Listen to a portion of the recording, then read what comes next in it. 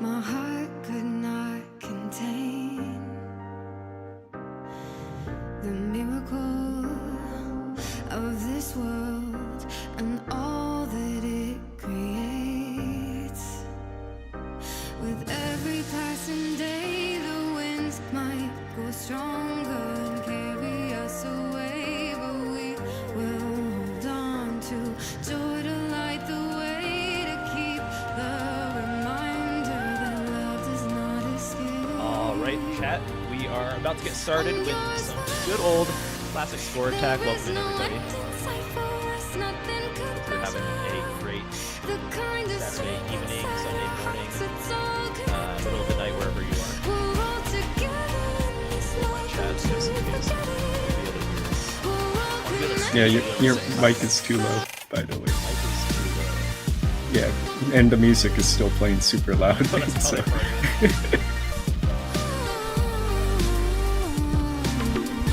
Alright, should sound a little, maybe a little too much. Let's turn down these sick beats real quick so that you guys can hear some nerd talk to you. Welcome back to TECWC Action. I am Austin Bennett, community developer here at Enhance, and I am pretty excited after a very long day of classic score attack on tournament play across all skill levels, all platforms, and we had over 400 players play today, so definitely a Tetris gauntlet. Not, I know Sharky probably hears me. Sorry, Sharky, to take that, but there was a gauntlet of some sorts. And yes, I'm looking forward to today's stream, and we will be joined by Kronos and Sharky here in just a moment. And we are waiting for this first match to be ready. So until then, we have plenty of amazing sponsors and actually some pretty cool items that are brand new to the Tetris landscape that we'd like to share. Here is a look at the Hyperkin Tetris controllers, which are pretty sick. Actually, I replaced my DualShock 4 legitimately using one of these with DAS Play on TEC, Tetris Effect Connected Classic Score Attack. I have the Tetramino Stack one at the bottom, but if I were to get another one, I'd probably go for the I Heart Tetris.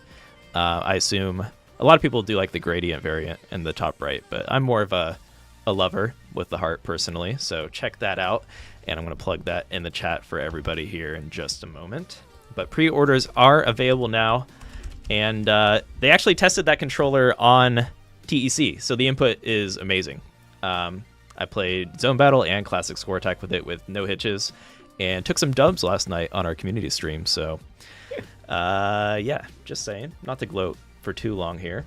And to avoid gloating for much longer, yeah, we also have other Hyperkin Tetris products available probably near that link, but yeah, watch bands if you have an Apple Watch, smartwatch, or just regular watch. And the good old Tetris Effect connected carrying case if you want to keep your Nintendo Switch protected while you are trekking through the wilderness or have to take a flight to Portland for CTWC 2024 coming up. Be sure to have the Tetris Effect carrying case to keep your Switch safe. Yes, so let's talk prizes, because I know I see Sodium Overdose, who is in our top 8 today. Sodium Overdose, you have the chance to win a lot of these items listed here. We'll have merch for our top 4, in addition to sponsored items from Hyperkin and AppMex. Investments you can hold. The AppMex Tetris coins were a hot item at Portland Retro Gaming Expo. You guys ran me dry on my coin collection, so yeah, it's a hot item. Here, actually, let me share that on the on stream real quick. Where am I? Here I am. Here is the AppMex Tetris coin.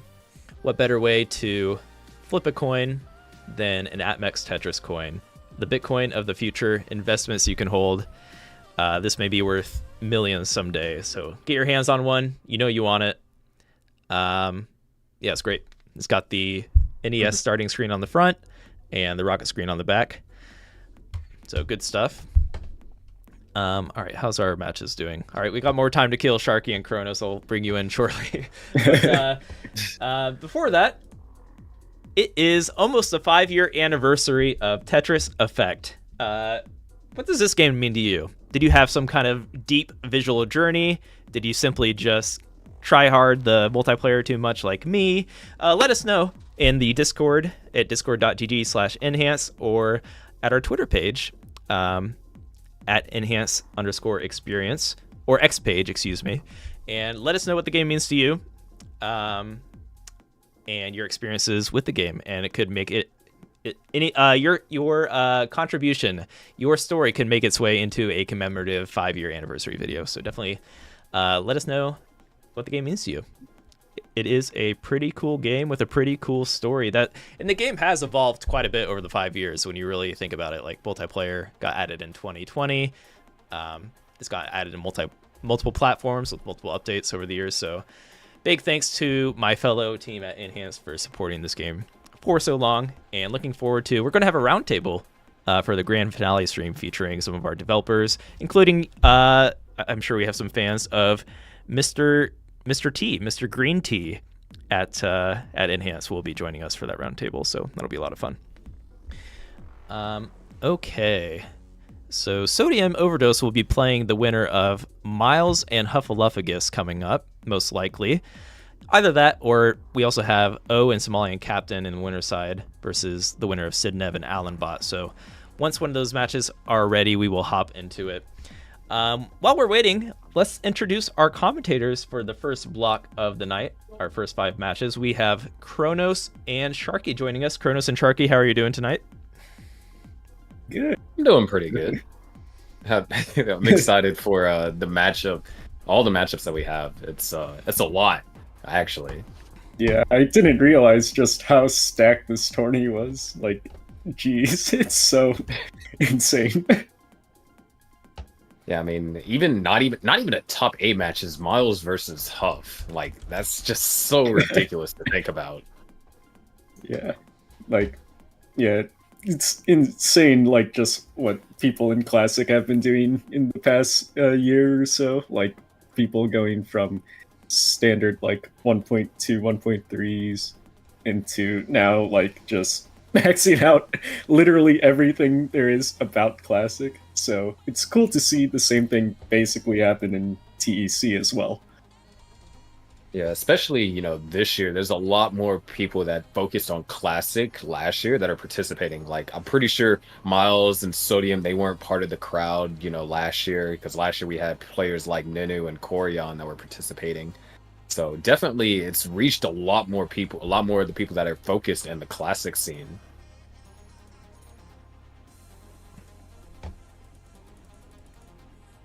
But yeah, we're still waiting on our players to finish up their rounds.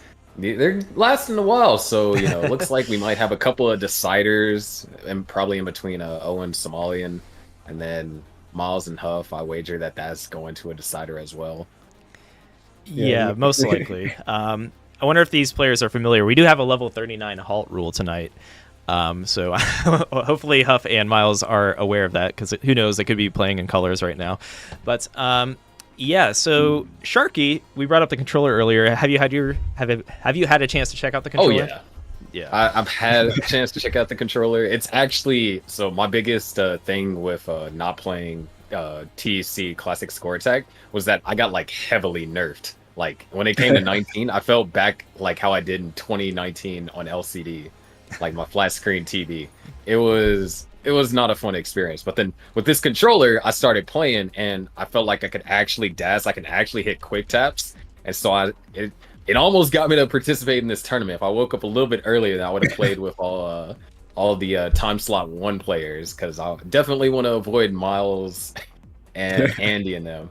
But I slept in. But it really did make, Classic Score Attack feel great, because I mean it feels like a NES controller in a sense. The only difference is that the pads are a little bit more clicky than my personal controller. But otherwise, I'd say it makes it to where it's like, hey, I totally would play a Classic Score Attack more, because I'm not as nerfed. I'm still nerfed, but just take it as a strategic disadvantage. Yeah, I mean, just looking at that controller, I don't play on controller, but it looks like absolutely amazing. So, like, I might even pick one up for myself just for like trying it out because it looks so sick. Honestly, I haven't seen a controller that cool looking. Yeah, and it should work on any PC, Mac, Android. Also works on Nintendo Switch. So if you are a Switch player looking to up your game, it is definitely the controller for you. Looking at you, Super Shocky, our resident Switch player. That gets pretty far. Yeah, so while we are also killing time, we will have plenty of Tetris. Don't worry, it's going to be a long stream with a lot of classic to be played. But we will have more Tetris even in the next in the coming weeks. We'll have a Zone Battle on November 4th, and registration is still open for that tournament. So I'm going to drop a link. If you are feeling ambitious, want to test your skill, check out the start.gg/TECWC link there, and you can still register for the Zone Battle tournament next week. And the top 4 players from each bracket will be qualified to participate in the Trifecta tournament on November 11th, which tests your skill in all 3 game modes: Classic, Score Attack, and Zone Battle. Best 2 of 3. So players that are adept in multiple modes will have a chance of coming out in that format, such as Super Shocky, who is our TECWC champion of last year. So yeah. A lot to look forward to. Sharky, I believe, will be helping us out with that Trifecta. Are you looking forward to that, Sharky? Yeah, I am. I'm looking forward to see all the different, really to see how some of the more modern or more classic players fare in that, because especially you consider players that are currently in top 8 right now, like Sodium. You know, Sodium is also a pretty good modern player. I believe he's X rank on Tetrio, and so you put him in the Zone Battle, and who knows, he might be able to shake up some things. Score Attack, though, that's the thing I'm real curious about, to see how some of the classic the top 4 from classic, fare in that particular game mode. Because Score Attack is definitely a whole different beast when it comes to consistent scoring or at such a high gravity. Yeah, absolutely. So it is going to be really cool to see, and definitely looking forward to hearing what Sharky and we have some other commentators joining us for that weekend. It'll be a lot of fun. So yes. So we have a giveaway going on right now. If you are looking for a collector's edition of Tetris Effect Connected, type connected in the chat, the good old connected keyword, the giveaway word for streams from years on end, it seems like, at least the last 3 years. So yeah, you'll have a chance to win a LRG, aka Limited Run Games, special collector's edition pack. And I have some. I will definitely share some later. They are actually stacked on the other side of the room, so I will maybe slowly stack them over here throughout the stream to share with you guys. And yeah, it's going to be a lot of fun. Or I'm sorry. The stacking of the blocks will be a lot of fun, but the game itself is also a lot of fun. It is actually a lot of fun as a package. I said that, admittedly, a little autopilot there, but it is a lot of fun. This giveaway is a lot of fun. So definitely enter, type connected in the chat, and yes. You can choose from PlayStation, Nintendo Switch, PS4 or PS5, or Xbox. Also, welcome in OSW, Xavier, Lucas, Nima. Hope you're all having a good day. We are killing some time here until our first match is ready, which I'm surprised isn't ready just yet. Yeah, it seems like Miles versus Huff has been going on for almost an hour now. Yeah, pretty much. It looks like it's 2-1. I assume we're going to get the winner of that up next against Sodium Overdose, who's waiting patiently in the chat, ready to crack some skulls in Tetris terms. Sodium Overdose. I would like to see Sodium versus either of them, I guess. I think they're all in the same friend group, but Sodium and Miles have a TikTok beef, which, by the way, you can follow Enhanced Experience on TikTok, and Miles is actually helping us with our TikTok recently, so if you are a TikTok user, definitely check that out. Hopefully I have a command for that. Well, we will have one momentarily, but I believe it's also looping, so once the Nightbot comes into chat and is like, hey, follow us on TikTok or Twitch, be sure to do so. Okay, so what else do we have to talk about, guys? Let's see. Sharky, did you manage to nab a AppMex coin? I don't know if you are a collectible kind of person, but Vandy was very into this, and a lot of the Kingsmen, people were hounding me for this coin. So everybody, if you are trying to nab a collector's coin, definitely check that out at the AppMex product line, which I will plug in the chat.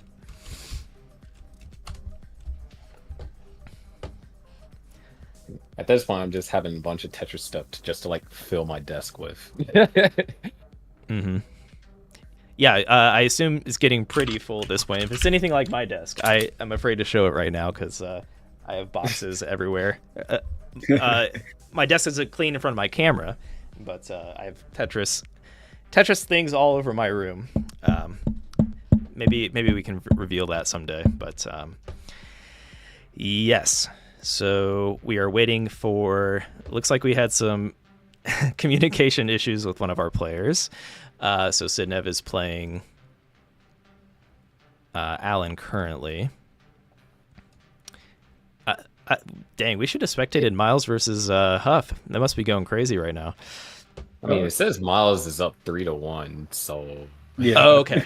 So that means we will likely have Miles versus Sodium Overdose. Kind of called it with that TikTok matchup. And that will be on deck here. Yeah, anything to add to that, Sharky? Miles versus Sodium, they just have such a rivalry when it comes to them two just playing in anything, especially on a stream where they were allowed to just have open VC. They were talking so much trash to each other while playing. It was so much fun, but definitely a matchup that will be interesting, especially since, you know, I said earlier Sodium was trying to figure out how to get the inputs to work correctly on TEC with rolling, and Miles has appeared to have been, you know, working consistently on it and just came out of beating Huff.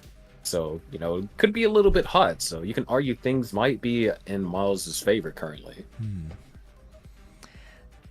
That will be interesting to see, especially with Sodium's commentary in the Twitch chat right now, saying it is a one-sided rivalry.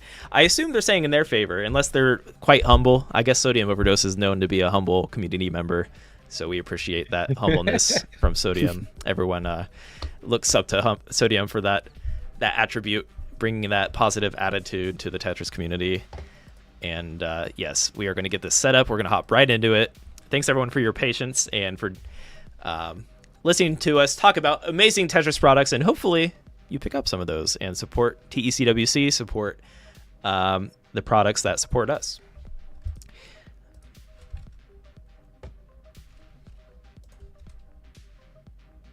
Oh, score is 2-2, not 3-1. Apparently, I think they might have misreported the score. Oh no! So this may not be the matchup. This may not be the matchup. I feel bad for our Japanese commentary team. Is probably like, oh, are you guys starting? Are you guys about to start? So, all right. So Miles and Huff may be heading into a decider. I don't know. Shoot. Kind of wish we could have just hopped in and spectated that if they didn't hop into it already. But okay, we will be getting a matchup shortly. Apologize for the late start to my commentators here and to those that are spectating.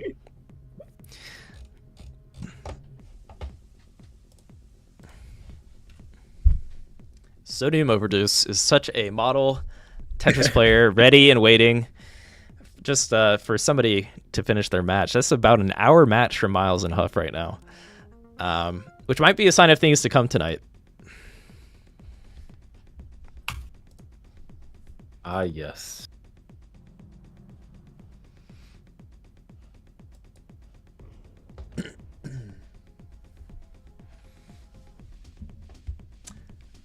So yes, how is everyone in chat doing? We'll open up a prediction once we do get this match started. And then I can fade into the existence once we have more Tetris than we can handle, and Kronos and Sharky will be able to take it away. All right, Somalian ended up winning 3-2. Ooh, Very nice. that must have been super close too. Jeez. Let's see if we do have a bracket started here. Oh, we do. Okay. So yeah, here's a look at our winner side. The loser side bracket will be filled out momentarily here. But yeah, so we have O versus Somalian happening right now, and Somalian is the winner there. So we're going to have Somalian versus the winner of Sidnev and Alan. And then Sodium versus the winner of Miles and Huff. So Huff is about to probably prove me wrong and ruin my setup right now, but yes, that is a brief look, and then our top 8 is almost finalized here. So unfortunately had a late start on some of these winners matches, which kind of messed with our stream start here. So so we're going to hang out. This is a good time to hang out with the community. Hopefully everyone had a good time in Portland, and I was happy to see, I saw Nima in chat. They came and hung out at the Enhanced booth, so it was great to see you and other TEC regulars. And of course, also great to see just classic Tetris in full force. Sharky was on comms with Tang and Shen. How is that going for you? Or what was that like for you, Sharky, being into the three-way? It was pretty wild. I mean, honestly, I think I share a sentiment with everyone that we were all a little bit concerned. It's like, oh, 3 people? That's kind of like never been done in Classic before. Mm-hmm. But, you know, it worked out. And I think it was some of the best commentary in the finals that, you know, has ever been heard. Yeah, no, the commentary was awesome. And, you know, with 3-way commentary can be pretty difficult, actually. Speaking from experience, it's easier to talk over each other, right? Because the cues are a little easier with a one-on-one. But yeah, you guys killed it. The commentary was a lot of fun. I ended up watching the VOD more than the live event because I was over doing other work myself. But yeah, it was killer. And it was nice seeing you and other CTWC community members per usual. And yeah, looking forward to future LAN events, hopefully in 2024. We'll see if Enhance can make it out once again. Yeah, so, okay, let's put up my rare CTWC slide while we're talking about it. Yes, this already occurred. It was October 13th through 15th. But here's a look at past champions. We need to add a fractal to this picture, if I'm not mistaken. So maybe Vince might be cooking up a 6th person for this scene in the future. Good thing we weren't already streaming to YouTube, or you would have spoiled it. But yeah, CTWC was a lot of fun, and looking forward. Live events in general is a great way to meet the community, and it makes playing online even more fun once you know who you're kind of playing with and make friends in the community, right? So it's easier to support each other. All right, so if you haven't already, we do have a Zone Battle tournament next week. If you're into Zone Battle, kind of the polar opposite of Classic Score Attack, give it a try. Register at www.tetriseffect.game/tournaments. And yes, we are looking forward to having the best Zone Battle players displayed in the Grandmaster stream. We'll see if Kazu will be able to get a three-peat. Or if Akashi Robo will be taking Kazu out. What do you think of that, Kronos? I think you might be a little more adept with the top Zone Battle players. Who's going to be coming out on top this year? I want to say Akashi Robo, just because I swear Akashi Robo is like the one player I see all the time in terms of the other top Japanese players, like all the time. Mm-hmm. Like in terms of the top players, I would also say Araki as well has been playing a lot of TEC. So yes, yeah, that's someone to look out for. Yes, Araki can throw down. They're pretty much on the same skill level as Uyashoda in my eyes. And those two are pretty much next in line. Sorry if anyone is offended. Maybe we do have players like OSW and Jaden and other players cropping up promo. We'll see if Dormy makes another appearance. But yes, I would say Araki and Uyashoda are good challengers to the throne right now, for sure, outside of Akashi Robo if they decide to play. Yeah, I'm just thinking about names I come across in queue like recently, and I swear it's always like those two that are just somehow playing. Mm.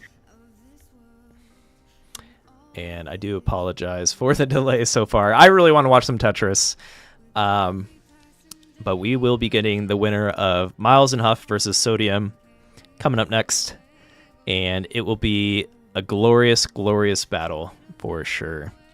We'll see if it goes all the way. Given that Huff and Miles are playing for just about an hour, I think that's a sign of things to come. We'll see if Sodium can live up to that hype. Sodium, don't... Or I'm not going to jinx it. I'm not going to say a word. Sodium, you are going to kill it, and it's going to be great. Welcome in Doodle and Knighting. Hope you are doing well. And yes, once we are underway, we will be sharing the stream a little further. Glad I didn't ping everywhere just yet. But welcome in, whoever is the early bird here.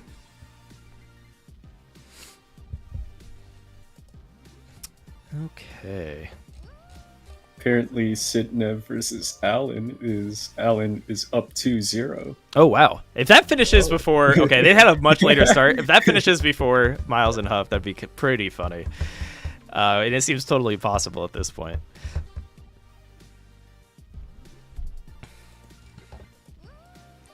Sharky, are Miles and Huff participating in any of your personal classic tournaments? Yes. Miles is the leader of the Millionaires, the 2-time champions for my events. So currently, they're not number one in the league as far as league plays go. Halfway through the season, they're second with a 7-2 record. The Grandmasters are undefeated at the moment. They're definitely trying to go for a 3-peat, and Grandmasters are trying to stay undefeated. So it should be exciting, and Miles, having to go up against some of the strongest players, because that's what it takes to be a captain. Definitely can understand why this match between him and Huff is taking a while. Mm-hmm. Yeah, I totally can understand why this match is taking a while. And you know what? I think I might have underestimated Huff, because it seemed like they were having some controller issues earlier, but most likely getting acclimated, because TEC can feel a little different if you've been playing on console as much as these players play, right? Oh, yeah. So, and I know this was a case last year with Huff getting used to playing on TEC for the Honda Fan Cup. If any of you were watching that, I believe Huff got to... Did Huff win the thing? Yeah, Huff won the thing, yeah, yes. won. So, looks like they are getting back into their... Eric. That's right, yeah. They are getting back into their TEC groove and can possibly win this tonight. If you had... Okay, looking at the very convoluted bracket you see on your screen right now, if you had to take a guess, Sharky, who's it going to be? I think the winner out of Miles and Sodium is... Or, not Miles and Sodium. Oops. Winner out of Miles and Huff is likely to go all the way. Okay, that's actually pretty... I can get behind that. Given how long this match is going, which shows they're probably playing pretty consistently right now. Don't count out Sidnev. Allenbot is also a very strong player who just picked up the game yesterday and got to 9,500 rating like the same day. So they're absolutely cracked, and we're rolling as well. Sidnev is our recent CTWC champion, so they, you can't count out Sidnev. I'm sorry. Oh my god! It's only been a few weeks. Sidnev is our recent CTWC runner-up. Sorry, and Somalian, a very strong player on TEC as well. Once again, glad we're not streaming to YouTube. You would have spoiled it. Yeah. I'll watch that moving forward then, so that our YouTube followers are in the clear. Who won last year, actually, for Eric? Eric? Yeah. Yep. Or are you talking about Classic Score Attack? Yeah. No. I actually don't. I can't remember who it was. No, wasn't it Corion? It was Corion or Nenu. I feel like one of those two names. All right, so it's official. We do have Sodium Overdose versus Miles the Great. We are about to get started here.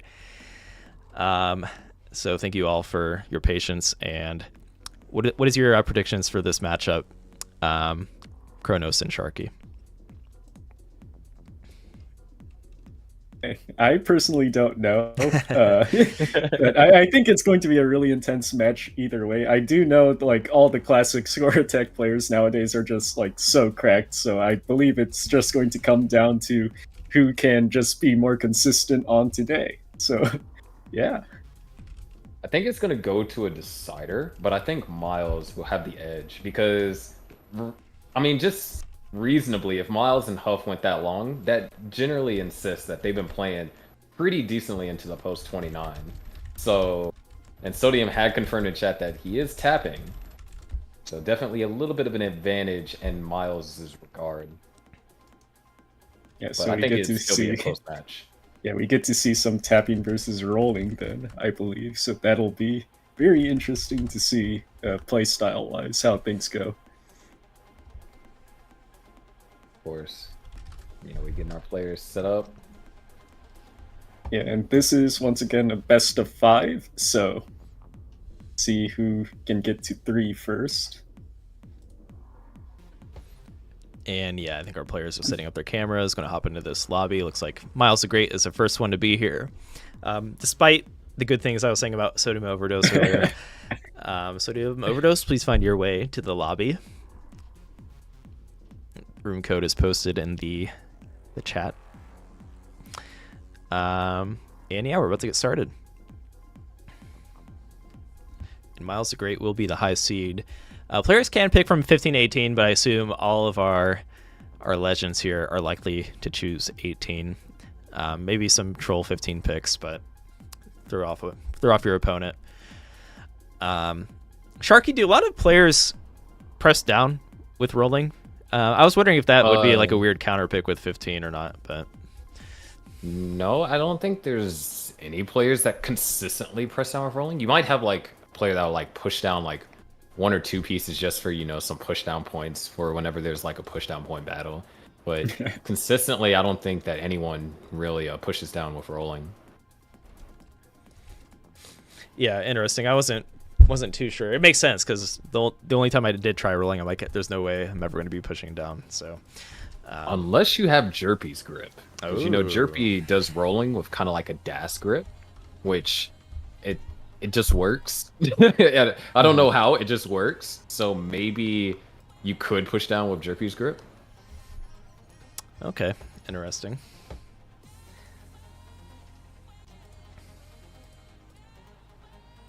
We're so close to starting. I can taste the Tetris. Oh, Sodium has found their way to the lobby. Welcome in, Sodium. I believe I wish Sodium. I would have grabbed more Tetris gummies, actually, since you said taste the Tetris. Because I have one package left, but I'm keeping it unopened as a prop on my desk. Ooh. But definitely wish I had more. All right, we're hopping into it. Finally got some Tetris for y'all. Let's do it.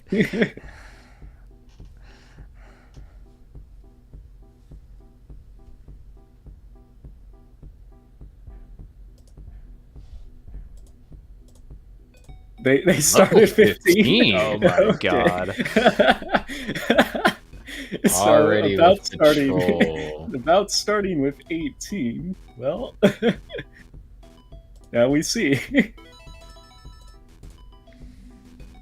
Indeed.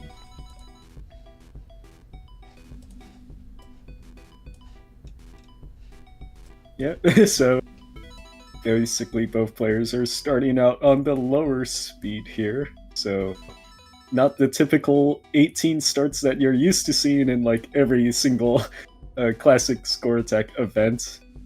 But yeah, 15's pretty nice leisurely pace in comparison. Definitely, you do have to be careful. Sometimes there's a mental game, which you don't see it happen too often nowadays, but there's a moment where we call respect 15, where players, they'll just play way too high, and then eventually they'll just top out because they just didn't respect the level speed, hence the name. So definitely have to be a little bit weary about that.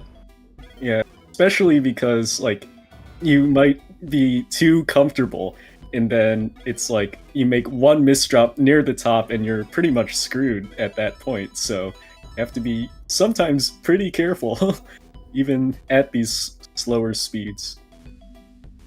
Yeah, and there could also be a little bit more strategy here. I mean, Austin, he kind of led us into it a little bit, but you can't really push down with rolling. And if you're pushing down consistently on level 15, you might be able to get just far enough.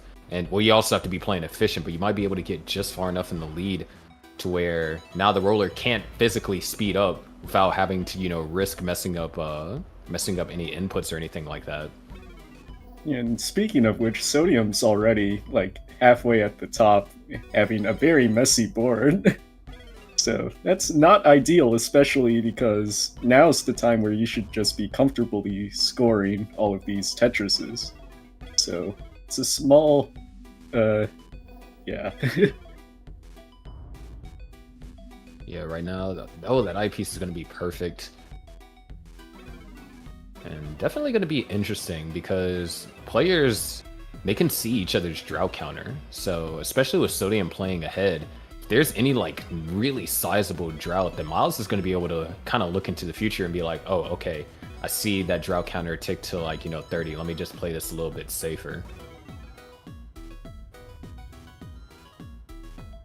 Shoutouts to just Enhance for making the drought counter and the Tetris rate. Like, those are some really useful statistics just to have in hand. Let's see. So still got a lead. Oh, nice little simul Tetris right there. And oh, an early tuck over there for Miles. It's actually going to cost quite a bit of lines to resolve. And that's the kind of thing that, level 15 can mess up with your timing, especially on tucks.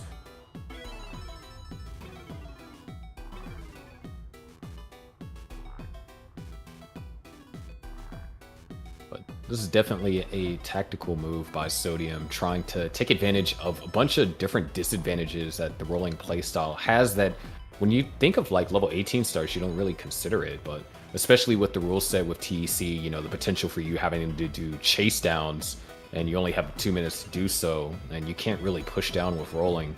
Sodium is really trying to take any kind of advantage that he can. Oh, nice adjustment right there as well.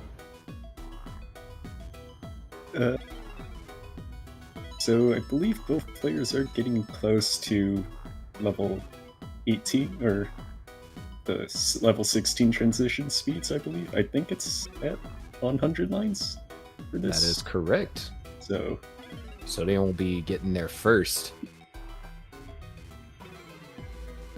Yeah, there it is. Transition level 16.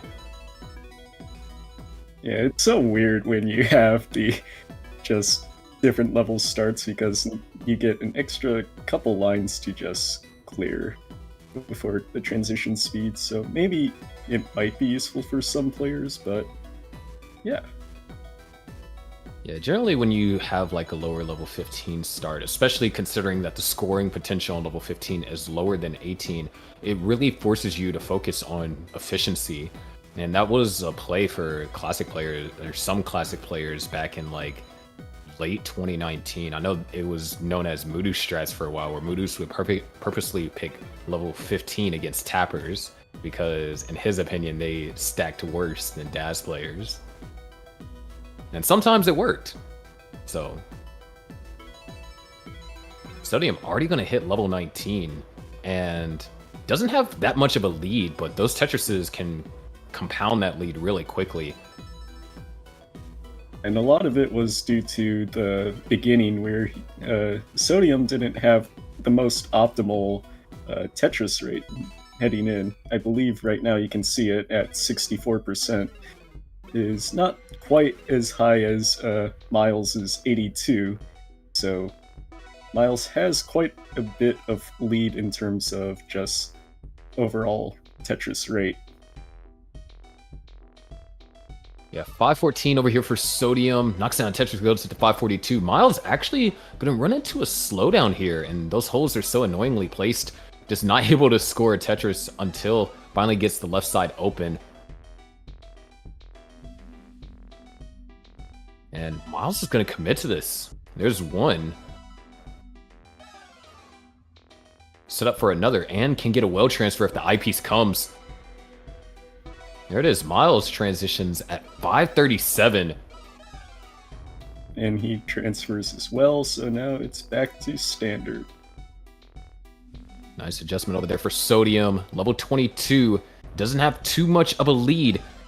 Sets up a delayed burn. Does get the well open. Miles now experiencing some issues.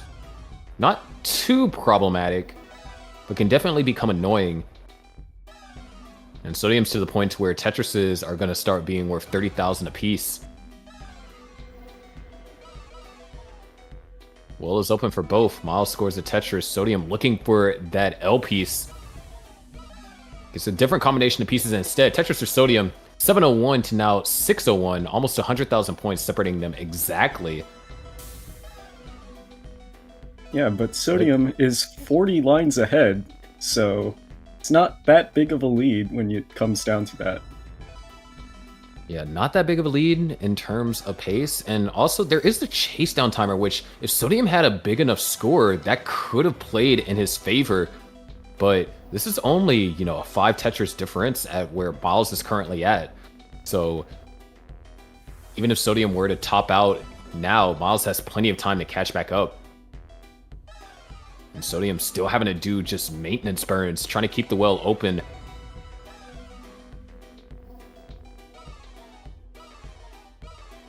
$771 for Miles, $869, I believe that is for Sodium.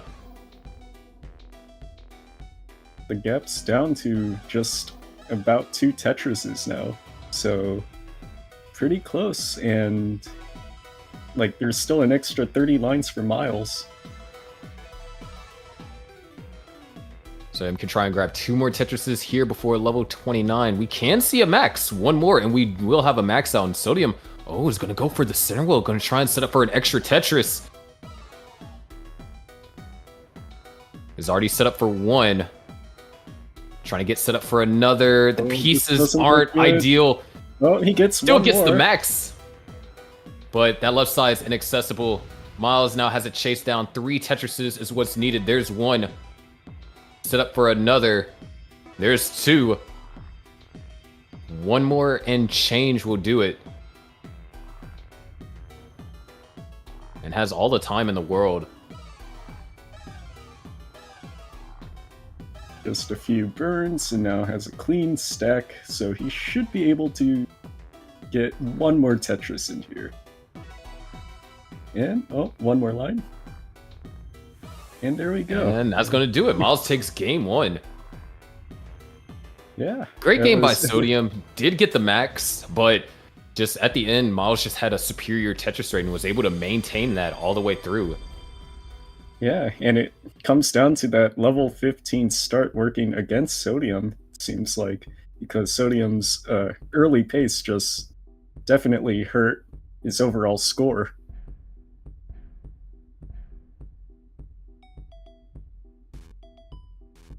Back to 18 starts. Yeah, so there's definitely not going to be too much of a speed discrepancy there. And who knows, it might have been a different story if Sodium was able to just maintain enough of a level or Tetris rate all throughout level 15. But that one dig, although he survived, kind of blew the tactical advantage that Sodium might have had with the ability to push down on level 15.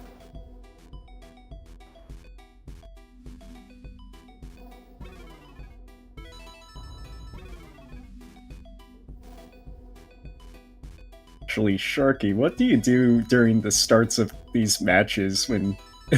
because generally, at this point, most players are pretty comfortable with just stacking in Tetrises at level 18 speeds. So normally not much goes on during these sections. Are you talking about, like, what do I do Yeah. during, like, commentary or play specifically? I guess more commentary, because play-wise, you're just focusing on stacking as clean as possible. So, Yeah, like Miles is not doing, oh, kind of running into some issues. But generally on level 18, I like to really focus on the intricacies of certain moves that players might make to maintain a certain degree of efficiency. Like that adjustment from Miles did potentially allow him to get set up for a dirty Tetris, but in the end just decided to, you know, try and bail out and get a cleaner stack. And that has allowed Sodium to build up an early lead. Beautiful adjustment right there for Miles as well. Yeah, and I see all these top players nowadays, especially with their small micro adjustments on like the last minute, last second sort of just taps or shifts to the left or right, or even rotates just to keep their stack as clean as possible. And that's really impressive, just visually. Yeah, there's a lot of creativity that you see with players nowadays, and I think that's one of the interesting things when you look at how players played back in 2019, and you take a look at how players play nowadays. You get to see the creative stacking, all the adjustments, the advanced overhangs and tuck setups. It's really, cool if you go back and look at how stacking has evolved for classic Tetris. And of course, certain players that pioneered, we have this thing called Stack Rabbit, which is like Stockfish, but for Tetris. It was created by one of the community members. Yeah, as a person that enjoys playing chess, I really like to hear that sort of thing. It's like the most optimal placement given what piece you get and what your board state is at. That sounds really cool.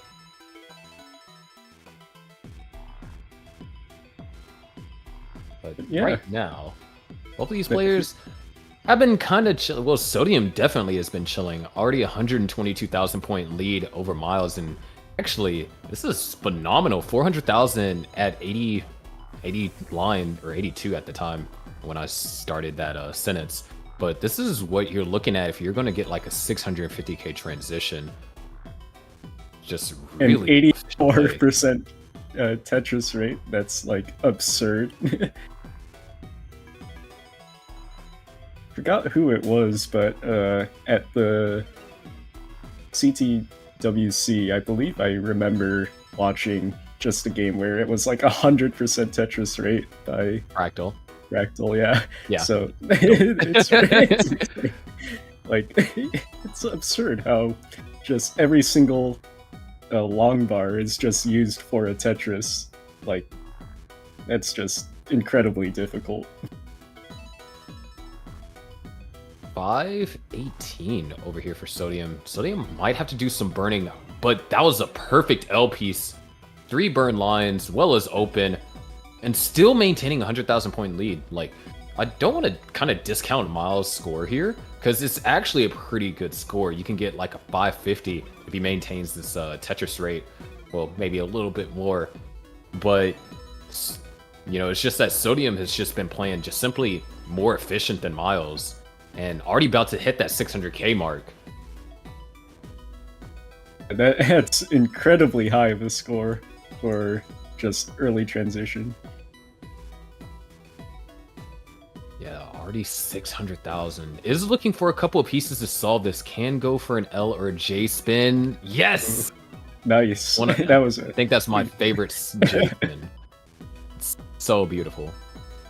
Yeah, and looks like 2 more lines until 19 transition. There we go.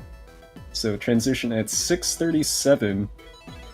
So that's pretty dang good of a score. Yeah, and when you consider that Miles rolls and can play on post 29, you want that kind of advantage.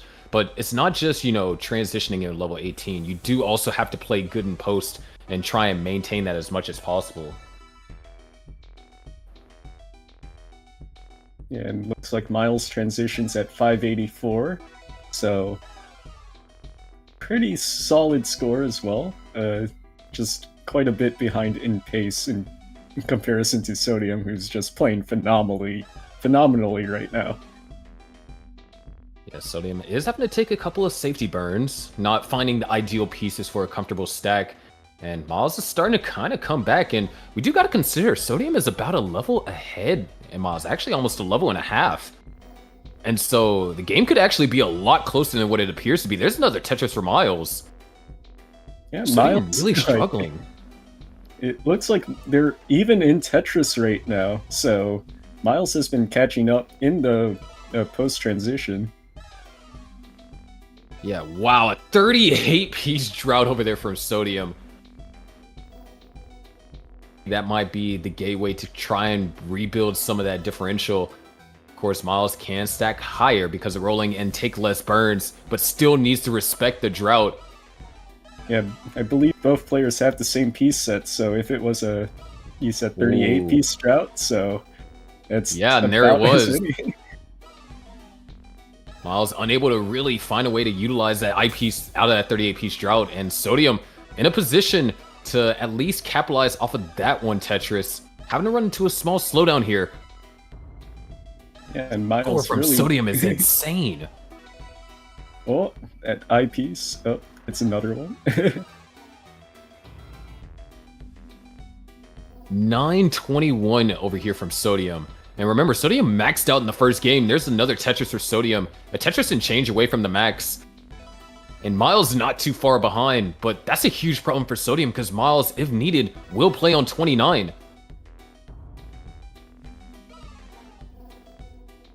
Yeah, they're 2 levels from kill screen, and Sodium's about to max out right here with just one more Tetris.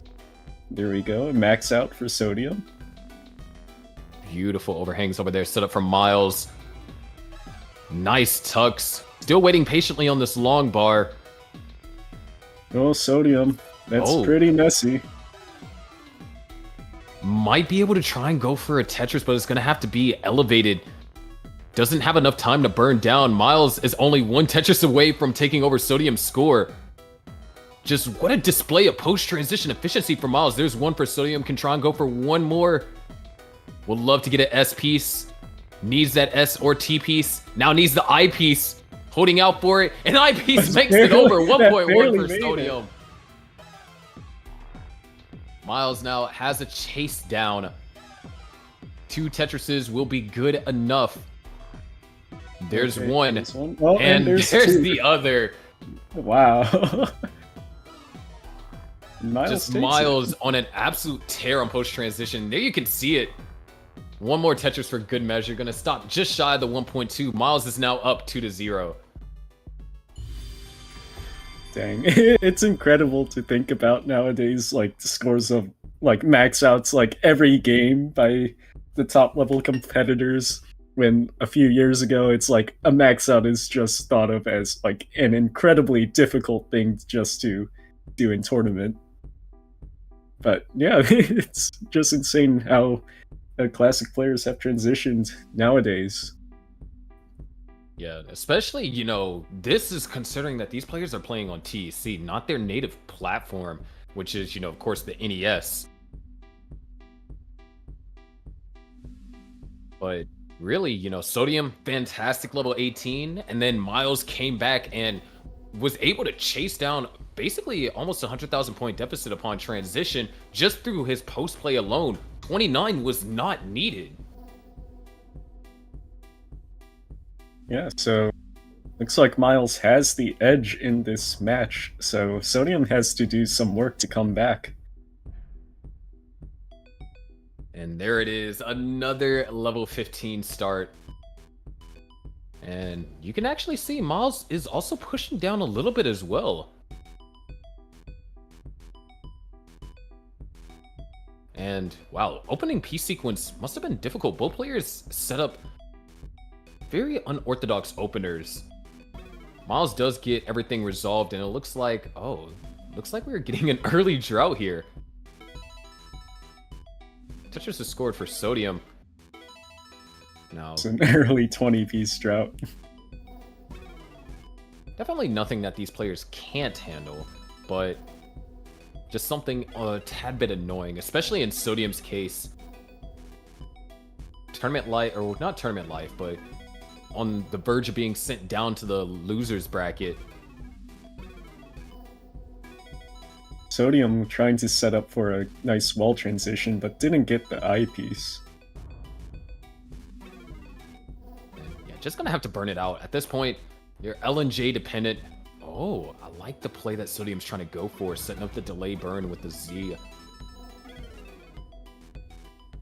Pieces were maybe a little bit more friendly. It could have been slightly more efficient of a burnout. But nonetheless, Sodium is out of it, but is now still at a disadvantage, as Miles has been able to maintain a clean board throughout majority of the opener. At 10 lines ahead and 10k points down. Not the best situation for Sodium, but it's pretty easy to come back from this as long as you maintain high consistency with your Tetris rates later on, especially post-transition.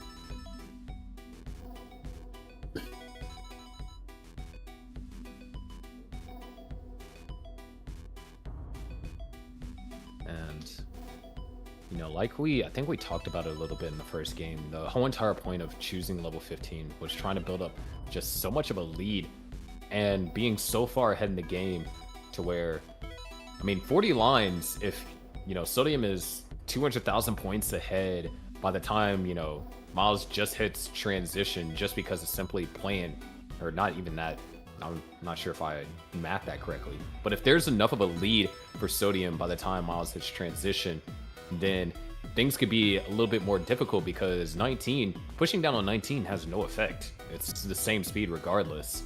So Miles would have to try and maintain a certain level of efficiency. And we actually seen situations like that happen in previous TEC tournaments last year. I believe it was Shocky, or it was Kirby versus another player, Shady, I'm pretty sure. And Shady had barely pulled off a chase down because Kirby was just so far ahead. And that's kind of situation is what Sodium is looking for, or that Sodium was hoping for by going for a level 15 start. Forced to where minimal 29 play can be utilized and where Miles has to be as efficient as possible in order to keep up. And unfortunately, both level 15 games, Sodium has gotten to an early dig, kind of trying to nullify the tactical advantage that you might have had going for a level 15 start. Yeah, I just realized as well, Sodium holds his controller in a very interesting fashion. Because, yeah, just controller down on the table and just rapidly tapping it like that. Someone that plays FPS games, that's very, very different. Yeah, it's almost a southpaw style, or one of those variants. But it works, as we saw on level 19. And there's the transition already for Sodium. So 20 lines ahead. Miles is having to do some burning. So this is kind of the situation Sodium's looking for. And Miles, this could get dangerous. Needs the eyepiece soon. Well, it's now covered. It's There's the eyepiece. Oh, no. Double eye dependency now. Clears out. Goes for the flat burn. Wow, look at all these eyepieces when the well is covered. Ooh, and now it's open in. Oh, there it is. Oh my gosh. Okay. Yeah, but that sequence just gave Sodium a big chance now. Exactly, and the way that the stack was, even though that Tetris was scored, the holes were so tediously placed, was that even now on that long bar, Tetris is not scored. The best was a split triple, and Miles gonna have to go for row 3 here, which still pretty comfortable-ish kind of height for a roller, but definitely far from ideal. And Sodium has already hit level 19.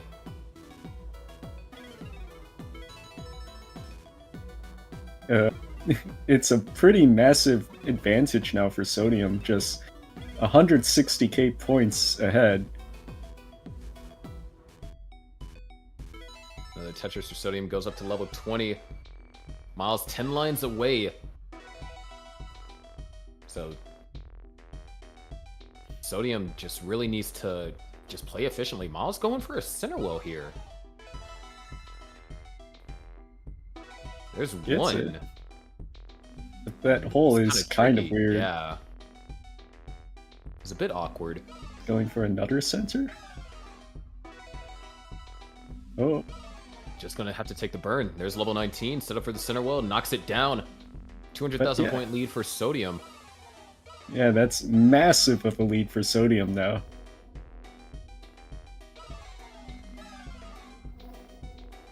But needs to continue to keep this up. If Miles is able to kind of do what he did in game 1 and string Tetrises together, then that lead can easily shrink because Sodium is way ahead in lines.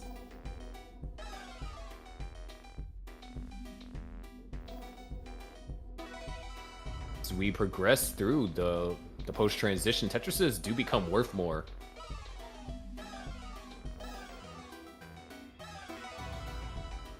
Yeah, Miles is trying his best to catch up now, slowly trimming down the lead. Another triple force over there from Sodium. Oh my gosh, this drought actually. 37, 38. Whoa, Wow. 38 piece drought, so Miles is going to have to deal with that too. And depending on how the pieces are for Sodium, that lead can be rebuilt. Ooh, small misdrop. And that's not the easiest to burn out of. It's going to be looking for quite a few pieces now. Love the L piece. There it is. Miles actually in trouble, holding out for the long bar, and he ran into the drought. Miles is going to actually top out. Sodium takes game number 3. That same drought that Sodium had to endure, Miles was just unprepared for it. Talk about things going from 0 to 100 real quick. Sodium stays alive. Very impressive. No sweeps here today. And it looks like Sodium's trying to go for the back 3 back max. Gonna, you know, play it out a little bit. Ooh, this is That burn. This is a great burn. Sodium's gonna have to do some 29 play if he wants the back 3 back max. That's the only way this is happening. And well, let's see it. Doesn't get left that side. over. Unable to. But still, 956. Well done on Sodium's part. And yeah, Miles got caught in the middle of that 38-piece drought, just unable to make it out alive. Yeah, droughts are really rough. It's not like other Tetris games where you just get your 7-bag system. Very nice pieces overall. Yeah, now we're back on level 18, so we're gonna be kind of... Oh, Sodium. Yeah, building some modern art. Oh, this looks very disgusting. Very difficult to navigate out of. Could go for a dirty. That's Oh my a gosh, very he's high going for it. dirty Tetris if he goes for it. Okay, he He's just gonna bails burn it out. down. But yeah, that's a very not good start for Sodium here. Still hasn't gotten out of it.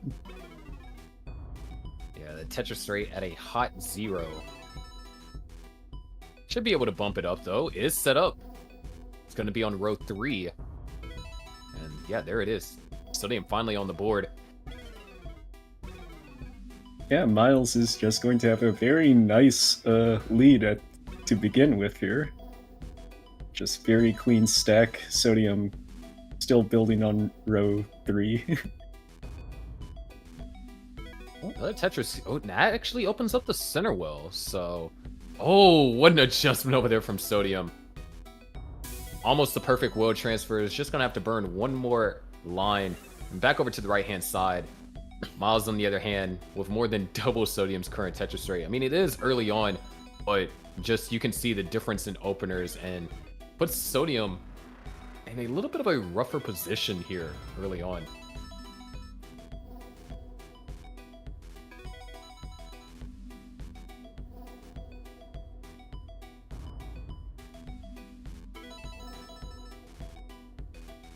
Both players. Oh, Sodium. Now long bar dependent on the left. Takes a Tetris. Gonna have to fill in that hole. Here we go. Miles Back to standard. also, able to find the Tetris. Those holes are going to prevent any Tetrises from being scored for quite a while. So if Sodium could find, could he use that S piece to actually burn and open that hole a lot sooner? sets up an interesting delayed burn. Works out, but that was the chance for Sodium to close the gap. Miles, didn't have the ideal board, was prevented from being scoring Tetrises for that moment in time, and Sodium could have closed the gap and kind of tie us up. But now Miles is continuing to build here on row 3. Doesn't get that spin. Or can you spin that? Anyway. Okay. I missed it. I was what piece? It looked like a Z or S spin, but definitely was possible, depending on the orientation of the gap that he was trying to spin it into. yeah, S spin setup.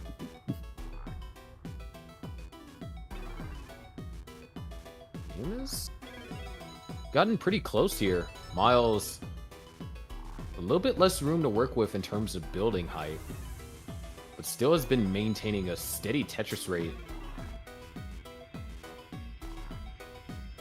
There's not with ideal stacks yet. Sodium finally gets back to a standard stack. Miles burning it down. Both players should be in the clear now. And basically everything's evened up at this point. Yeah, Miles, a slight line advantage. But overall, it is definitely a lot closer of a game. Sodium has done a fantastic job building up enough efficiency to try and combat Miles' more ideal start. But now we got a situation developing for Sodium. Does he actually go for this? No, just decides to burn it out. The way that he placed some of those pieces, it was like, if the pieces permitted it, felt like he would have gone for the dirty Tetris. But it's also important not to be too greedy because we are closing in on the level 19 transition.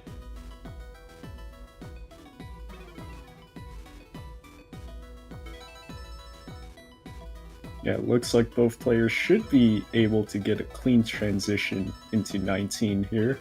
Oh, Sodium? Oh, no perfect clear for Sodium. I was hoping on it too. Yeah, clean transition for Sodium.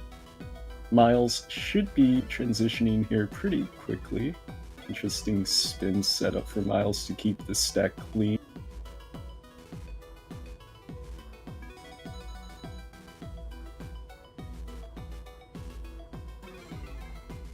Yeah, over there for Sodium. Miles should be into the next level with a slight advantage in pace, about 10 lines.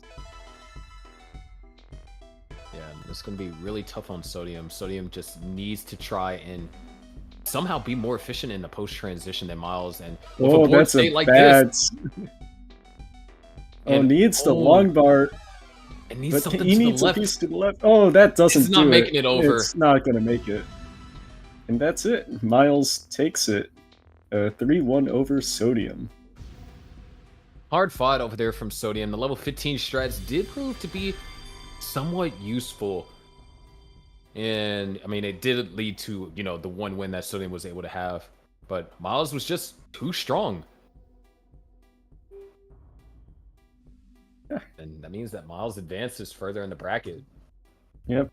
Very impressive games. We had the first two games were max outs, and 1.1 and 1.2. Just absolutely insane scores in Classic. And yeah, looks like Miles will be taking on the winner of Somalian and Allenbot. So that'll be interesting pair. Nice. Especially, what Shin told us about Allenbot, was able to grind to 9,500 SR in one day, which being able to find anywhere like that part of finding people at like the 3,500 level, like starting out in class, is already impressive. I sat there waiting for almost an hour and couldn't find a single one. So yeah. Being able to get out of that low spot is really impressive in itself. But yeah, looks like we have our next match, which will be Somalian versus Allenbot. So Somalian has been participating, I think, in every TECWC Classic event so far. And I think in the first one he placed second, I want to say. Yeah. So that's I don't pretty remember cool. who he lost to, but second. I think it was second to Somalian lost Kirby. Kirby. Yeah, Yeah. to Kirby. So definitely has been an avid TEC events player, not just the TECWC, but also participate in the Honda Fan Cup as well. And once again, Alan Bot, who apparently grinded to 9500 SR just yesterday in one sitting, basically. That's incredible. It's pretty difficult to just do that on a whim, so we'll see how things go. Difficult and tedious because I don't think you unlock level 18 starts until you get to like what 8500 SR. So I had to play at the lower speeds as well. Yeah, I believe it's 8000 SR is when you get the level 18s. Yeah, 8000, which a little bit better than 8500. Just a little bit. Still, that's a lot. Yeah. That's 4500 SR you got to grind in order to access level 18 starts.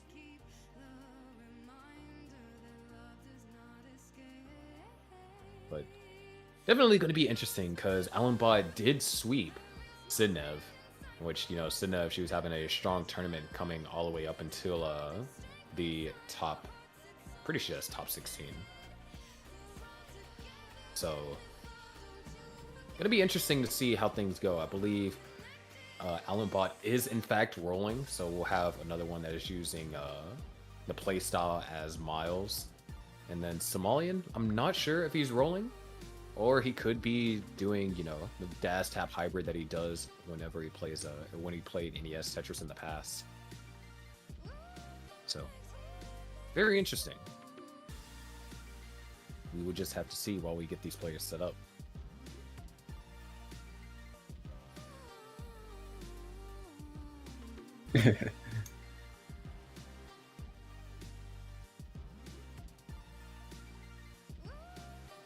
All right, so, you know, Hyperkin, they recently released pre-orders for this controller, and I was able to get my hands on one of them, and I really like it. It feels like whenever I unboxed it, it made me think of like how I unboxed my first NES controller when I first started playing. Like, it feels great to use DAS on, and I'm sure if I tried, I could probably tap pretty well with it. But it's definitely something that has made Classic Score Attack more enjoyable for me because I suck at keyboard DAS, and so it led me to be, you know, not as nerfed. And pre-orders are open right now, so if you want to get your hands on one of the controllers, they all have sick designs. I got the one with all the Tetris blocks, but the gradient one also looks pretty cool as well. So if you want to get your hands on one of those, then I'm pretty sure Austin is posting the link somewhere in the chat, and also be posted for those that are watching on YouTube, which I hope you guys are also having a fantastic night.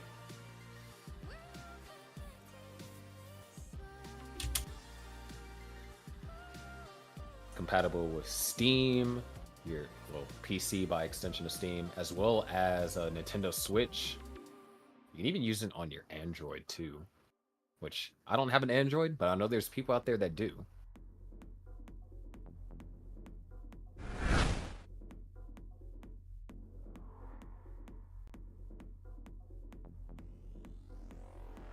And looks like we are about to get set up for our match here. Somalian versus Alan Bot.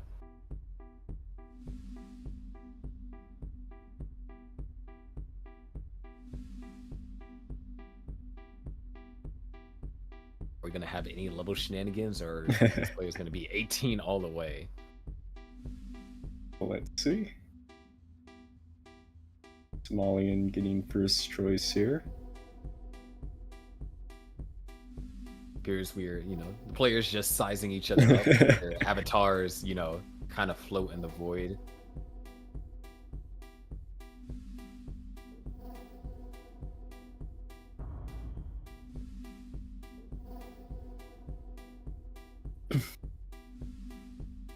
A fun thing you can do in TEC as well as you can do technically like very high level starts if you want. But yeah, I think tournament rules wise that is not allowed. But you know, you can mess around with like level 29 starts and stuff. So it's pretty cool.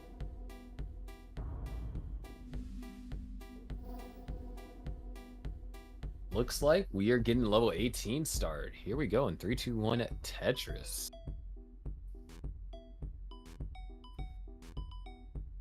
And already you can see the difference in stacking. Looks like Somalian for a bit had the more ideal opener.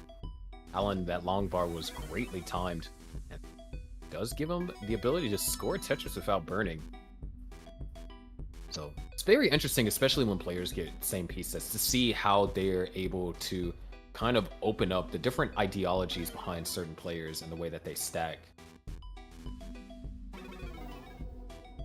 Oh, Somalian with not the best time for the eye piece, but should be fine if he gets another one here. Needs to do a bit burning.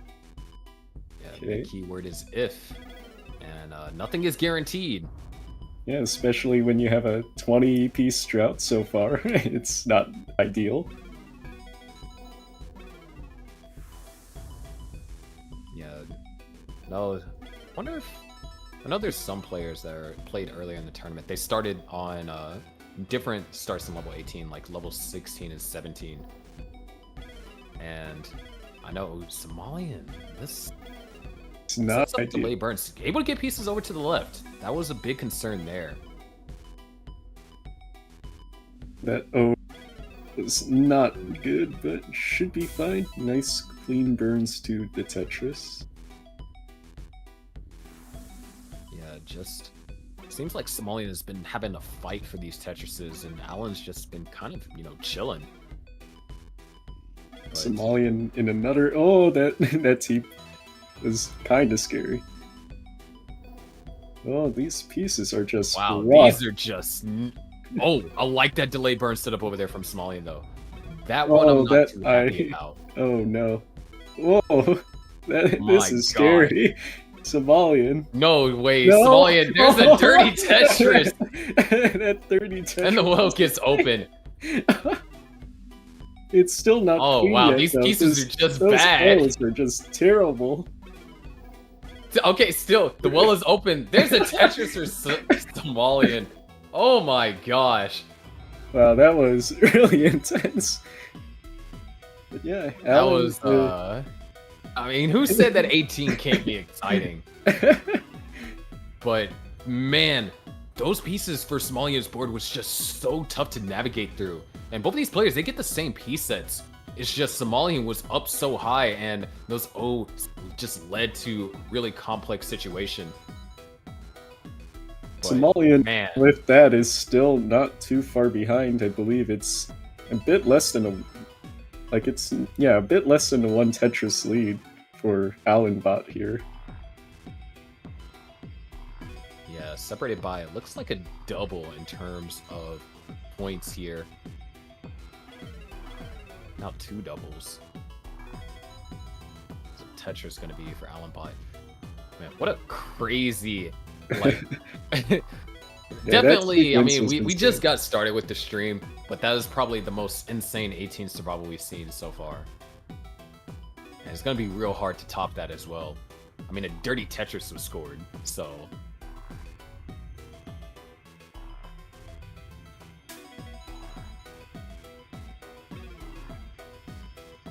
But either way, both players were able to manage that hellish sequence pretty well.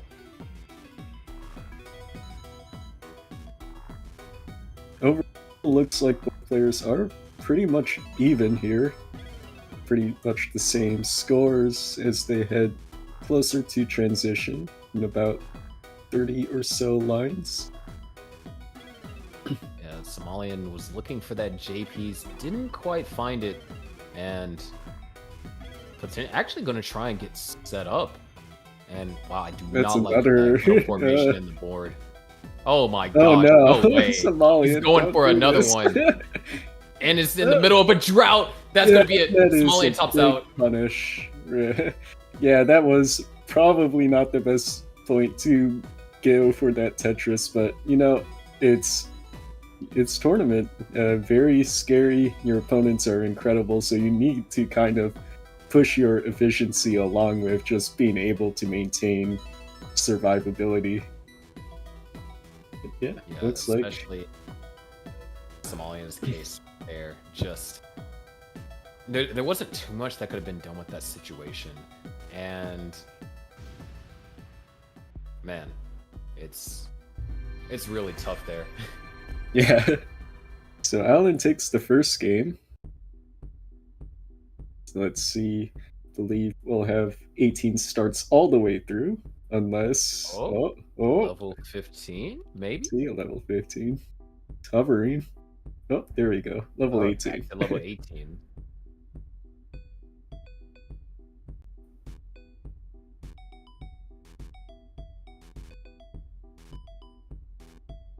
Once again, different openers.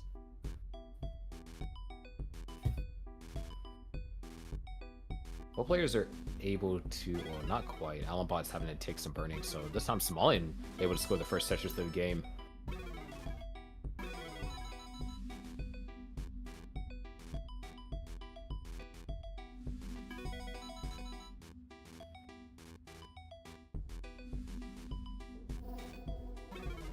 And Allenbot has already taken one game. Winner of this will have to play Miles. And after seeing what Miles did, that's a pretty scary opponent to be facing. So, see, well, Somalian building a very big tower in the middle.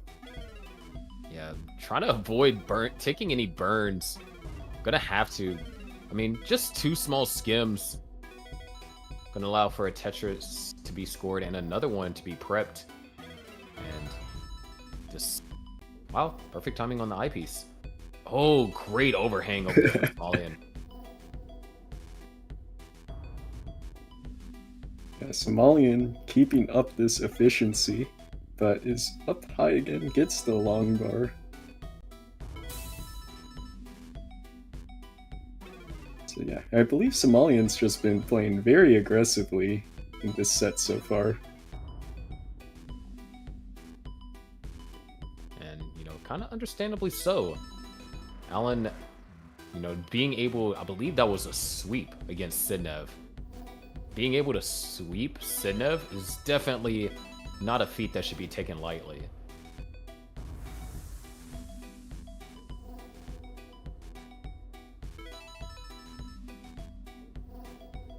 And both players pretty clean overall. Just some small burns here and there, but pretty solid Tetris rates by both players. 81% from Somalian, 71% for Allenbot. So pretty neck and neck. Yeah, things have been under control. A little bit of a misdrop over there from Alan with the S piece as well. So really complicated to find a efficient burn out of this. Somalian with some not so ideal burn timings. Had to use two long bars. Oh, nice. Great placement on that T. Keeps things alive. And there it is. Somalian's chilling. Alan kind of ran into a pretty decent slowdown in terms of scoring. Yeah, and Great delay burn. So kind of very weird creative. board state. It burns it down, so Alan should be pretty solid here. But yeah, Somalian just pushing ahead now. A 80,000 point lead.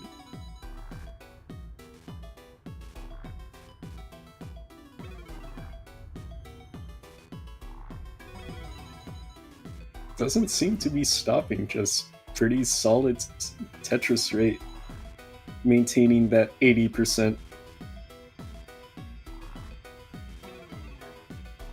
Right now. Yeah, both players with different approaches. Alan with the left wheel and Somalian with the right wheel. We still got a pretty decent way to go before level 19. And it feels like, just because of how efficient these players have been stacking, it feels like this 18 has been going, progressing a little bit slower. We've been really able to focus on some of the nuances, like that adjustment done by Somalian to accommodate the eyepiece. Players haven't really encountered any massive digs.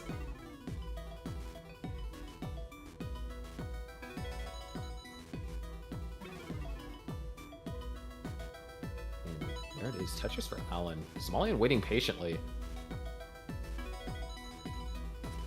Could actually get a 600k transition.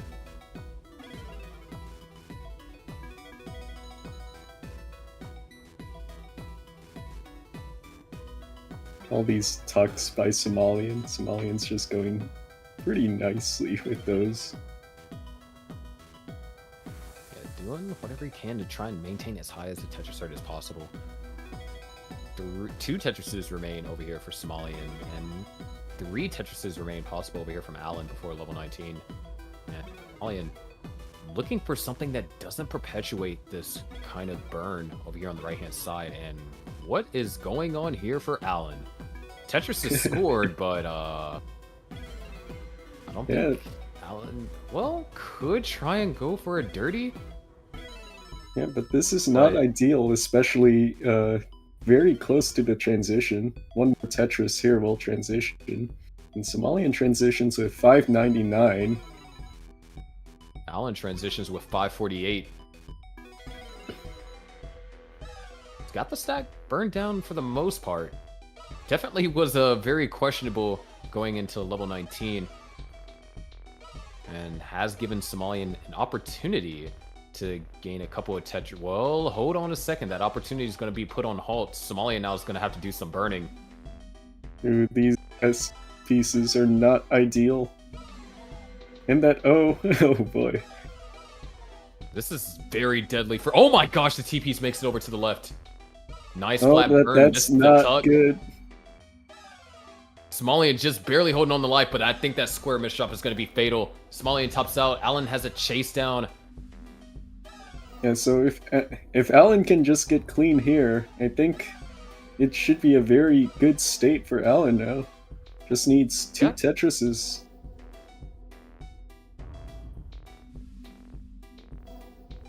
Set up for 1. Knocks it down. Yeah, and this looks set in stone now. Just needs 1 more here. It's all set up, and there we go. Game 2 goes to Alan. Yeah, Alan's just playing phenomenally. Just pretty solid overall, apart from that one section in the middle where things kind of got a bit out of hand. He was able to clean it up, so... Yeah, and Somalian almost made the survival work, probably if he didn't miss that tuck on, I believe that was the J piece. Could have still been able to survive. But now Somalian back against the wall. Win this or go down to the losers bracket.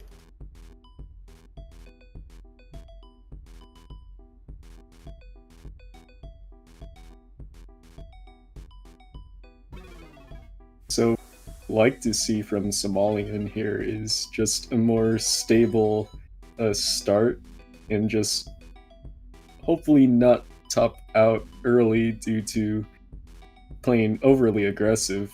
So see what happens, but yeah, the early top outs have been very rough for Somalian. Yeah, we had a really early one on 18 and then an early post transition top out. And Alan wasn't really forced to, do anything, crazy. Not forced to play, aggressive or just have an insane Tetris raid. Hold on a second, Somalian. Oh my gosh. Oh, barely makes it over. Yeah, Somalian is playing very dangerously. Board is stable, but is still up high. And Somalian, okay, there's the eyepiece. Should be fine. This very uneasy situation. Nice overhang. Yeah, that was pretty clean. He'll be fine. That was definitely scary though. Yeah, less scary situations, hopefully, for Somalian.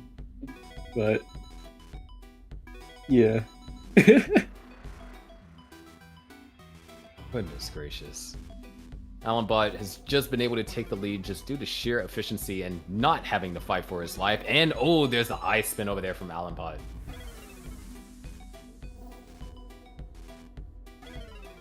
Eye spins are like so nice to see in this game. Yeah, have you seen an eye spin from the left side? Ooh. That sounds So- really interesting. It's a little bit of a different orientation because the axis of rotation is a little bit more biased towards the right. So you would have to position it a little bit differently. It's a bit rare to see players do it, but when it is, it's just like so satisfying. Well, Alan building a bit high here. Should be fine. Just a few burns. Very nice. Yeah, both players relatively even once again. Somalian, despite that scary situation, is able to take the lead here. And it does look like a real-time lead too. Yeah, it's pretty.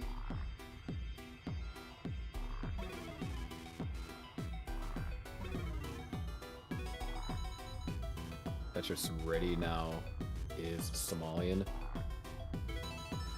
And looks like both players with some stable stacks. Until Somalian proves to be wrong.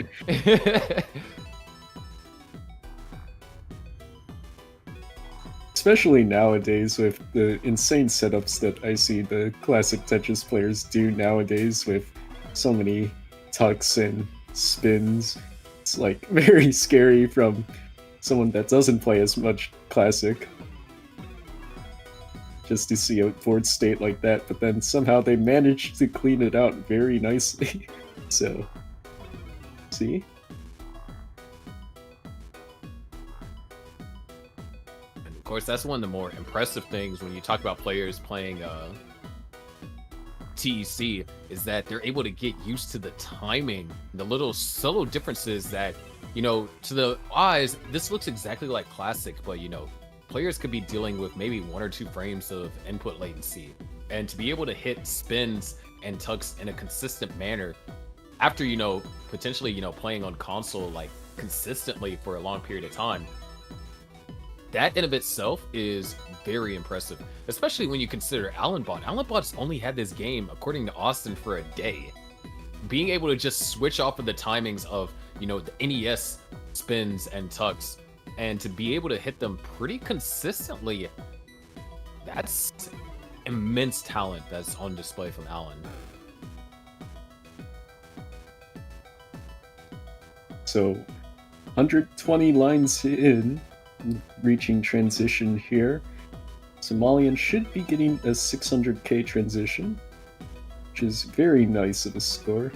Allen building on row 2 should be able to go back to normal after this burn. There it is, a 618. What a transition to try and make a final stand here, trying to extend the set. Because Somalian is in fact down 2-0. Allen transitions at 557. Somalian having to take burns here. Not what you necessarily want. Long bar dependency now on column 3. Field and a split double is burned.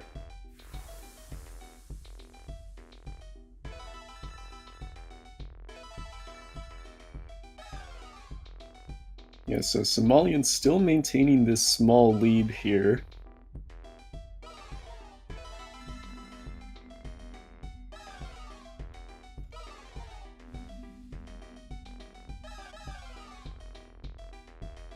How things are going. Just relatively playing pretty clean here on the post-transition. Another Tetris over there for Allen.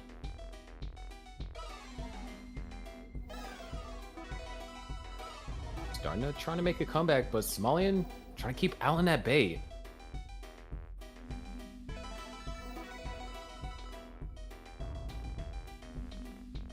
Yeah, both players both players are playing really cleanly for transition speeds here.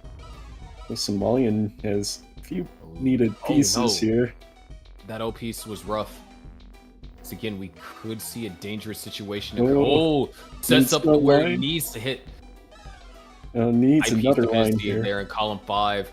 No way. No way. Dirty Tetris over there for Somalian. That was okay. Opens up the well, set up for a clean one. Yeah, that is really lucky for Somalian there to get that eye bailout. But yeah, both players are now very close in score. It's like a Tetris lead basically for Somalian, but yeah, very close. Was a small slowdown too. So this is a true lead for Somalian, albeit a small one.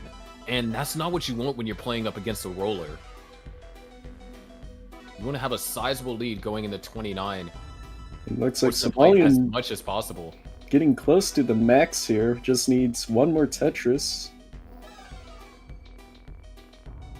Yeah, that's right. Phenomenal play on display from both players. Really high scores. There's the max for Somalian.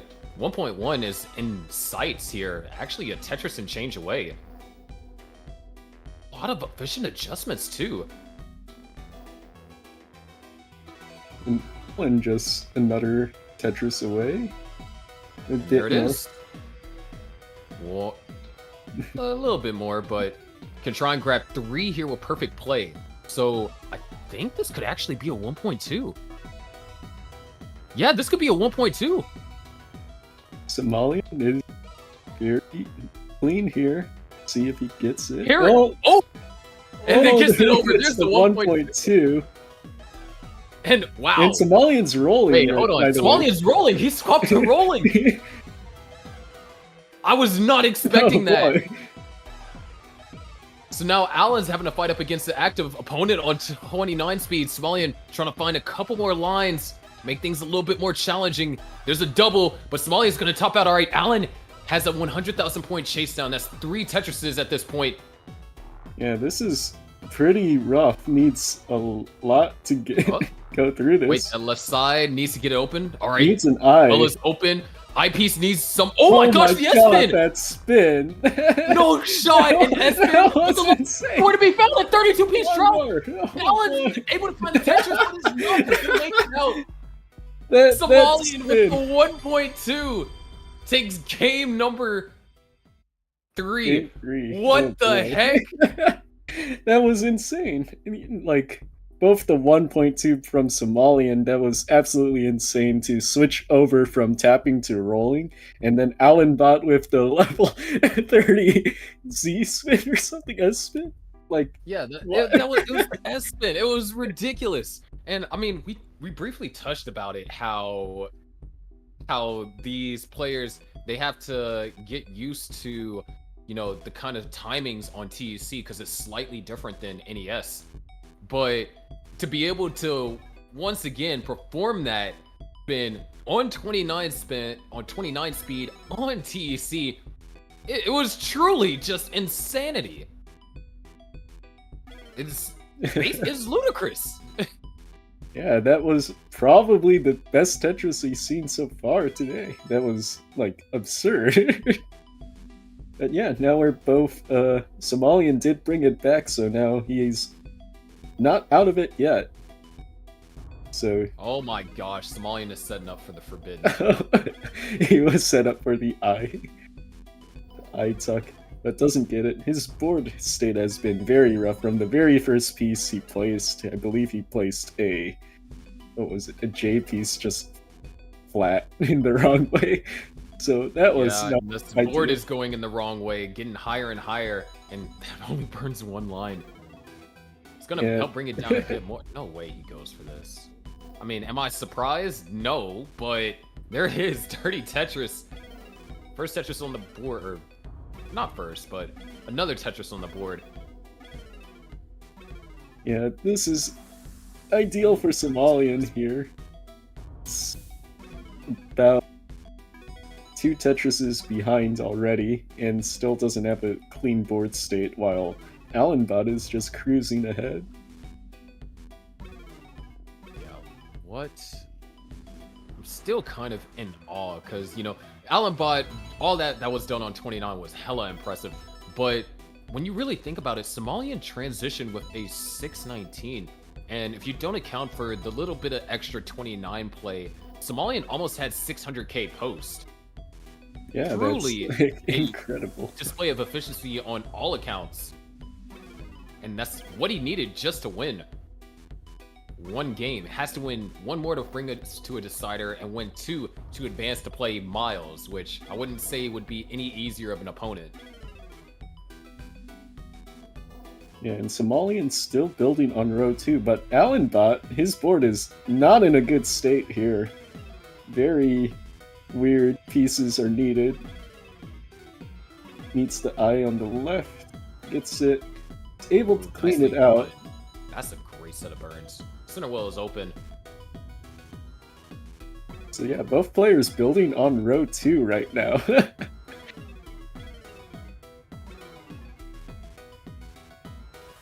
And this looks like a pretty long drought for both. 25-piece drought. But Somalian's able to get a Tetris there. Allen still not in an ideal state, but Somalian's now burning from row 3. And Allenbot now has a clean board and puts down another Tetris. Yeah, already 2/3 through level 18. Felt like that went by so much faster than the previous games. Yeah, but both players, looks like their paces are not ideal here. Pretty low Tetris rates for both, so must have been a very tricky piece sequence to work with.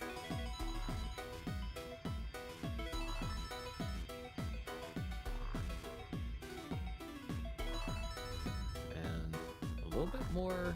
Ooh, see, Somalian was trying to find an adjustment. Was hoping for an L piece or a J piece. Wasn't able to quite find it, and Somalian does intentionally set up the J piece or I piece dependency there. Definitely one thing that can be noticed from the play here is that Somalian is naturally an aggressive player here on TEC. Yeah, and Somalian, once again, just trying to play very aggressively by building that column 4 line dependency for the Tetris, and is still, like, able to maintain it. Very nice transition over, nice tuck. Should be able to put out a few more Tetrises, but the lead is now pretty in favor of Allenbot. Yeah, definitely. This has been a rough game for both, but Allenbot has been able to kind of recuperate. Oh, nice delay burn setup over there from Allenbot into a Tetris. Phenomenal display of efficiency there.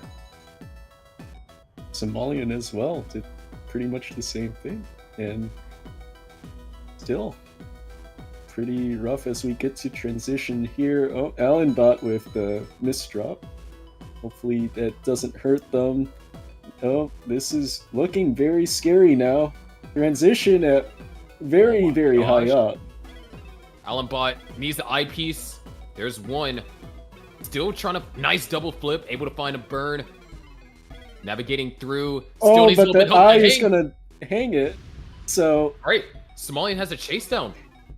yeah, early top out by Allenbot because of a very rough piece sequence. Somalian just needs to play solid here, and if so, that's game 5 on our hands. Just needs to chase down a few more Tetrises here. Takes a safe burn there.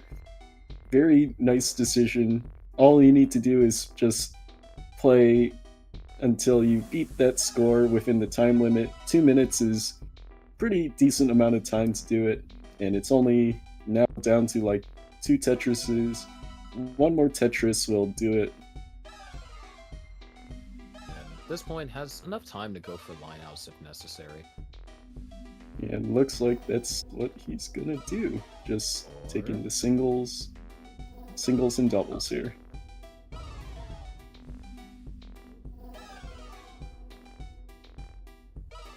Yep. Very nice decision making for Somalian there. And want to risk it. And Just one more. more line. And there There it we go. is. We're headed to our first decider here on the stream. Yeah, very rough time for Alan to just get droughted for the very top before transition.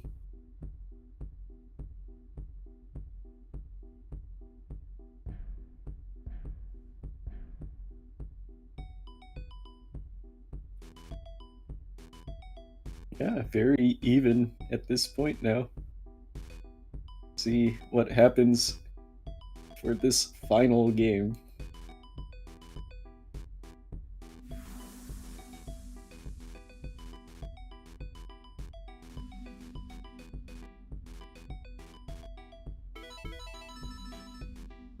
And both players have a Tetris on the board.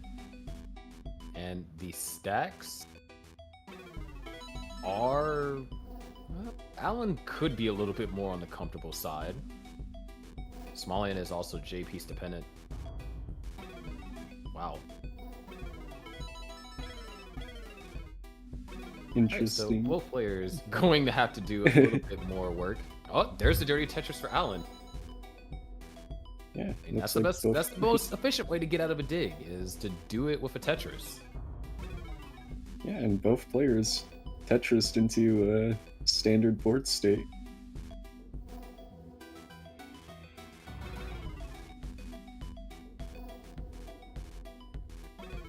Somalian building up really high again. Burns down with a triple.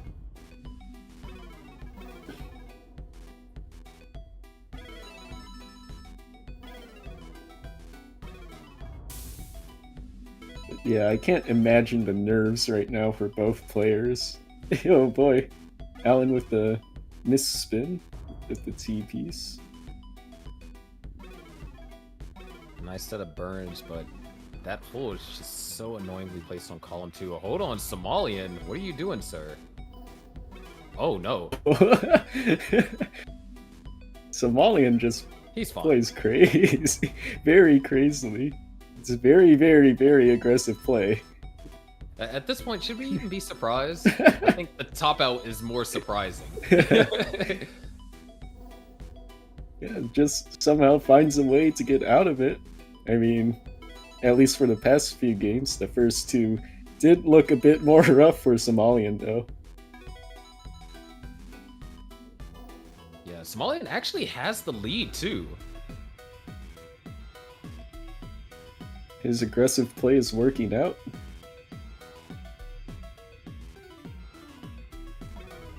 Holding out for the long bar. Alan bot waiting patiently as well.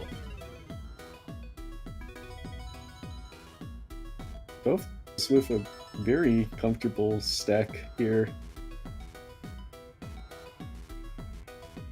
Lots of Tetrises. Small skims here and there. Very nice board states. Another Tetris scored over here from Somalian.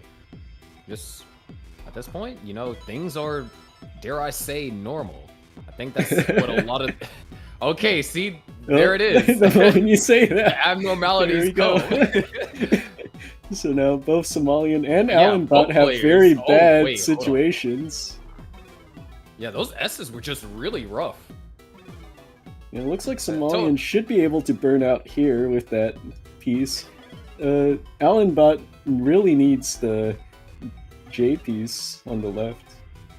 I mean, we needed some you go. excitement, so I think I had to. Want to make sure that you guys watching on YouTube or Twitch are paying attention, not just waiting until we hit level 19. Yeah, and looks like Alan Bot should be able to get out of this very cleanly, but looks like Somalian was able to build up a sizable lead. About 2 Tetrises here. Yeah, 30 lines until the transition.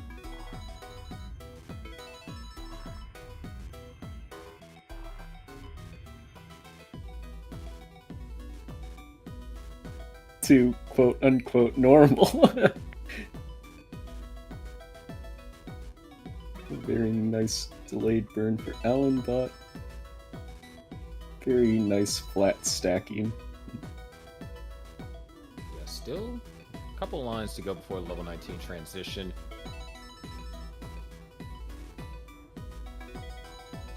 But Somalian looking to have that advantage.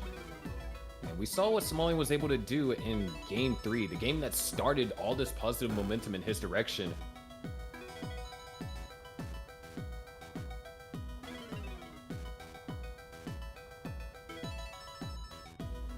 100K already reached for Somalian. And looks like one Tetris 2 transition here.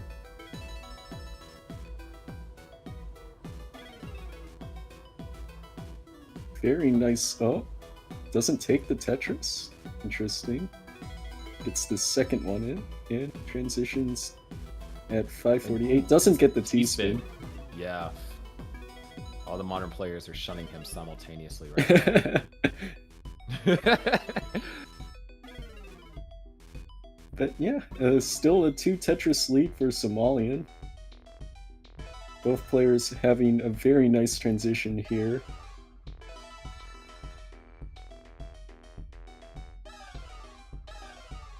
Still, with the advantage, both players at identical line counts, so there isn't too much pace shenanigans going on.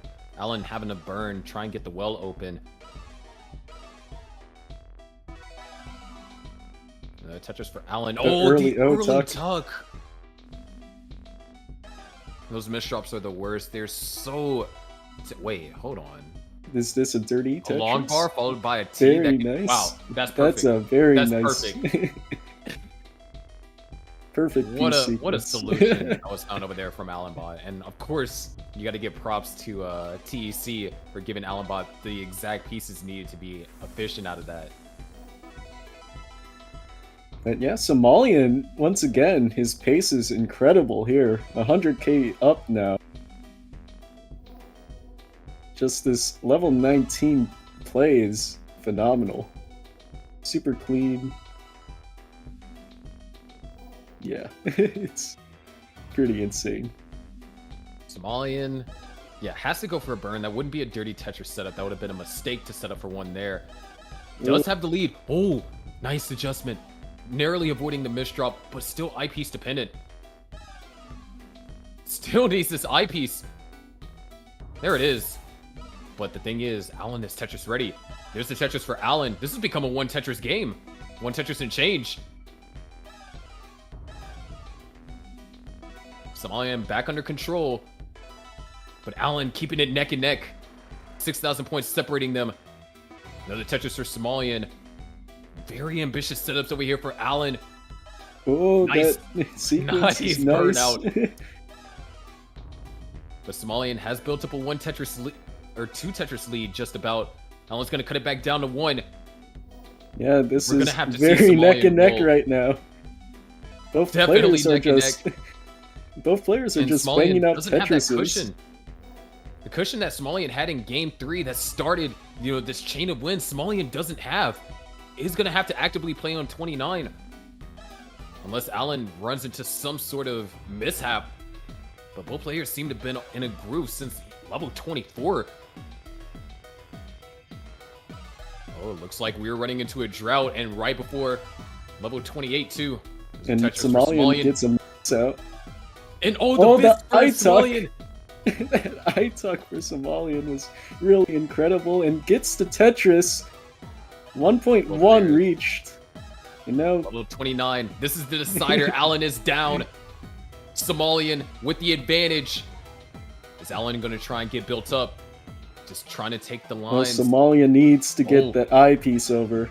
Needs to get an eyepiece. It's not happening. Doesn't get it.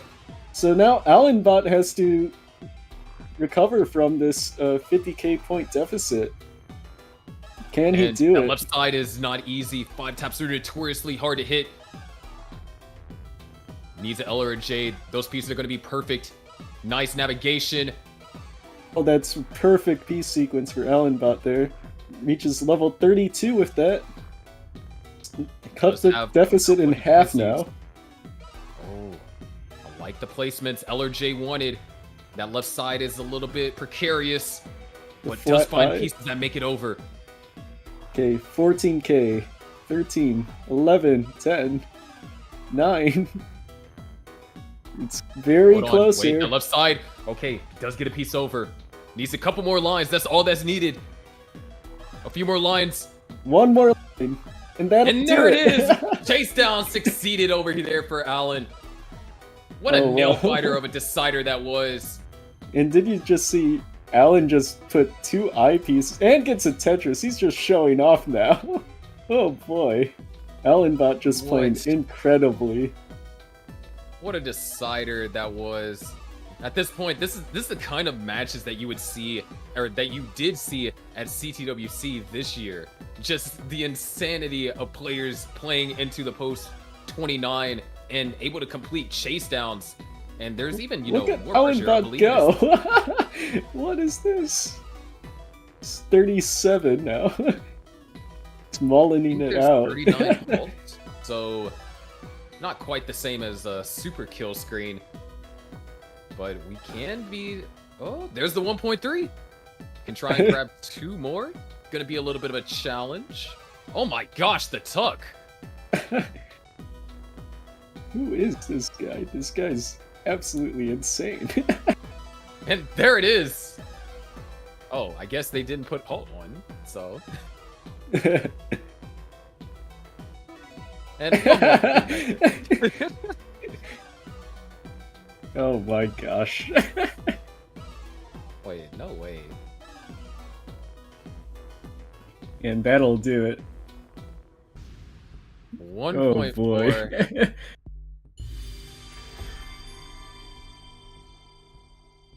Yeah, that was absolutely insane gameplay just to watch there.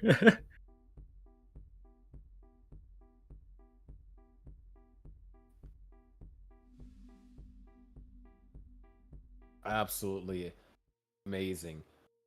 Now, Alan Bot versus Miles. Roller versus roller is what we're going to have there. So, that's exciting. Down here in the losers bracket, though, Huff versus T-Storm. And then winner of that plays Sodium. And then Sidna versus... And then winner of that would go and play now Somalian. This top 8 is so freaking stacked. Absolutely insane just to watch. Just the comeback from Alan Bot at the end and the kill screen. That was incredible. 50k point chase down.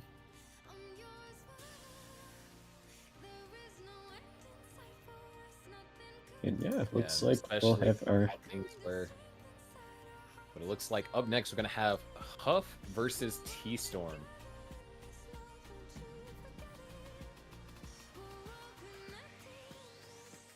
Yeah, Huff has been playing in a lot of Tetris Effect classic matches in the past as well, so he's should be pretty comfortable with this. I don't know too much about T-Storm though. T-Storm is a tapper, and they originally started on a keyboard, so they would kind of be in their natural habitat, so to speak, in terms of classic play. But I think that's interesting because I believe Austin mentioned that Huff was having some troubles earlier in the tournament, but as what we saw, or what we didn't get to see between Miles and Huff, the game went to a decider, and it took a long time for us to get the conclusion to that match.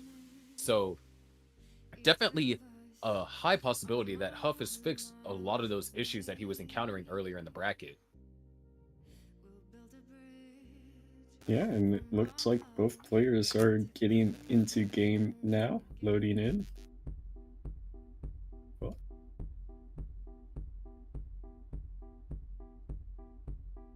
I do not see it.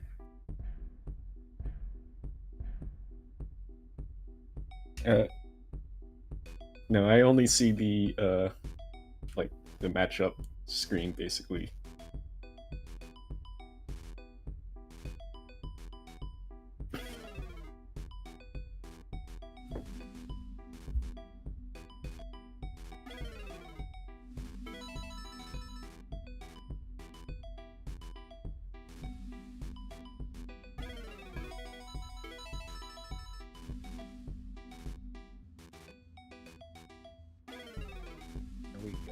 players have started. Level 18.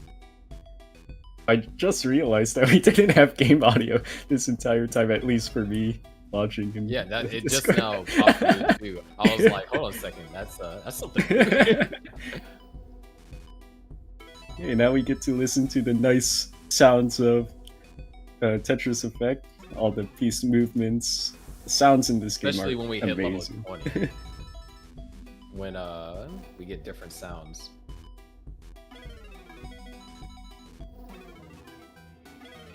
And oh, Huff with a misdrop there. Should be easy enough to fix. This is best of 5, so once again, T-Storm going to be in, well, you could argue, a disadvantage in terms of play style, but also T-Storm has been practicing, and you can say is more accustomed to TEC than Huff currently is. Yeah, it looks like T-Storm is playing pretty safely with some of those burns. Nice triple burn here. And Huff making some misdrops towards the top, but is able to clean them out pretty nicely for the most part.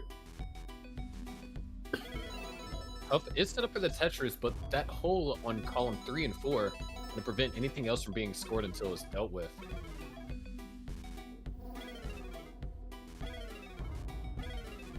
And like, well, Huff should be able to get cleaned up here. That doesn't look optimal, but Yeah, those pieces weren't the best. And even though Huff does get this open, at this point, unless the pieces allow for it, might just go for row 2. looks like he's just going to head out and clear that. It's the long bar. Should Doesn't be set up able the center, well, to. it just burns all the way Nice. out. So a sharp contrast to how Somalian played. You know, so if that was Somalian would have set up a dirty Tetris and gone for the center wheel Tetris. Yeah, it looks like both players are playing much safer this game compared to our last one. Both of them having about a 50%-ish Tetris rate, so not the highest we've seen. It's still pretty respectable. Huff really needs the S pieces. Nice. Very nice Shaggy pieces there. Unable to use either of those long bars for Tetris. And use that one though. 315 and now 345. 30,000 points still separating them. Kind of been the same kind of score that's been separating them throughout the majority of this level 18. Yeah, it's a bit over a 1 Tetris lead for Thunderstorm now. Very respectful. Like, players are definitely respecting the game a lot more. You're not seeing too many aggressive setups, not going for anything super egregious. But that has allowed T-Storm to take the lead. And once again, Bringing it's the Thunder this game. very different to play versus an opponent rather than playing just for score. Because in tournament matches, you're relying on what score does your opponent have in terms of your score, rather than just going for directly a high score. So if you can rely on your opponent topping out first, or you believe that you have a better post-transition play and stuff, you can probably afford to play safer or more aggressive, depending on what you feel. Which I think is pretty nice for skill expression in this game. Yeah. And speaking about skill expression, T-Storm expressing some skill, trying to survive this situation. The lead has completely flipped in Huff's favor, as this dig has been a pretty substantial one on T-Storm's part. Does get things cleaned up right before transition. Well, not quite. Gonna be looking for an eyepiece. Gets it, and should be able to clean up right before transition. Very nice. 480k. Huff is going to transition with about 550 here. If he can get a long bar, there we go. Yeah, just Another under Tetris. 550. Oh, nice. I like that last second burn right there. And oh, another great delay burn setup over here from Huff.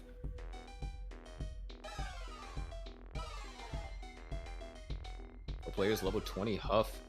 2 Tetris lead. Not anything super massive. Yeah, it looks like flipped from the start here. Huff slowly cleaning up his play. So now everything looks pretty even in terms of just board state. Yeah, Huff had to take a couple of burns. Wasn't Tetris ready for the long bar, but was ready for that one. Still very close. T-Storm. Actually, both players. Ooh, double flip right there for Huff. Gets the Eyepiece eye makes over. over to the left. Yeah, you can definitely tell Huff is rolling. But yeah, it looks like Huff is just building up the lead now. 90k. Another Tetris over there for T-Storm. Trying to keep Huff on his toes. Not allowing him to really run away with this. Looks like Huff has to take another few burns here. Able to clean it out. Looks like a pretty long drought for both players. Is able to both get a Tetris. Yeah, 27. Definitely not friendly, but they handled it very well. Another Tetris for Huff. And I mean, both of these players are just exchanging blows, Tetris for Tetris. And that's a problem for T-Storm. Because Huff is going to have the advantage when it comes to 29 movement. T-Storm needs Huff to slow down in some capacity, and for him to capitalize on said slowdown.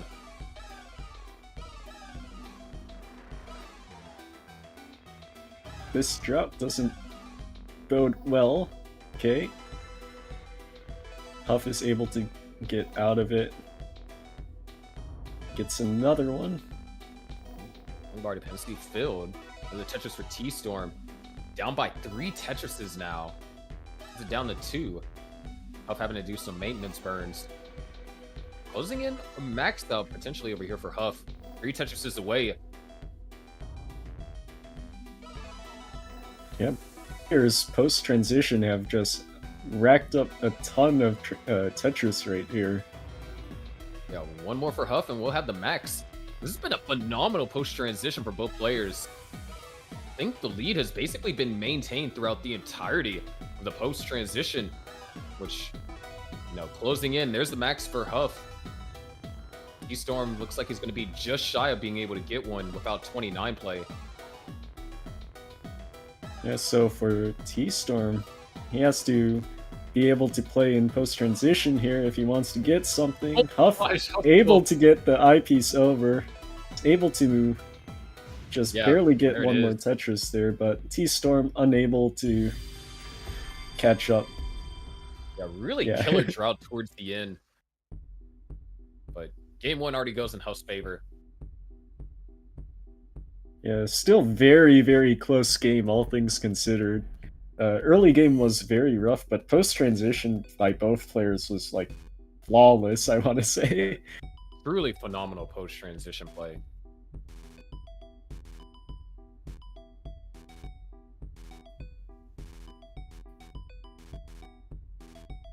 Alright, both players set up.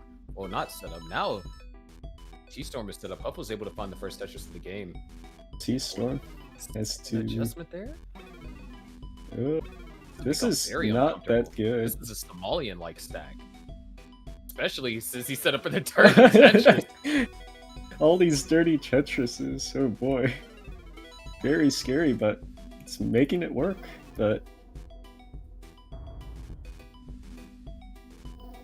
very nice adjustment. Flip there, yeah.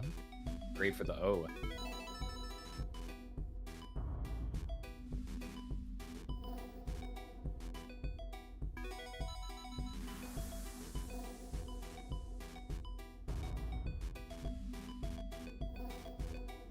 T-Storm building pretty high tower in this center. Not ideal, but is able to still get a Tetris there. Only with a 1 Tetris lead. So, Nothing too crazy going on here.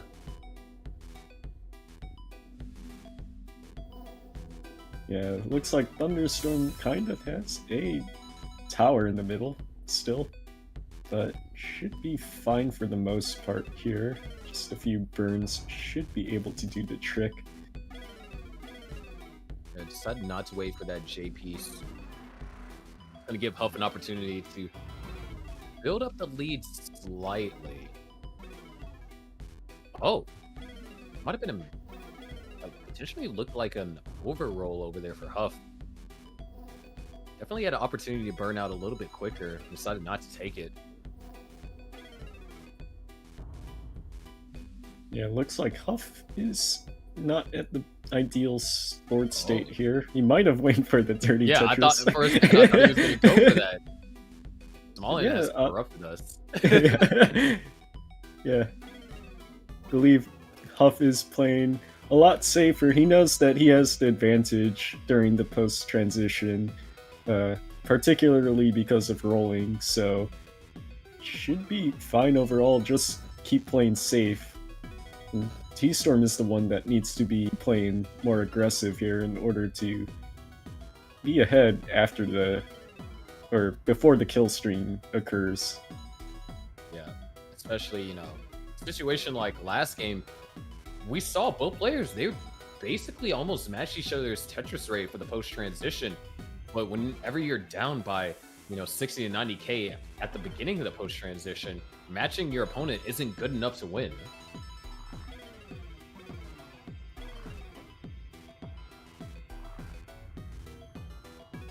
Another Tetris over here for Huff. Ooh, miss drop, but there's a couple of solves that can be done with this. Almost look like a TST there set up first. Yeah. Oh, misses the spin tuck. He's going to try and go for something a little bit fancy. Definitely harder to hit on TEC. Yeah, and this is what T-Storm needed. Huff's misdrops are now costing him quite a lot in pace here. Oh, is this a dirty Tetris? It is. And, wow. Couldn't ask for a better cleanup than that one, man. But now we are neck and neck. The advantage is in T-Storm's favor. Yeah, but it's not by too much. So T-Storm's going to need to keep up the pace here. Yeah, definitely not something to be comfortable against the roller with. You're supposed to, you know, you're going to have to maintain that on a higher speed as well.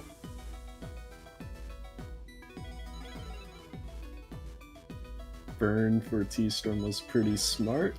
It's able to transition it into a very clean well.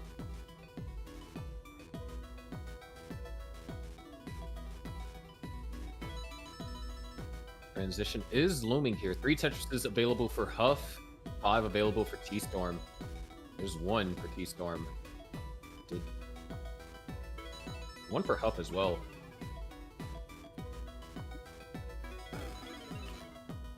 Yeah, and this is a pretty solid transition score for Huff here. Should be a bit over 550. 568 for Huff. See what Very T-Storm strong gets. transition. T-Storm could actually get close to that as well. Transition with a 550. So, well, not anymore. Yeah. 535 transition. Yeah, but Down by still, a Tetris and a half. yeah, still relatively close, but this is in Huff's favor if it goes to kill screen. Yeah, T-Storm just gonna have to somehow push the metal here. Does look like T-Storm did have a little bit more of an efficient first 2 levels here than Huff. Once again, these just annoying burns being forced upon T-Storm. And he needs as much efficiency as possible. Far from ideal.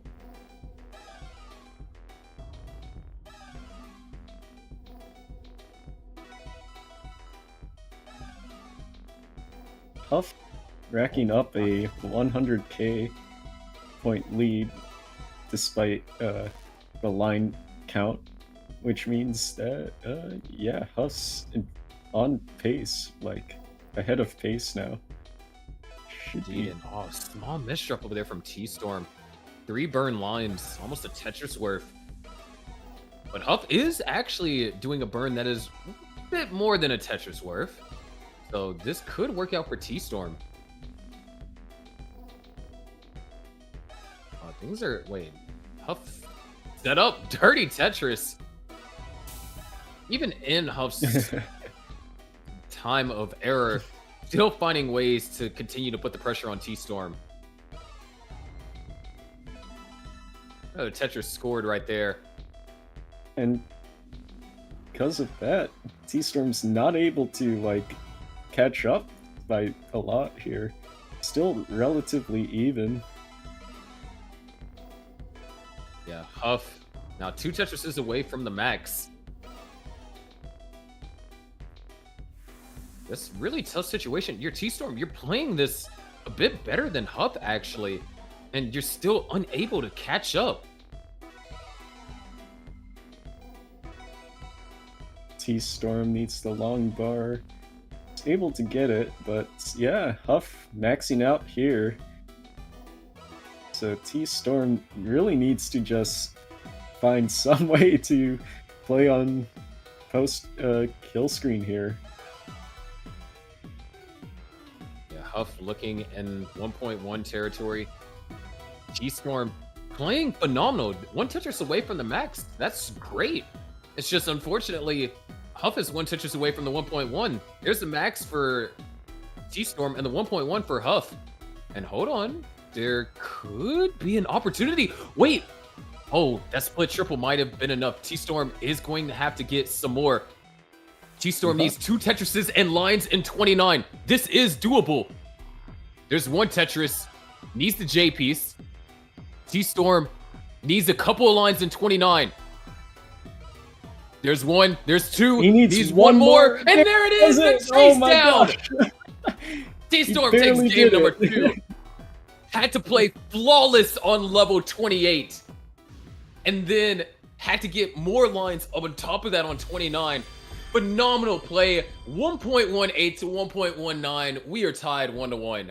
Yeah, that was just absolutely incredible because T-Storm not versus a roller in post transition in the max out or the kill screen, just able to play just a little bit more just to get those small few line clears, able to just do it. That's really impressive.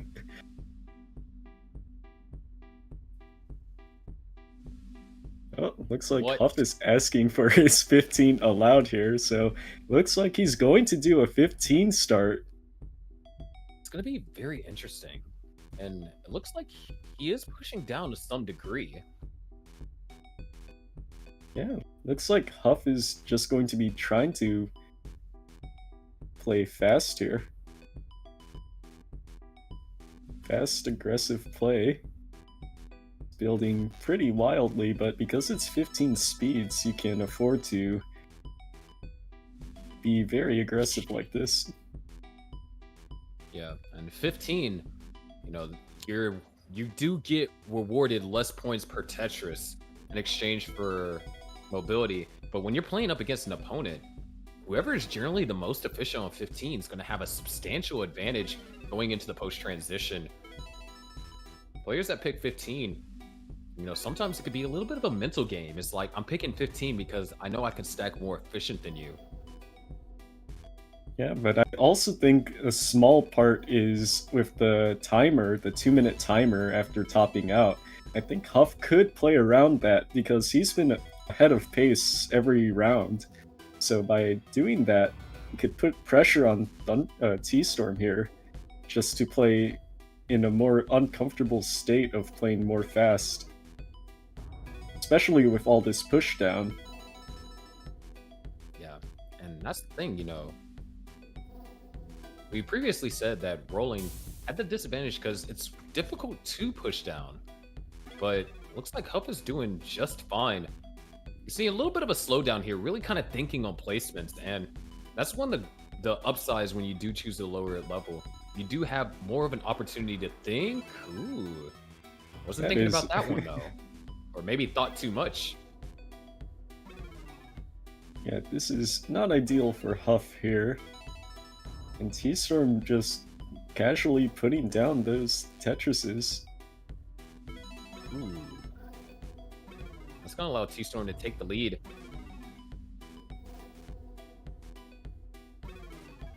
Yeah, and this will not even be a dirty Tetris. And still has to keep burning, so Huff is not in a good state here. There's an eyepiece. Can try and start scoring. Can go for dirty. Yeah, but still, this does not look good for Huff.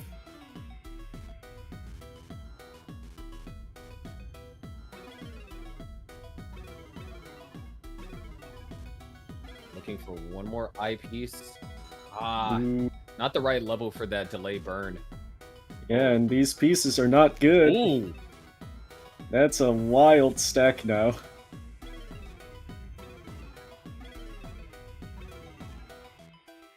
Should be able to clean it out, but he really needs the eyes.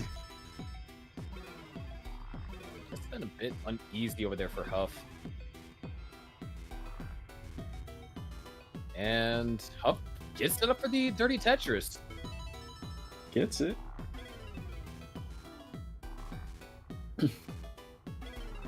But yeah, T-Storm has built up a sizable lead now. Is behind in lines and ahead in score. Another setup for a dirty Tetris over here for Huff.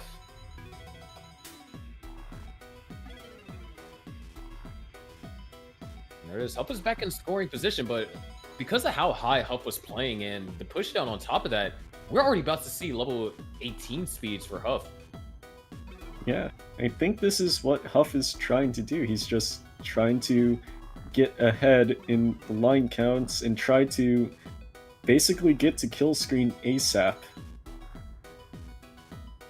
T-Storm got cleaned up ASAP. I'm gonna do some burns.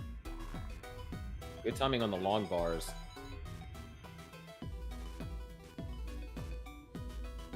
Here's the transition for Huff.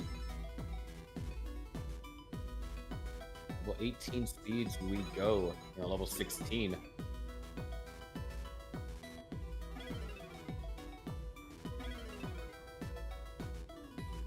Wow, these pieces. Oh man. Alright, there it is. Tetris over there for Huff. 318 and now 321. T-Storm, or 340 now. T-Storm still with the lead. Yeah, and Huff is still playing very aggressively now. Very nice pieces to clean up that messy stack. It's now in prime scoring position. And is in fact about to transition to 19 speeds here. Building very, very high up.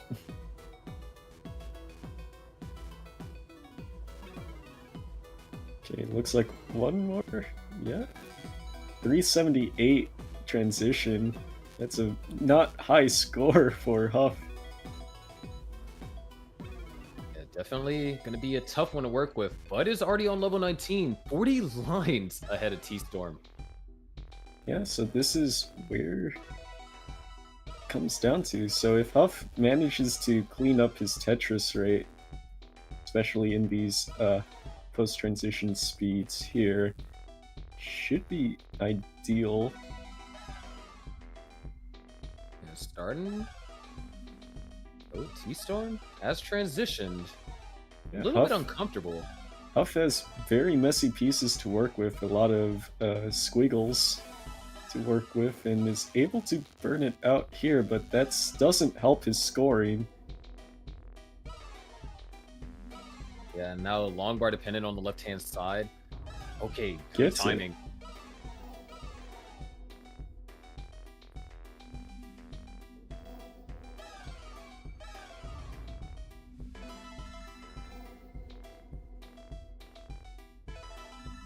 Yeah, and we can see Huff is now 50 lines ahead, and is only 2 Tetrises ahead. So this might not even be ideal for Huff. The Tetris scored. Level 19 finally hit over there for T-Storm. A massive Tetris rate advantage.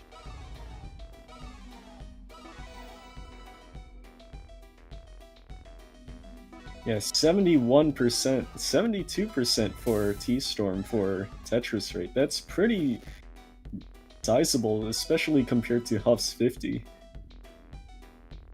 But Huff has been cleaning it up a bit.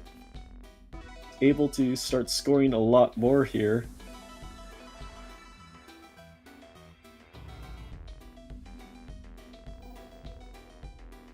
Now T-Storm with its slightly messy stack should be able to clean it out, but it's not ideal.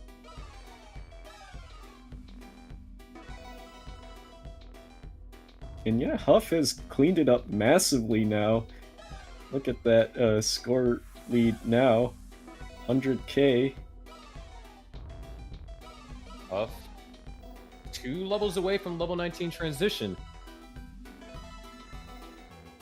Yeah, this is still solid. Should be at least 900k before kill screen.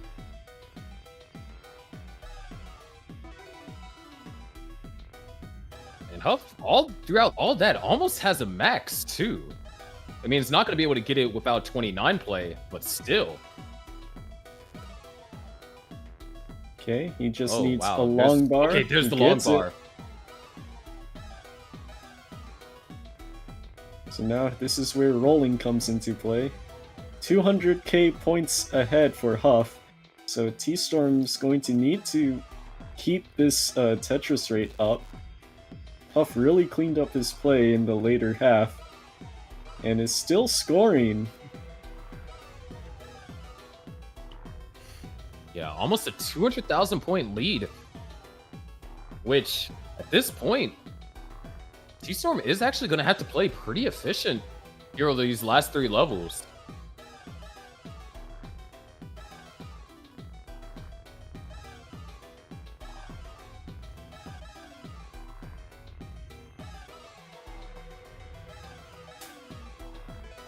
There's another Tetris over here for T-Storm.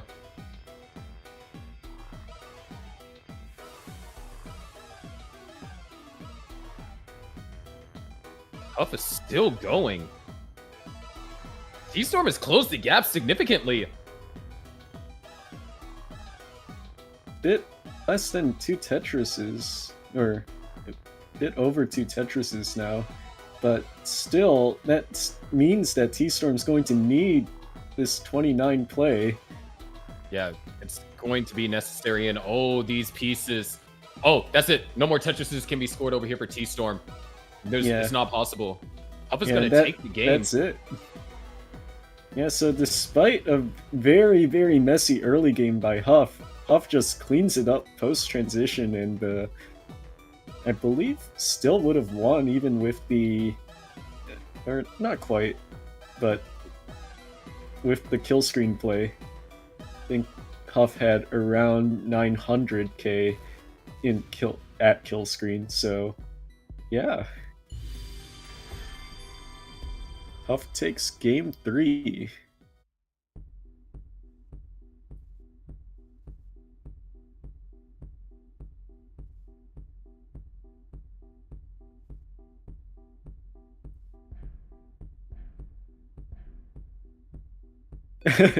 Here.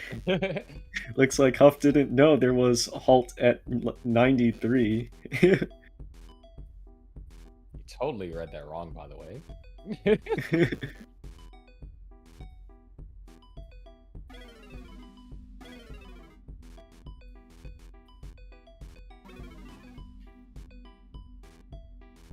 Or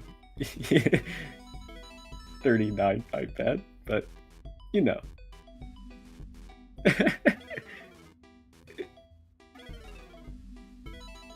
I mean, based off how players are playing these days, I wouldn't be surprised if Halt 93 would be something. One day when everyone just plays at kill screen to begin with.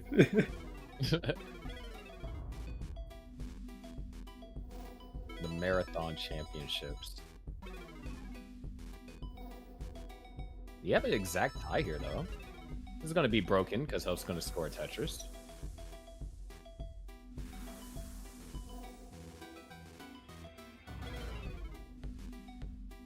Yeah, if you're T-Storm, you might want to think about playing a bit more aggressively and try to take risks here, now that you know that you need to be able to score a lot of points at least before you top out here in order to beat Huff. So you might need to have some very, very clean post-transition play and level 18 play, basically maximizing your Tetris rate.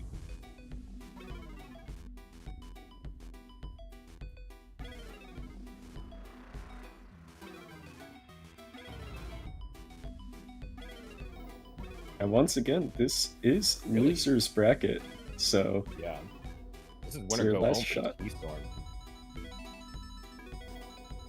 Or win. Yeah, winner go home. And even if T-Storm does win, that just brings us to a decider.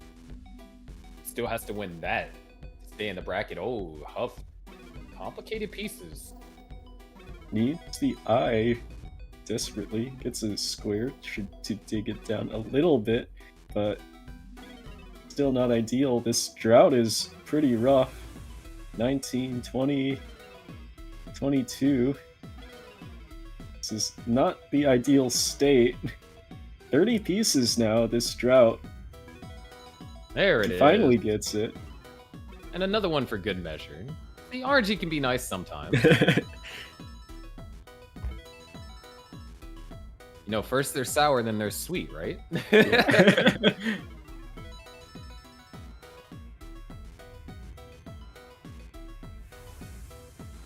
Yeah, pretty stable overall here, both players. Despite Huff having to go pretty high up with a not ideal setup, it's been relatively even here.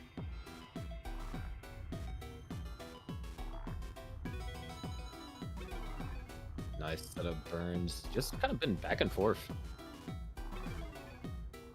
T-Storm with a nice burn there to get the Tetris set up. Oh, Huff with a small misdrop there. Should be able to clean it up with a line here. That also works. Oh, that doesn't look right. But yeah, T-Storm pretty high up here. It's not comfortable. Able to get a Tetris, so should be able to burn out these last few pieces here. And gets another Tetris, very nice. 324 now for Huff. Starting to kind of push a little bit further ahead in lines, and you'll kind of see that. I mean, we definitely saw that with Somalian just because of simply how hard Somalian or how high Somalian was playing. The pieces are dropping a little bit faster. Oh, Huff with a misdrop on the eye. The line misdrops are brutal in this game. Yeah. Or maybe it was intentional. Maybe there was a train of thought where Huff is like, well, if I place the long bar here on column 9, I'm not going to have to burn again to get Tetris ready. True. But yeah, we're approaching transition here. This time, T-Storm with a looks like 3 Tetris lead. Nice setup there. Nice tuck for T-Storm. And yeah, Huff transitions at 490k.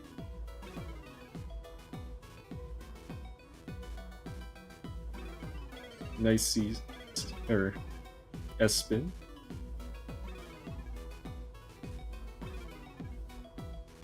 This is it. T-Storm does have the advantage, but we kind of saw a little bit of taste of what Huff can do in that last game. Played all the way up until 37. So T-Storm's going to really have to try and make the most of the post-transition. Ooh, but Huff with that Z piece, not able to get it over, but gets a perfect piece to just fit in.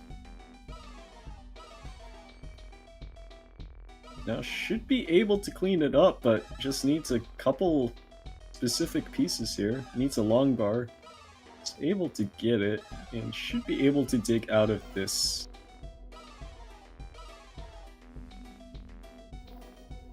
Yeah. It's like T-Storm still maintaining that lead, but still pretty small overall.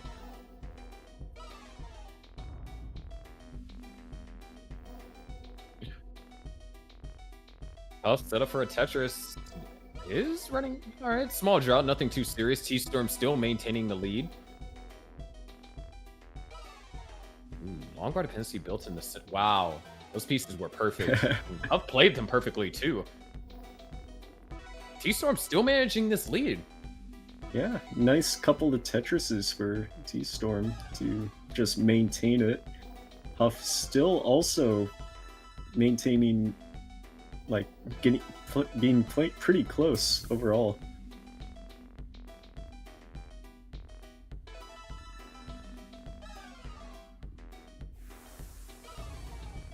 Still, this 50,000 point differential is what we've been separated by the entirety of the post-transition, which that's not enough of a cushion for T-Storm, especially when both players are around the same, kind of like the same line count.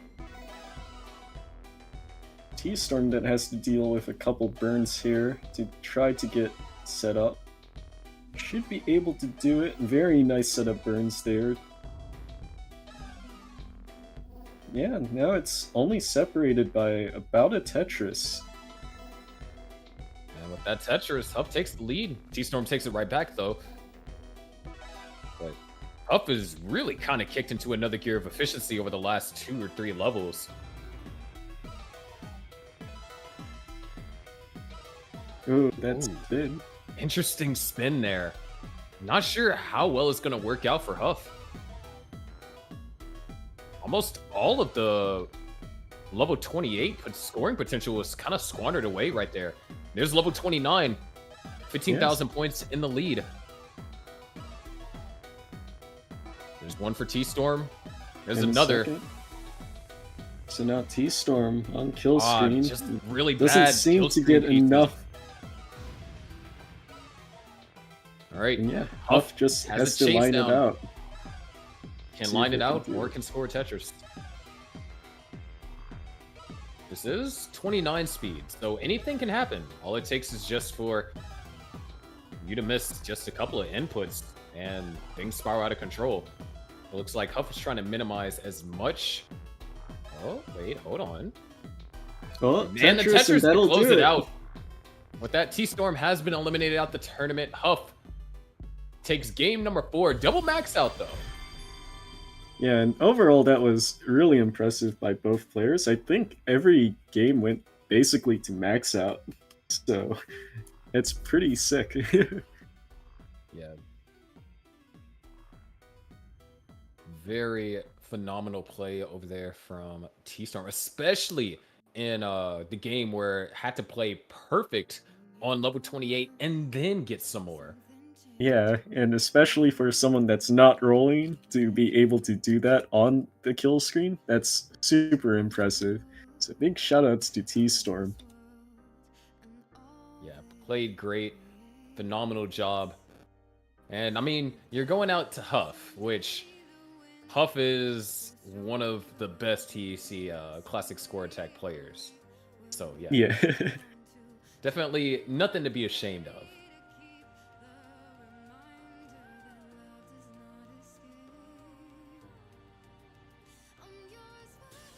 This will be a pretty killer match, O versus Sitnev, yeah. I believe they're both basically the high seeds of this tournament, looking at the bracket, seed 1 and 4.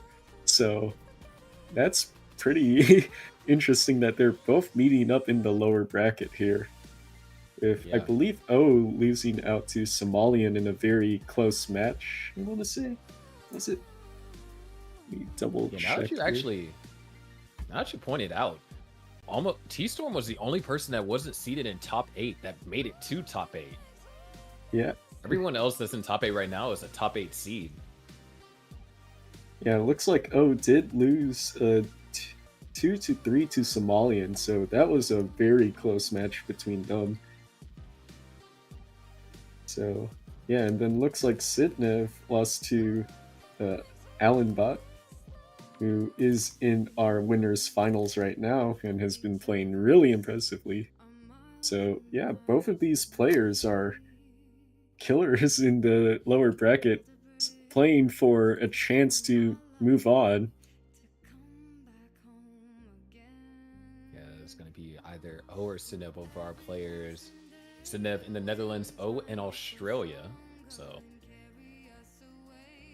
got quite the global matchup here. Must be rough for those in other time zones now.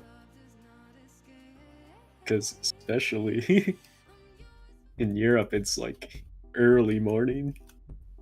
And in Australia, it's like, I want to say like 9, 10 a.m. Or yeah, it's 2 p.m. So not too bad. But yeah, looks like we're underway with Sidnev versus O. Level 18 starts, so no funny shenanigans at the moment. But who's to say that we won't see them? I mean, I think Huff picking level 15 was quite the surprise. Yeah.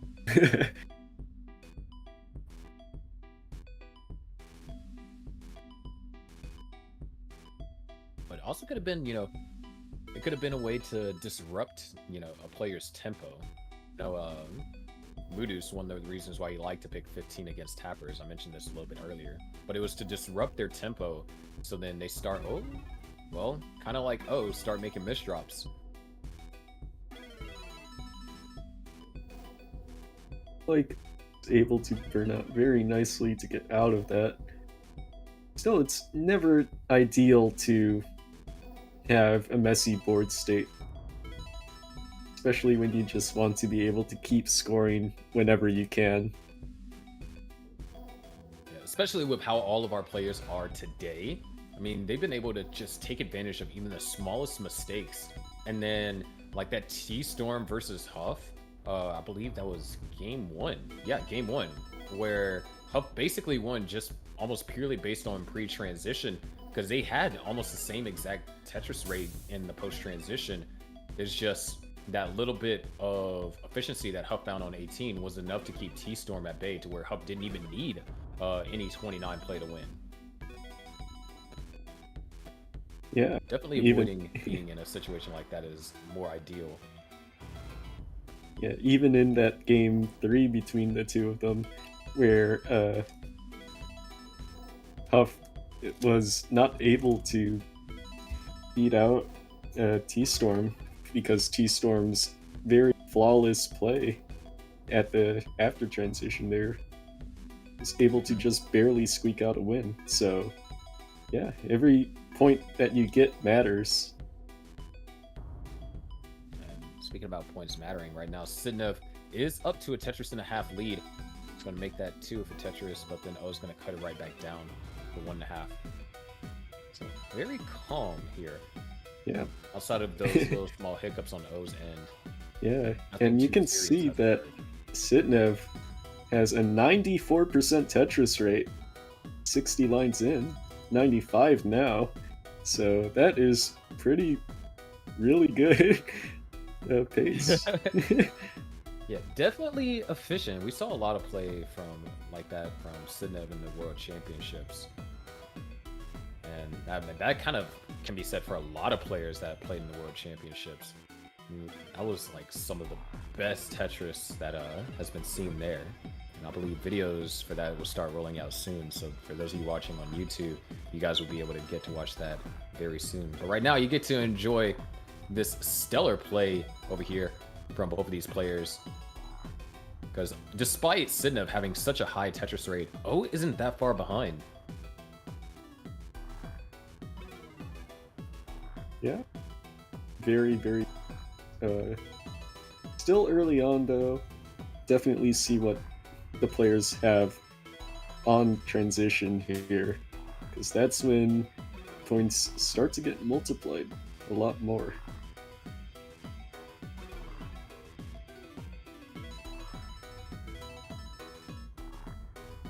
Oh, missed the S spin right there.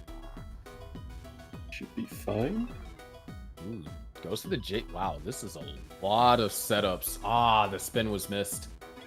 Oh, okay, goes for the J spin there to try and isolate the hole over there on column 4. Very interesting tech. And if the pieces allow it, could allow for... I'd say that was a pretty efficient burnout. It cost massive amounts of pace, but I think it was pretty efficient. Still here. O is still playing on row 2. Yeah, pretty neck and neck overall. It's barely like 10k points separating the two of them when they're even. So pretty neck and neck.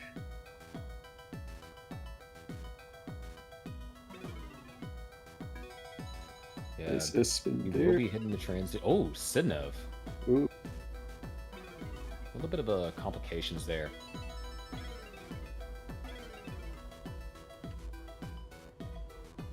Yeah, Sitnev not in the ideal board state, especially before transition here. Only 4 lines out after the single, so this is not ideal, especially this high up. And should transition here, this is not the best state to transition on. Needs a dirty Tetris here. Gets it. Oh, also transitions up pretty high, knocks in a Tetris, misses the T-spin. I swear, like, none of these players today can hit T-spins. They can hit other spins, just not the T-spin. Yeah. Oh, like, oh. Should be able to burn out here very nicely. Oh, going for the dirty Tetris. Very aggressive. Oh, but no. that is very, very bad. Oh, wow, and the That'll S do burst it. to end it all. Just one more line should do it, and Cindo takes game 1. Yeah, that was just a rough sequence for O. Yeah, played a bit aggressively trying to go for that dirty Tetris and then made a misdrop, so that'll do it to you. Classic Tetris where even one misdrop can just end it all. And we're hovering over the 15. Are we gonna see it? Yes, we are. Level 15 starts. Yeah, really surprising to me. Of level 15 starts this year. Oh, and Sitnev already with the misdrop. Yeah, a little bit of a staircase to heaven. Don't think you see any 15 play at CTWC, or at least, especially at the high levels. Yeah. Yeah, definitely not at CTWC.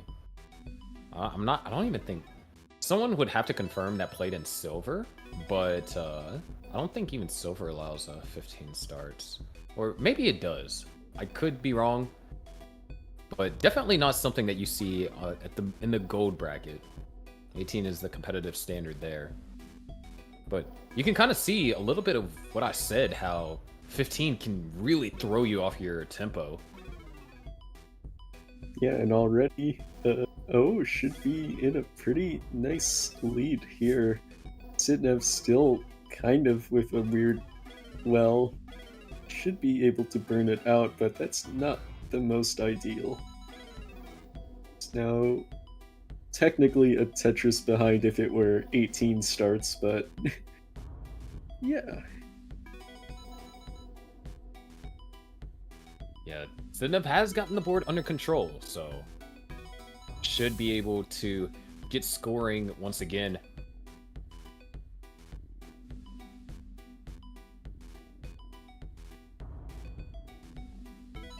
And it's like everything should be back to normal. pretty nice, comfy stacking from here on, hopefully.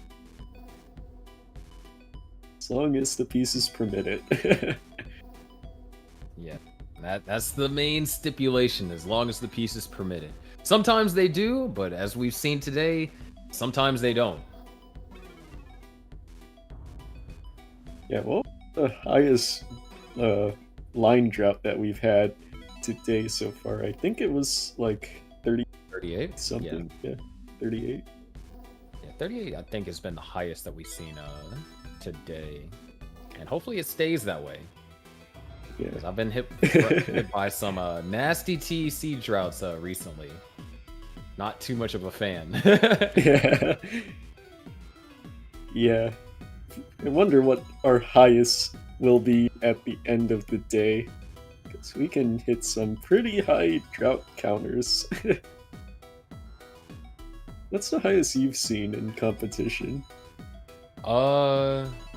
At least for regular NES Tetris, the highest drought that I've commentated over was I'm pretty sure it was a 96 piece drought. Oh, boy. Yeah, it was pretty brutal. Yeah, it does. I mean, they not sound survived, fun. but it was like, at that point, you're not playing Tetris.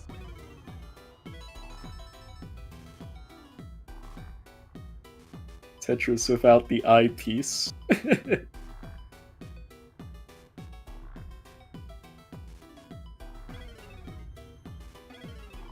The player relatively clean, has been pretty clean from a part that early section from Sitnev. Looks like Sitnev though has to make some creative stacking decisions here, but should be able to play it up nicely. There's one small hole in the stack. Probably Yeah. the most annoying thing to look at. It's like Yeah, everything Tetris is looks not so going to be able to be perfect. scored either. Because, I mean, at best it's going to be a triple, so now row 2 can be scored. There we go. Should continue stacking on row 2 now. Just to maintain this pace.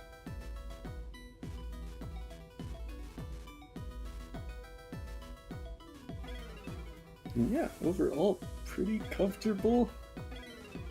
Sitnev does take a few burns there. Wow, really high stacking over here for Sitnev. Ooh, speaking of droughts, Oh my this is gosh. a long drought. Yeah, I did- 34-piece drought. So, yeah, looks like Sitnev was able to go through all of that.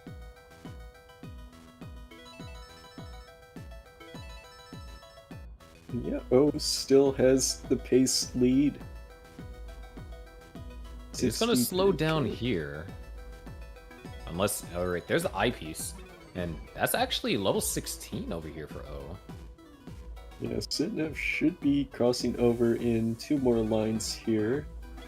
Really tough pieces over here for O.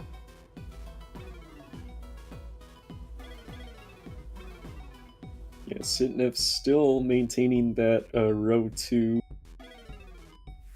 Same with O. Both players are actually on a row 2 now. And oh no! Not ideal pieces for him. Yeah, it's gonna couple specific ones. Really needs like an eye or something to put that on missed shot. that spot. Still can survive. Okay, that's a split. No, that's not a split double. There was a hole there. I did not see where that hole was. Able to get a piece over to the left. Now needs an Oh, eyepiece needs to the an right. eye. Oh, my that's gosh, very just barely- rough. But yeah, we're transition getting is coming. transition.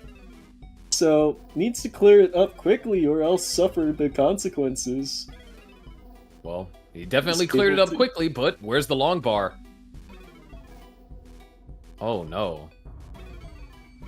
Forced to take these burns. Doesn't have a choice! Wow. And is able to get Such a great Tetris timing on just all to- those pieces. Oh boy. O's gonna survive. And so Yeah. is Sitnev. Sitnev also transitioned. Oh, well. Cinev is going to be fine. Oh, once again, back in a dig simulator.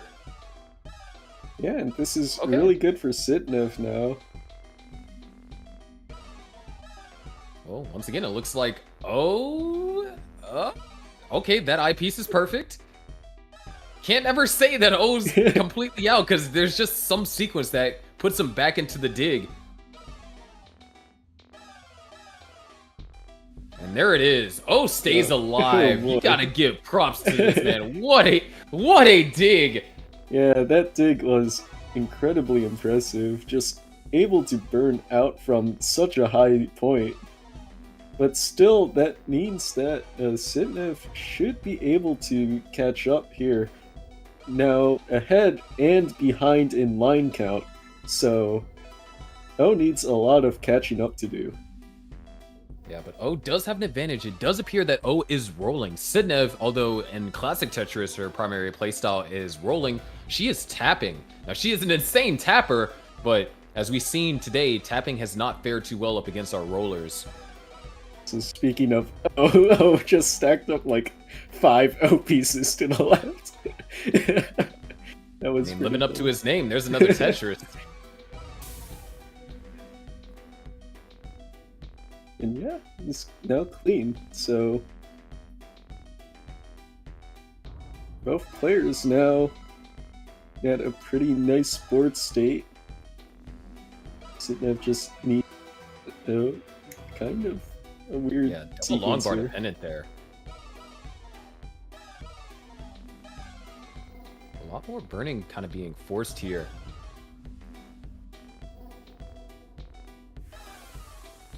Massive. Well, both players actually with off typical wells. Yeah, Sitting up O with the going for left the well, O with a column center. 5. Gets it. It's going to set up for another. Yeah, O's playing much more aggressively now. Is able to score more Tetrises and transitions to Ooh, the 30 right Tetris well. up over here for Sitnev. Holding out for the Get long it. bar. It's a nice burn. Oh, just in time. Oh, it's about to go to level 29. It's going to want some 29 play here.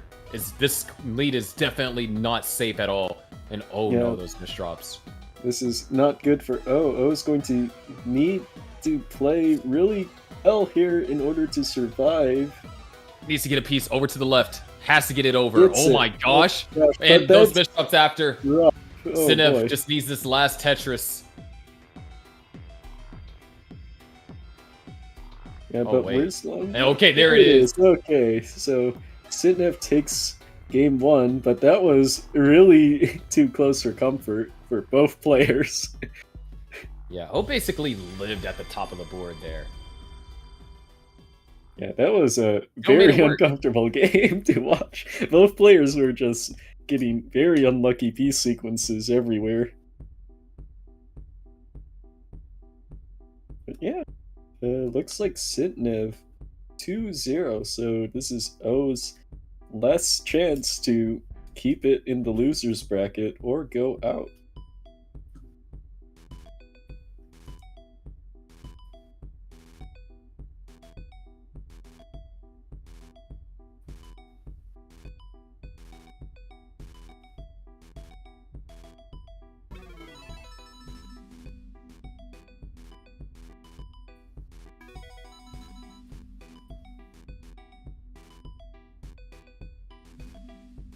Yeah, this is do or die now for O. I'm gonna have to channel that survival in game into these next 2 games to try and survive here in the tournament. Or technically next 3 games. Have to pull off a reverse sweep, and we haven't seen one of those yet today. If I'm not mistaken. Had close cases, but don't think so.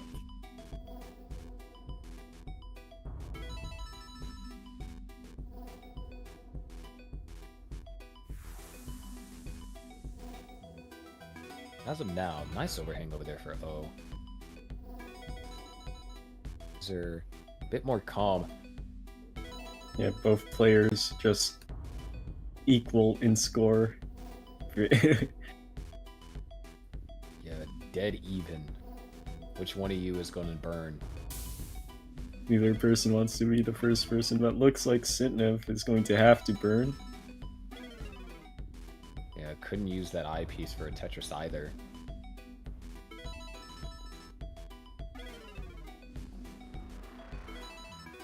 But yeah, this is really nice play by both players. Oh, with a 97% Tetris rate. Oh, but looks like O needs to do That some works, burns. actually. Can just go for a road 2.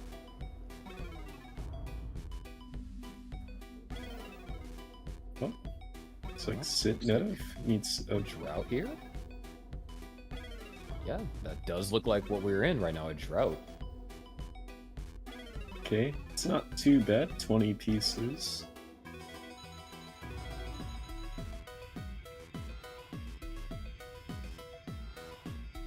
But yeah, both players still neck and neck. Nothing too scary for either player. Some creative stacking decisions. Unfortunately, no perfect clear for Sitnev there. Once again, another opportunity robbed from us. Was one piece short. Dang, that's even closer than Sodium's almost perfect clear.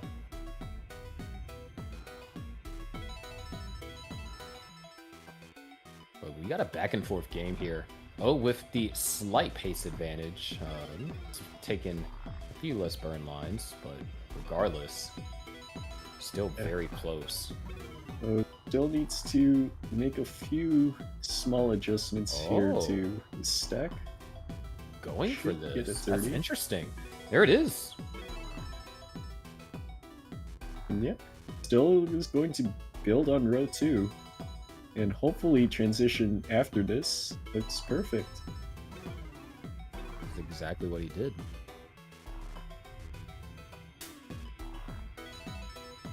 Really close game.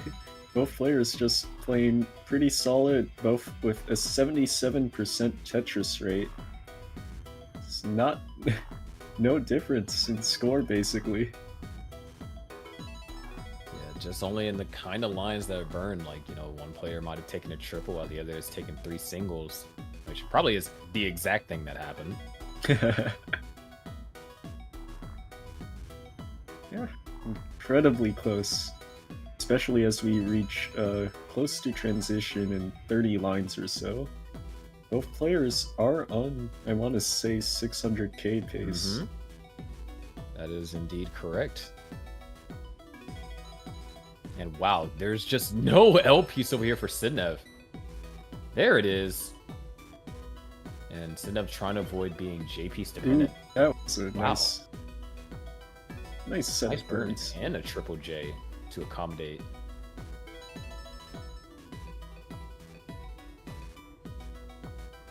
Still, this game is so close. Probably the closest game that we've had going into level 8 or going into level 19.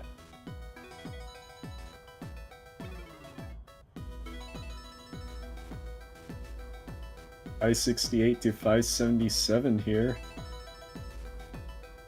As neck and neck as you can get, basically. The Tetris over here for J piece dependent now. About to transition. Ah, that's a bit O painful needs over there to- for O. Yeah. It's going to be a rough transition for O. Oh, not it anymore. should be fine. Okay. But yeah, both players transition with 600k, so... Yeah, very close. And, Oh, Sitnev missed a tricky spin. pieces. Sitnev is set up for a dirty. Gets There's it. the dirty, and there's the J piece as well. Board is completely under control. Annoying delay burn was set up, but those pieces should bode well, and both players now waiting for the long bar. Yeah, Wow, this Looks is... like they- Okay, there it is. looks like this match should go the distance. Both players just trading back and forth. Like, I don't think the score has differed at all. Yeah, just back and forth we go.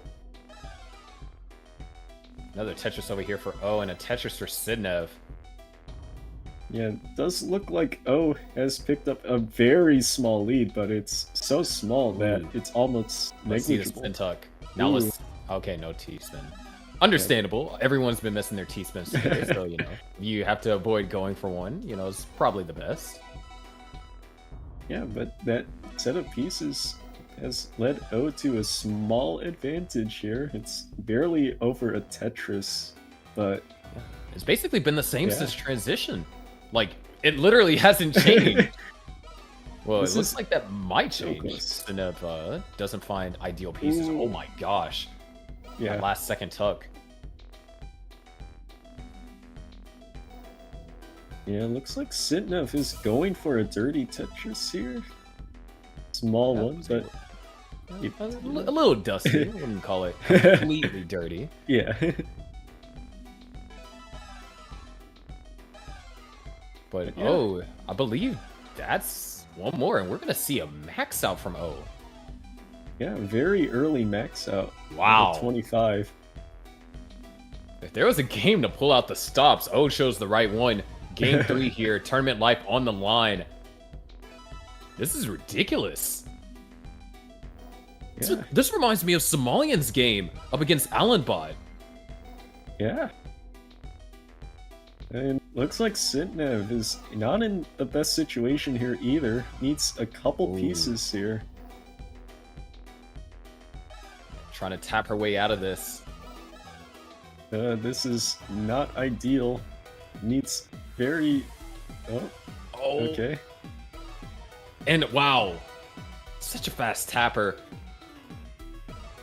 Still trying to stay alive, but what the heck? O has ballooned this lead to 200,000. Oh my gosh. Yeah, that just happened apparently. So Yeah. Oh, pulling That out was- all the stops this game. Just getting a just 1.2 shy. almost. one more One line, more come line. on, one more. Oh my gosh, no 1.2. But that's gonna be a massive score for Sidney to try and chase down here. Yeah, and She's that making- doesn't look good for Sitnev here. Yeah, and that's gonna do it. Still, Yeah. Sidney got the max, but a Yeah. 1 point, almost a 1.2. Look at that, 1,199,387. That was super impressive by O at the end. I think O just Tetrised it out from like, what, level 25 all the way to level it was 28. That was absurd. Really phenomenal.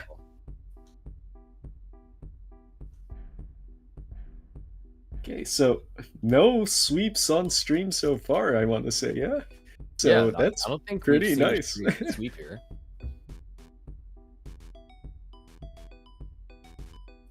Truly. What? Oh, look, we're getting simul stacks. Ah, a little bit of differentiation there. You can see one stack is more jagged, the other is more ideally contoured, so to speak. Yes. Always, you don't really want to stack purely flat. You want to have like those small gaps as well, just for the Z's and S's sometimes. And oh, looks like O's in high up, and that's Yeah, not the elevation is too high, or well, bringing it down. good. Oh, nice. Oh, okay. thing. Should be able to get a long bar, and there we go. I was out of that slightly scary situation at the start. Yeah, that would be definitely unfortunate for that to happen. Yeah, especially after that last match where just Yeah, just phenomenal game. And that tends to happen. You know, you have a great game, and then you're still, like, after you start your next one, you're still, you know, hyped up on the adrenaline. And then, and then be fine. you know, have a game that's not necessarily what you want. Yeah, I think it's pretty common. You just have too much adrenaline from the last game, and then you start misdropping because you're like too hyped up.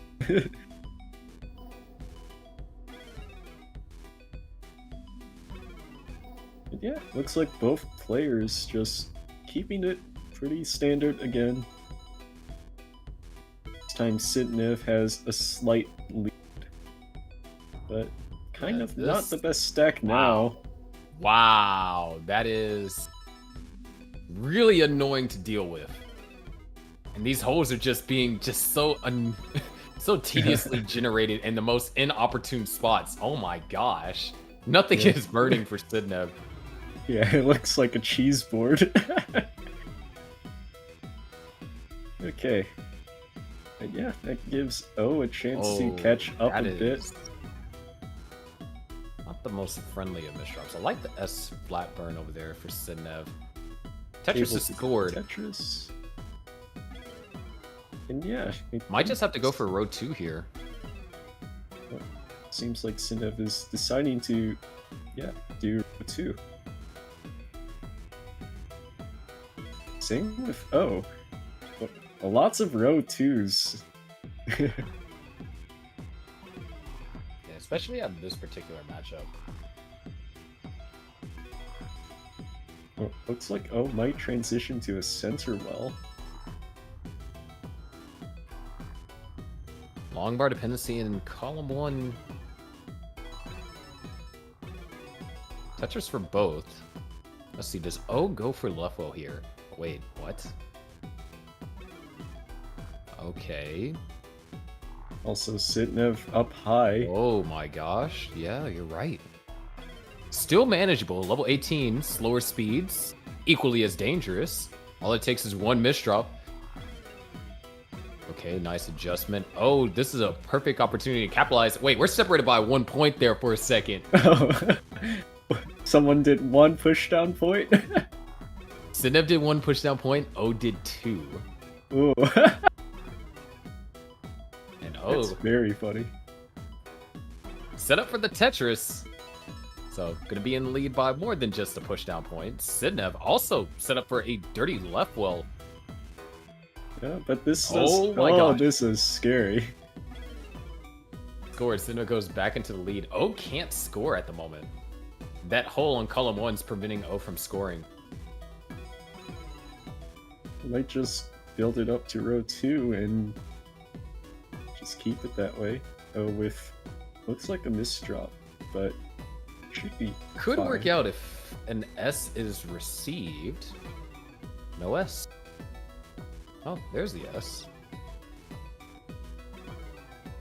Yeah, both players still maintaining that row 2. Yeah, we are closing in on level 19. Sitnev 1 game away from advancing further in the bracket. O 1 game away from bringing us to a decider or going home. Sitnev's got the board completely under control, all the way down at the bottom. Oh, still rocking the row 2. One more Tetris available for both. And O's just going to burn this all the way down to the bottom, which understandably so. Yeah, chooses the best time, especially during the transition. So Sitnev with a nice set of tucks to fix up the stack. Sitnev now looking for a T piece, it would seem? Well, now that piece works out perfectly. Tetris ready. Tetris for Sitnev. Yeah, and Tetris for O. Pretty neck and neck once again. Seems like the same situation as last game, where both players were just separated by a few lines. But Sitnev up high. Yeah, Sitnev a few lines away from scoring. Oh, Gonna or need like a few the lines away from specific- topping out. Specific pieces needs the long Oh bar. my gosh. Oh boy, but this And, is that misdrop. very bad. I think that's This gonna is be fatal. very bad. Not Needs with something, tapping. but yeah, that's gonna do it. O's going to bring us to a decider.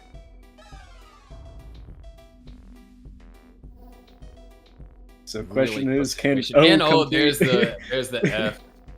Yeah. The commemorative F. Can O complete the reverse sweep? Or will Sitnev be able to bring it back? Just really tough. Just a tough drought right there. And even though the long bar was received, the misdrops after was just too difficult to recover from.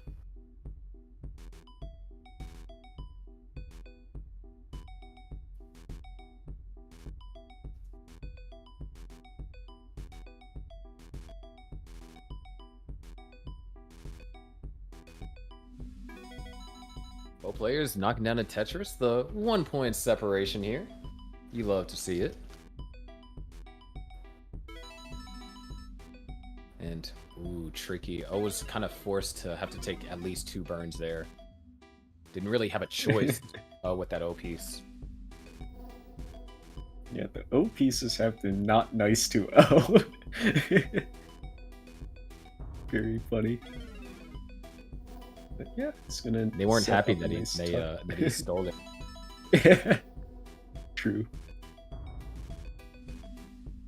Yeah, looks like both players. Oh, what happened there for O? But okay, should be fine.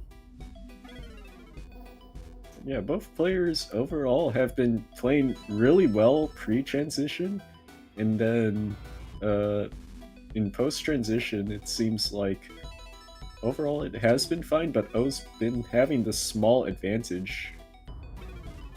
Yeah, and especially over the last 2 games, Sinev has gotten into some very troubling situations where O has just been able to either survive in the case of the last game, or in game 3, just simply overwhelmed with Sinev with points. I mean, almost a 200,000 point deficit over the span of like 2 levels. That's something scary to just look over and be like, wait, I'm down by how much?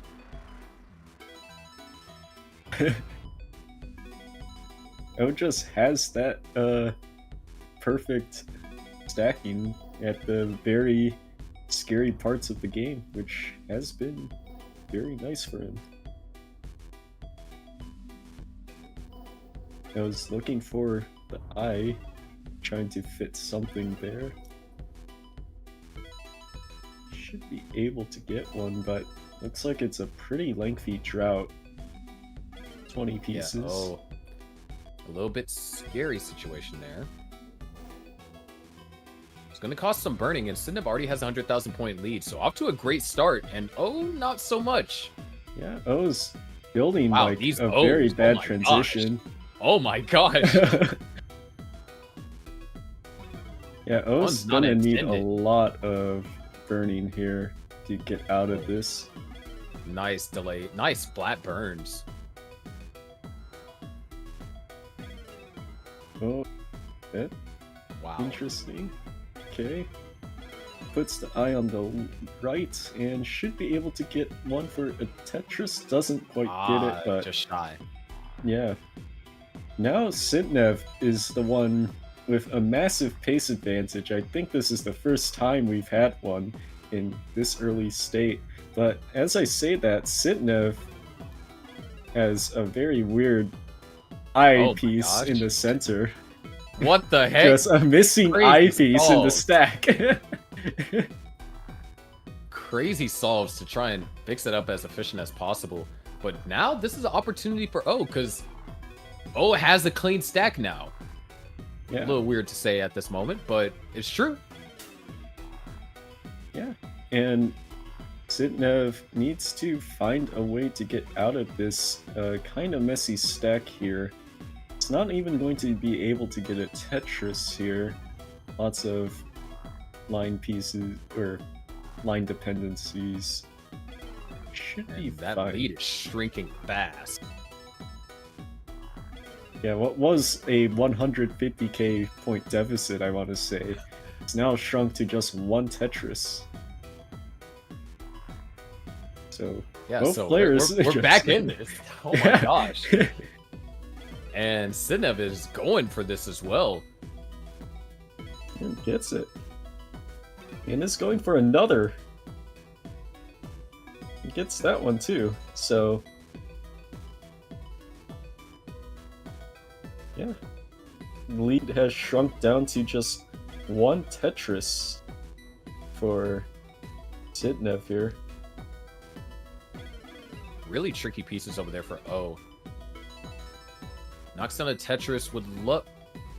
Those pieces That's a actually work very out pretty nice- well. Gets a T. All right, then. Perfect. So now O just needs not an O piece. Not an O piece. There we go. Tetris. That's the thing that O does not need is an O piece. There was another one. So O should be Oh my about to gosh. transition here. Both players are like pretty even in score once again.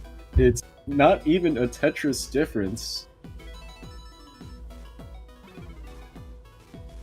Nev able to get a couple more Tetrises on the board. And there it is, a 527 transition for O. And a 581 for Sidnev. This is it. Slight lead for Sidnev here, but it's very small. Both players are just neck and neck into the transition here. O needs a line bar. There we go.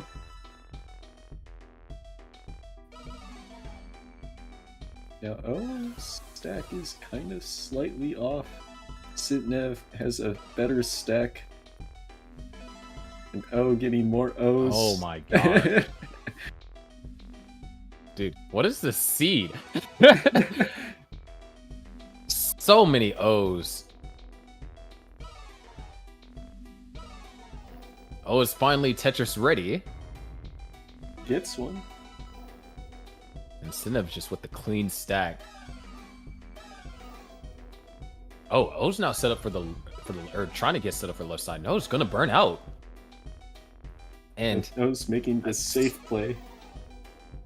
yeah, but at Trying some to point believe- you gotta wonder, when do you stop going safe in O's case? O's 29 isn't as strong as we've seen with Huff or Miles. And oh my gosh. This is a drought. Oh, gets one. Set Can he up? get another dirty Tetris here? He gets Yeah, one. there it is.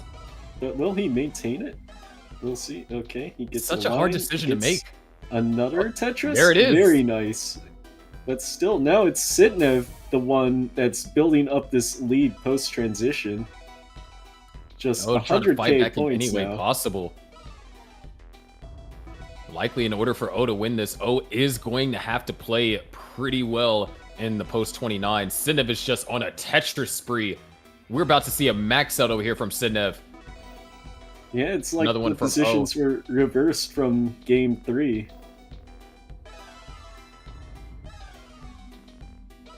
One more Tetris, and we have the max for Sidnev. O doing everything that he can. He's going to have to do 29. And these pieces, It's not trying to make ideal. them work. We Oh, already have the overspin. flip. Oh no. That might spell the end of it if O's not able to play post-transition well. This isn't even a Tetris, it's a 180K. triple at best. And decided not to get set up for the Tetris there. So it looks like O's going to have to rely on kill screen play here. Okay, nice. Able to get that piece over. Sidnev actually in danger of topping out. But the thing is, if Sidnev, even if Sidnev tops out right now, that's 2 minutes for O to complete this chase down. Hold on a second. No way. No way. Eyepiece. Oh, And it doesn't make it! O's gonna do top it. out. Sidnev advances, avoiding the reverse sweep. O is keeping- knocked out. Oof. Her tournament run alive. That was incredibly close, honestly. That chase down, if O was able to get that Tetris and keep playing on the kill screen, that might have been possible, but yeah, it's kill screen for a reason. It is very difficult, and Sidnev was just able to keep the pace. So, yeah. Very tough match for both of them. Sidnev advances and will playing against Somalian. So, Which, yeah. man, that's real tough. But our top 6 is now Alan and Miles in our winners bracket. And down at the bottom, Sodium versus Huff. and then That is a Somalian match. versus Sidnev. Yeah, these are tough matches. Like all of these matches have been by insane players. I think every match has had like max outs and everything. Just incredible gameplay overall.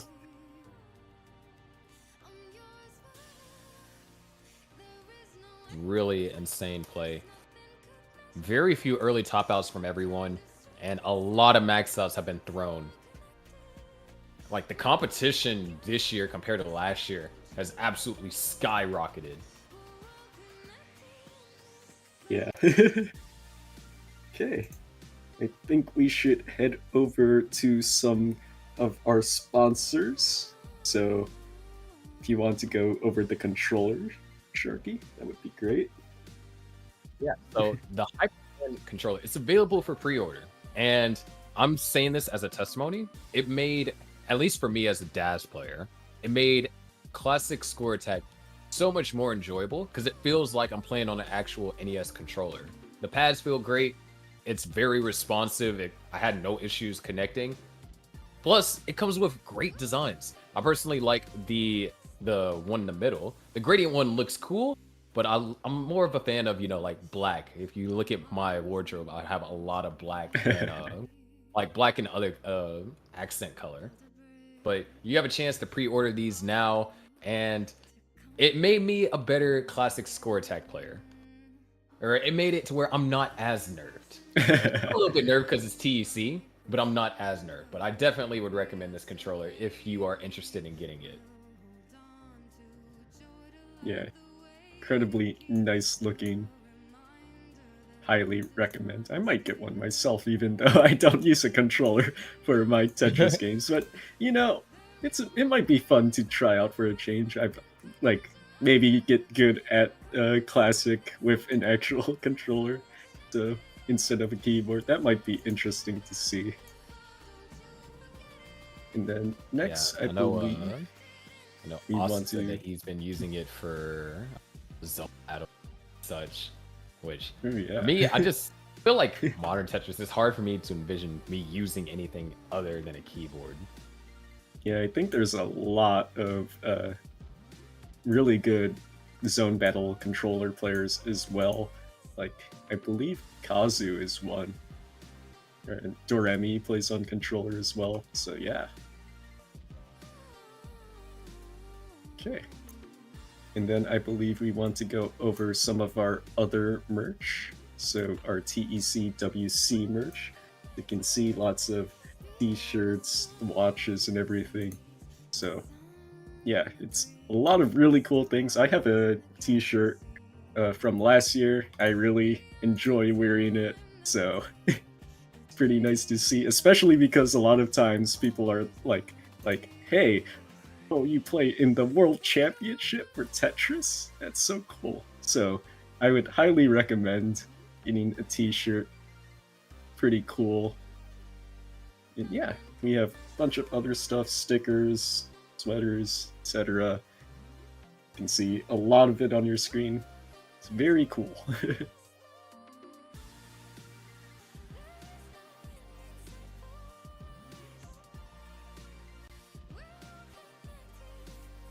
Okay. Yep. So. Oh. Okay. But yeah, we have Huff versus Somalian. So this will be very intense. I believe it's going to be interesting to see Somalian's very aggressive style versus Huff's very paced one. So we'll see what happens here. Indeed. And I guess I misspoke. The bracket said something different, but still, Huff versus Somalian. Aggressive style versus, Huff's very conservative style that we saw. Two contrasting styles, and Somalian can roll, so it's not like 29 is untouchable for both of the players. It's accessible. Yeah, and also I believe the game's not showing on our screen, by the way, so...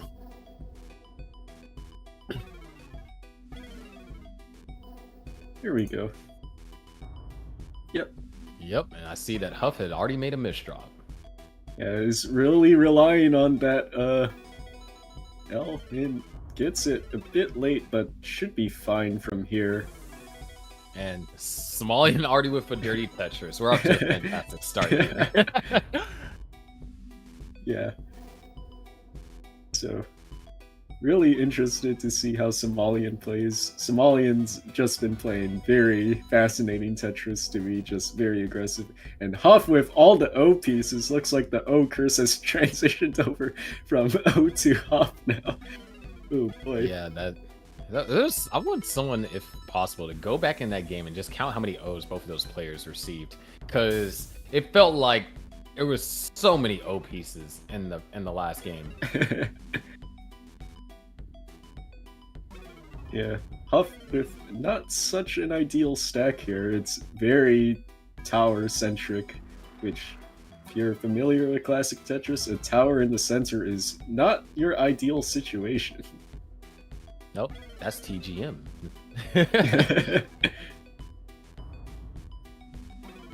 So yeah, looks like both players in a very messy stack here. Huff with a very high up dirty Tetris there.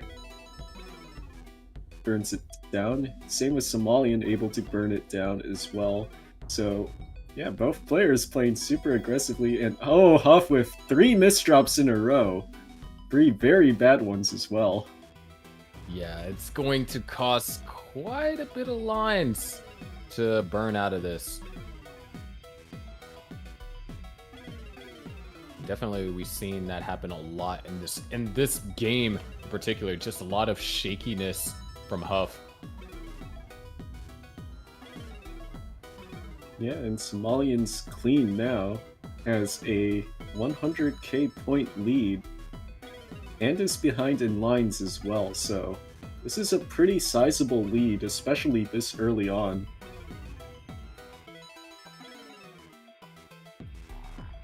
And Huff trying to burn it down, still not at an ideal state. Yeah. Oh, well, can get set. Oh, yeah, I guess, you know. Oh, now it's set up for a dirty Tetris. Taking a little bit of a page out of Somalian's book there. Would love to get an L piece. Now a T piece is ideal. And there it is. Yeah, but after all those burns, now Somalian's about double of Huff's score right now, which is pretty substantial.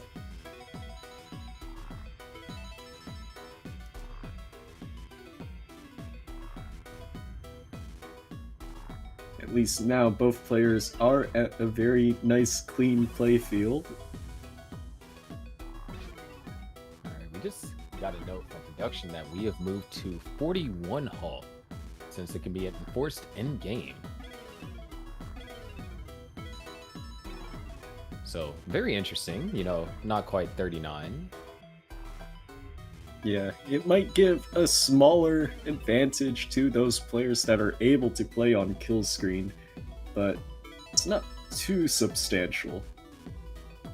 And So- prolonged kill screen is difficult. I mean, players might make it look easy, but you have to be on your P's and Q's whenever you're on 29. One small misdrop and everything can go awry, just like Huff's board. Not the most ideal, and oh my gosh. Okay, those pieces are good.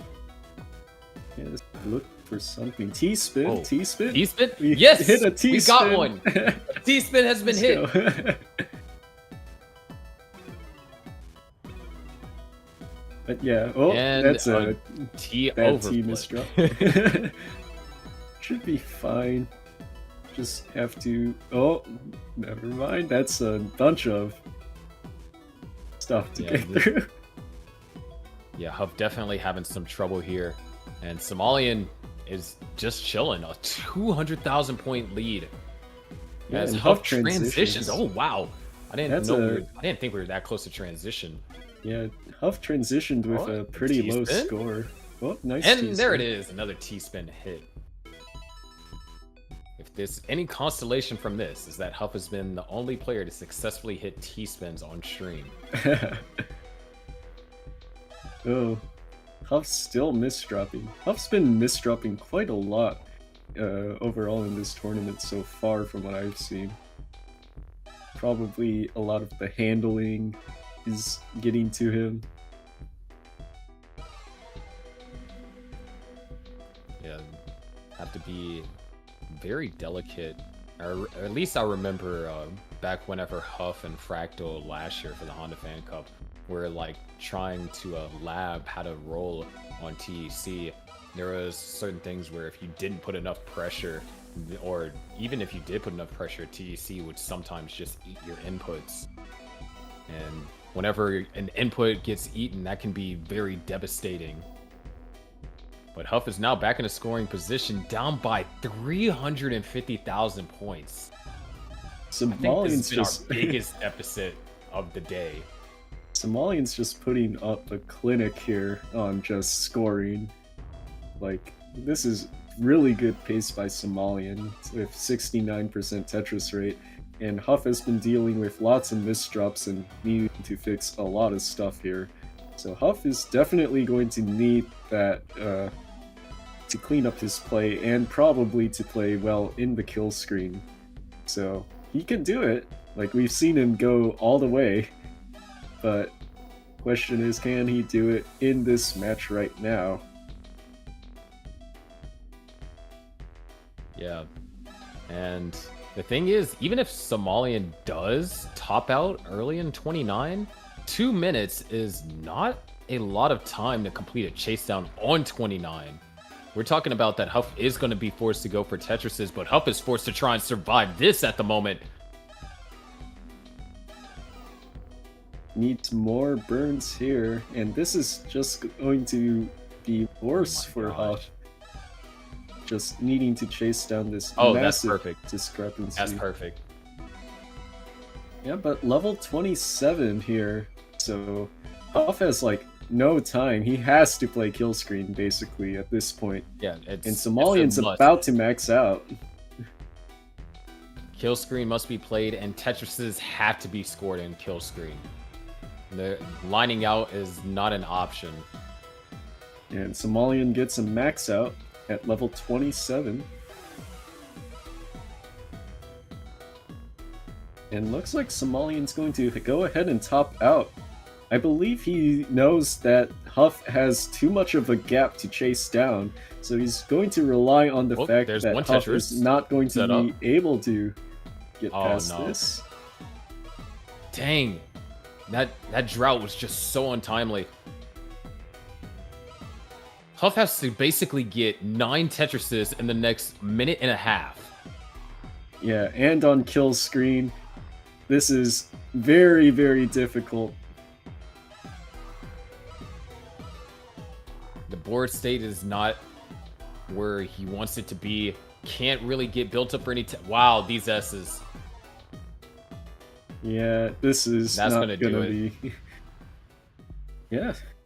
Huff was able to take it to 29, but just super strong game over there from Somalian.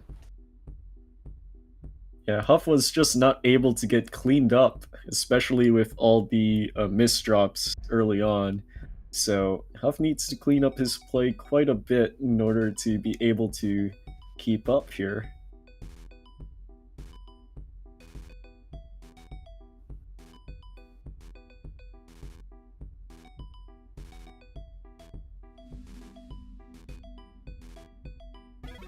Looks like Somalian building.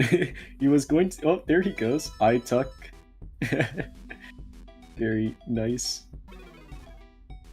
Somalian always having these very nice looking eye tucks and L tucks. All the pieces. Been just putting them in very snugly.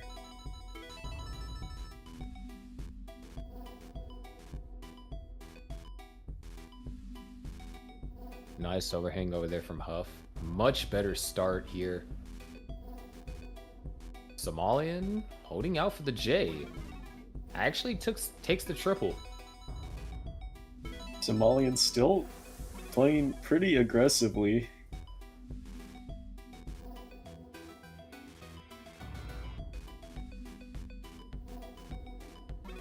Yeah, very, very nice play from Somalian right there. Just building super high up and just stacking very cleanly despite it.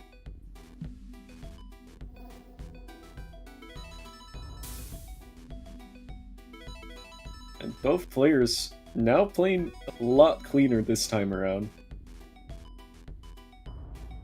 Yeah, nice adjustment over there from Huff. Keeps the well open, and I think at this point it was just gonna be a little bit of a back and forth exchange of Tetrises.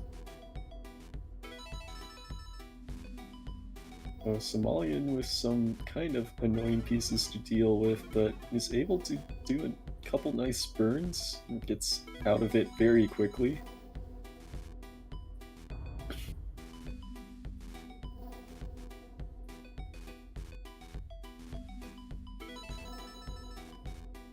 Huff now long bar dependent.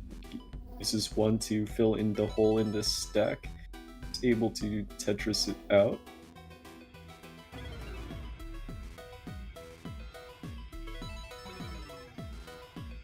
Yeah, Tetris over here for Huff. Into the lead. Both players are It's actually separated. some pretty good by efficiency. pretty small amounts. 85% Tetris rate for Huff, 76 for Somalian, so this is pretty solid of a game for both players.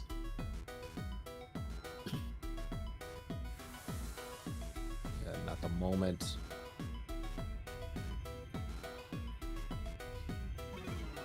Huff Takes a decided to triple. go for the triple, yeah.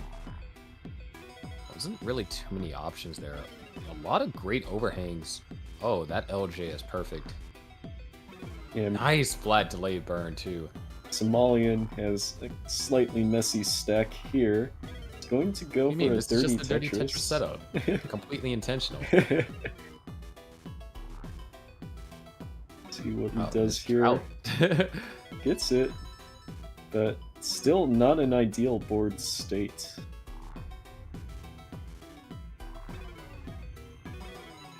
Able to do a couple nice burns. Set up for another dirty Tetris. Gets two line bars perfectly timed, and another dirty Tetris, so Somalian is sitting pretty here, even on row 3. It's set up for another one. Oh my. It looked like it teleported. I was like, oh, I guess he's just gonna dead drop it. Oh, that looked like a misdrop for Somalian. Should be fine. The O I pieces. like this. I like the delay. The T-spin? Oh, it doesn't get the And T-spin. Yeah, Up is the only player that can hit T-spins. Oh, someone is waving in Huff's camera, by the way. Maybe Huff just has 3 hands. Well, Huff with a eyepiece just above that. Floating eyepiece.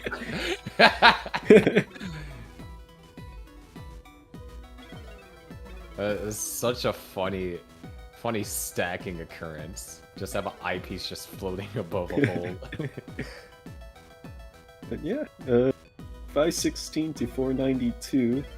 Both players slightly dropped off on their Tetris rate here, but still maintaining relatively even. Both about to reach transition here. Huff should transition. Transition, yep. Not the 567. best state. Huff with the center tower. Oh, nice adjustment right there on that Z. Up is ready to go. And Somalian has already started knocking down Tetrises as well. One misdrop it seemed like over there for Huff. Or maybe it was intentional. Some placements, they look like misdrops, but sometimes players do have a bigger plan for them. Well, And right now, Somalia needs a plan to get an eyepiece to the left. How would you do that? I don't think it's... Yeah. That was just way too high up. That misdrop. And yeah, Huff will take game 2. So, early top out from Somalian. Pretty unfortunate. Yeah. Like, even 19 speeds, like, if you aren't familiar with classic Tetris, 19 speeds are already very difficult for the average player. Oh So, yeah. nothing to... Yeah. I remember back in 2018 Game Scouts, like a CTWC experience video. He said the thing that separated the regular player from the Tetris pros was 19 itself. If you couldn't play 19, then you basically stood no chance of even making it, you know, any kind of far into the bracket. Because everyone that made the bracket generally could play 19 at some level. So it's definitely a difficult speed to play. Would highly suggest trying it out for yourself if you haven't tried classic Tetris, especially on TEC, and just try it out in the settings. Just boot up a game in level 19, and then you can see for yourself just how difficult just these players are playing.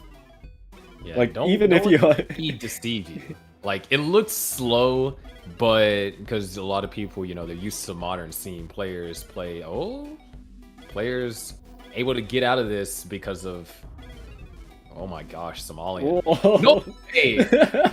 Somalian, oh my gosh. Don't do this. You can't keep my getting God. away with this. Oh, but that's gonna do it. Okay. Somalian.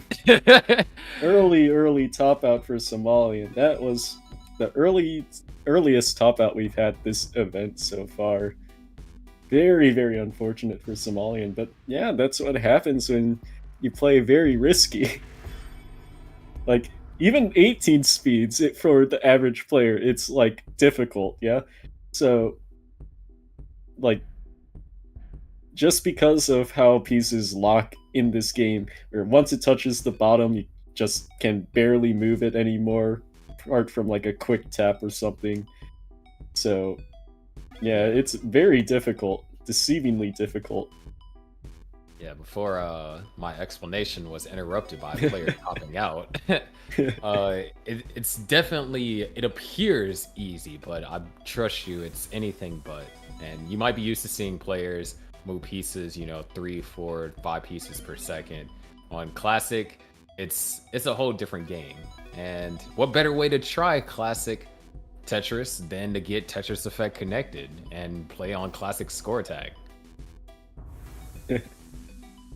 Definitely, I would recommend it. I would also highly recommend it if you are if you're a standard like player that plays like Zone Battle or modern Tetris games.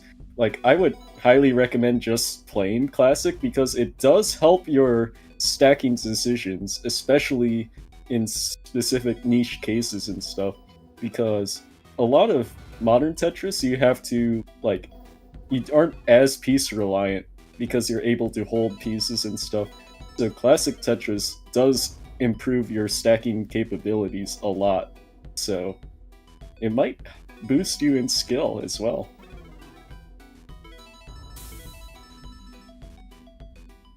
But yeah, once again, we are back in this game. Both players relatively even. Hopefully no early top outs this time around. Somalian has to burn a little bit. Same with Huff. But looks overall pretty solid. Yeah, really separated by a double's worth in points as both players are getting stacked here. And This is also in the losers bracket, so Somalian does have to win this in order to stay in the bracket.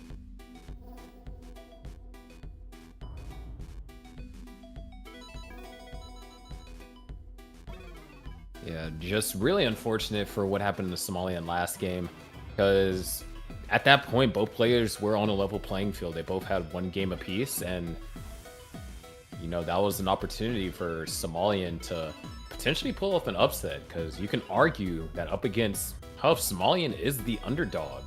I mean, he doesn't play like it, but he is the underdog in this matchup.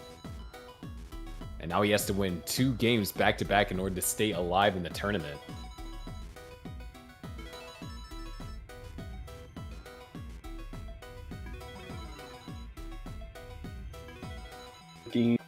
Like Huff has a very small advantage here, without a single Tetris here.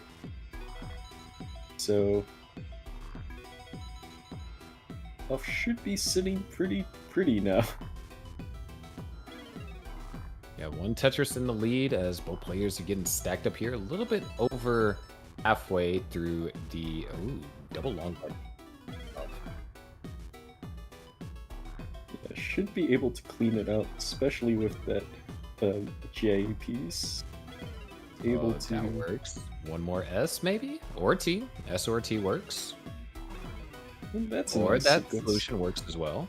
No way Somalian goes for this. Somalian. Somalian's play is very not very like this. entertaining. Oh no! What a Boy. drought. Survives.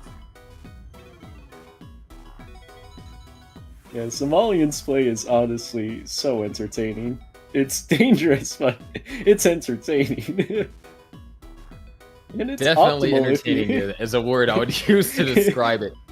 It's definitely optimal if you get lucky as well, because Yeah, you just if you get the the long bars, yeah, it's great. But when you don't, we get a game 3 situation happening. And oh my gosh, gosh. Somalian, please. Somalian. He failed out once again with 2 line pieces. That was impressive, but yikes. Oh boy. But yeah, He's even still with down that, by less than a Tetris. That's Well, crazy. looks like Huff is long bird dependent as well. Gets a triple off that, not even a Tetris, and another triple here, so that's gonna hurt for the pace. Kind of makes all those dirty Tetrises Somalian put in pay off, because now Somalian's in the lead.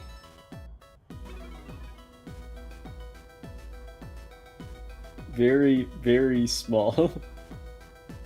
Oh, And Huff, that was just a mistap or something. Just didn't move. Oh, he set up for the TST. Very interesting way to solve that.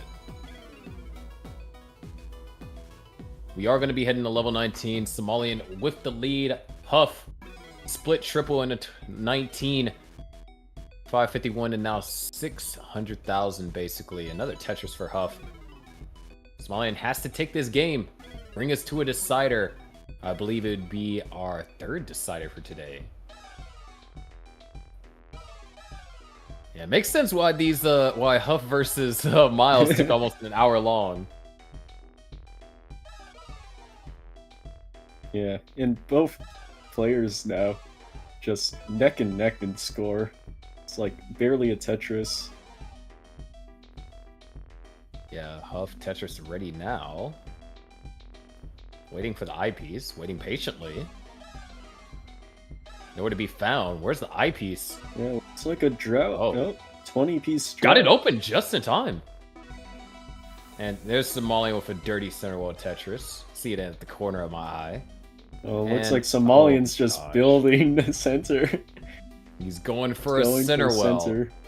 He gets it.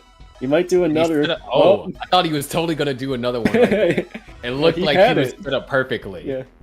It looked like he See, had now it, he's but I actually think he getting had punished to for spin. not playing aggressive. That's funny. Oh, but Huff with a misdrop pretty high up there. So Huff's going to need a few pieces in order to survive here. Those pieces are gonna work. Oh, nice. Oh, that's beautiful. And should burn out perfectly. And there's the Tetris. And there's only 1k point difference between them at that point. That was, like, this is the closest match we've Oh my had gosh. today. Okay. Huff. Oh, dependent. Oh, gets it. Yell. And gets Oh, the wow. other, but Topped out! Somalian topped out, and that'll do it. Huff takes it.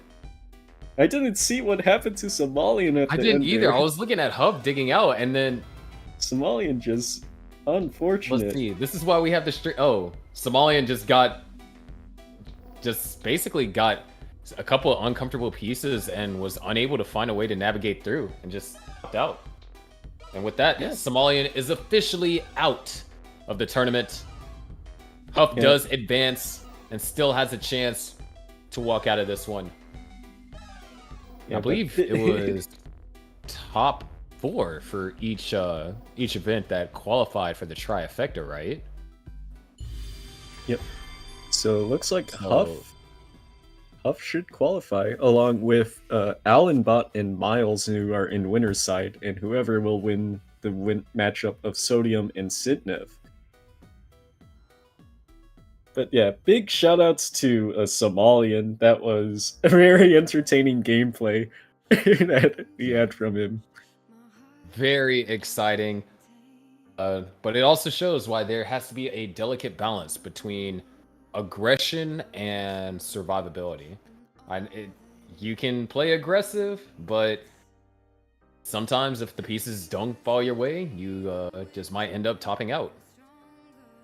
But Yeah. it does look like we are going to be heading onto a break, and I believe that Kronos, you're saying goodbye for now. Yep, I will be out of commentary for the rest of tonight, and I will be checking out for, yeah, I think I'll be commentating for one of our events later on, so that'll be cool. So, yeah. Thanks everyone for having me on. It was really fun to commentate with you, Sharky. Thanks for Yeah, it having was me a here, blast. Definitely Austin. made some happy memories of Somalian. Yes, very happy. And O with the O pieces. Oh my gosh. Oh, pieces. But yeah, okay. We're heading on break, and yeah. See you in 15 minutes, I believe. Okay, yep.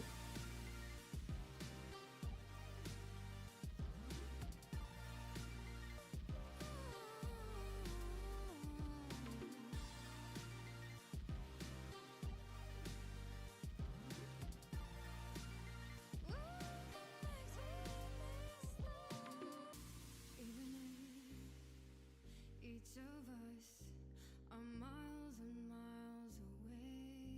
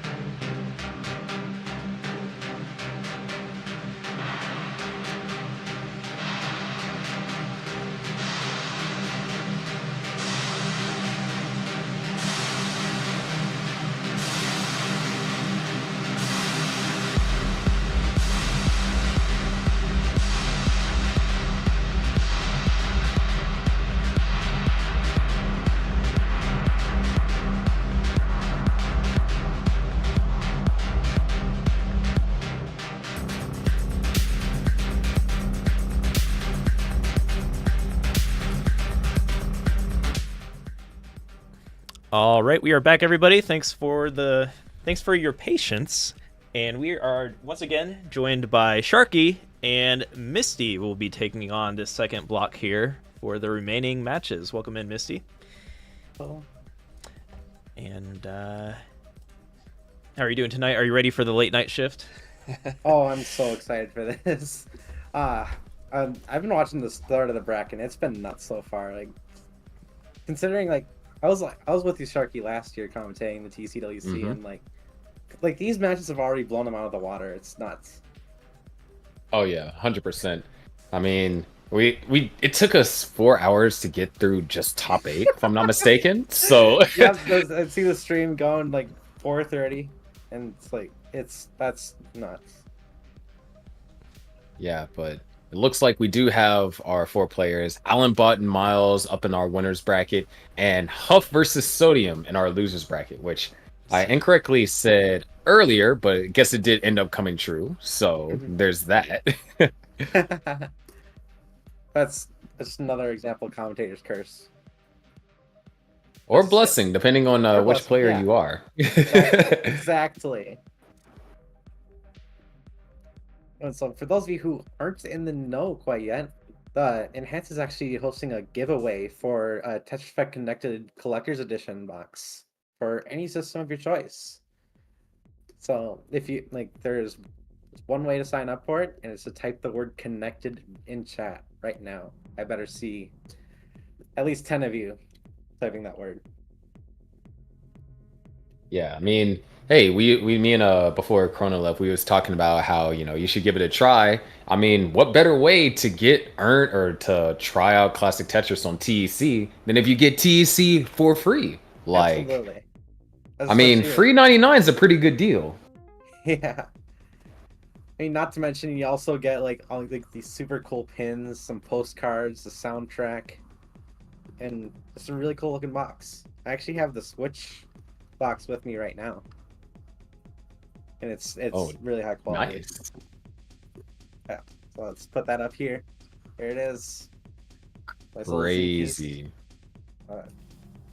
The soundtrack is actually in my car right now. I played it on the road trip over to Ohio a few months back.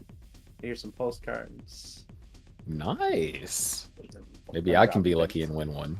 Here's some Or you can if you type connected. Exactly. Then we got really cool box art for the Switch version. Yeah. It's really nice stuff. So if you want a taste of that for any system of your choice, go type connected right now. Yeah. Any system. That also includes Amazon Luna. I will never forget last year at CTWC when we was talking about Enhance, and that was like put in our sponsorship things. I was like, Amazon Luna? I was like, this is the first time I ever heard of that. But it just really goes to show it's on any platform you want. I mean, me personally, I think I have 3 copies of TEC at the moment, so I don't even want to count how many I have. That's I love this game so much. I've kind of splurged on it. But speaking about games we love, we're going into Alan Bott versus Miles the Great for our winners finals matchup. Indeed. And it's going to be a powerhouse matchup for sure. Yeah, Miles, of course, had demonstrated some phenomenal play up against Sodium early on. And once again, we have another double roller matchup. And we've definitely seen how rolling has come into play, especially on 29. Absolutely. As I think we only have one tapper left in the bracket, and that's Sodium. Ooh. So definitely This will be very really interesting. to see. Yeah. Yeah. All right. I think we're getting started here. Yeah, both of our players. Think they're getting connected. Oh yeah, it's loading. We gotta love the loading. In the process of connecting the players, if you will.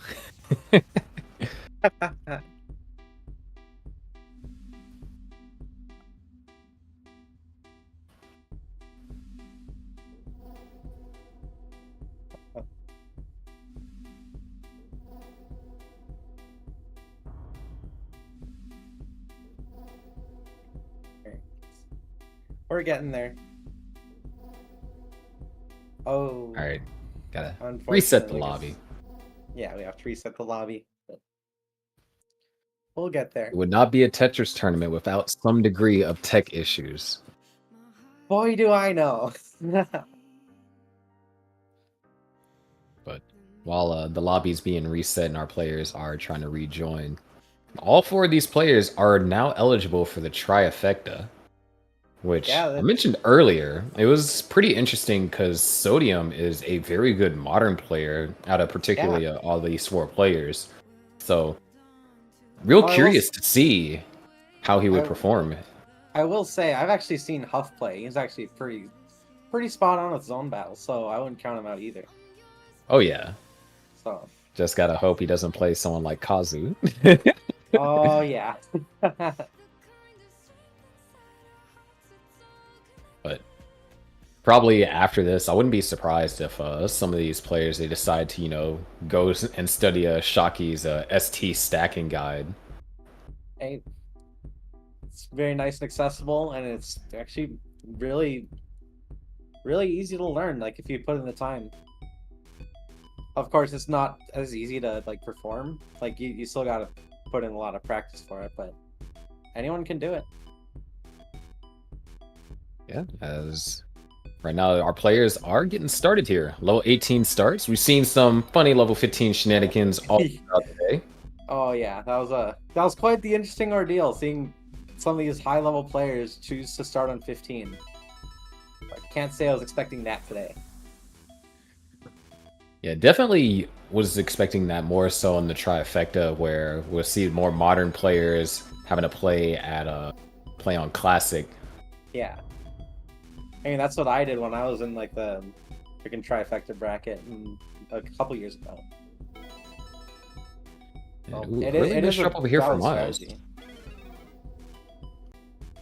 Yeah, I mean, we saw it have pretty good success for certain players, especially when it came, I believe, when O chose it up against Sidnev and really disrupted Sidnev's kind of flow at the beginning of the game. Yeah.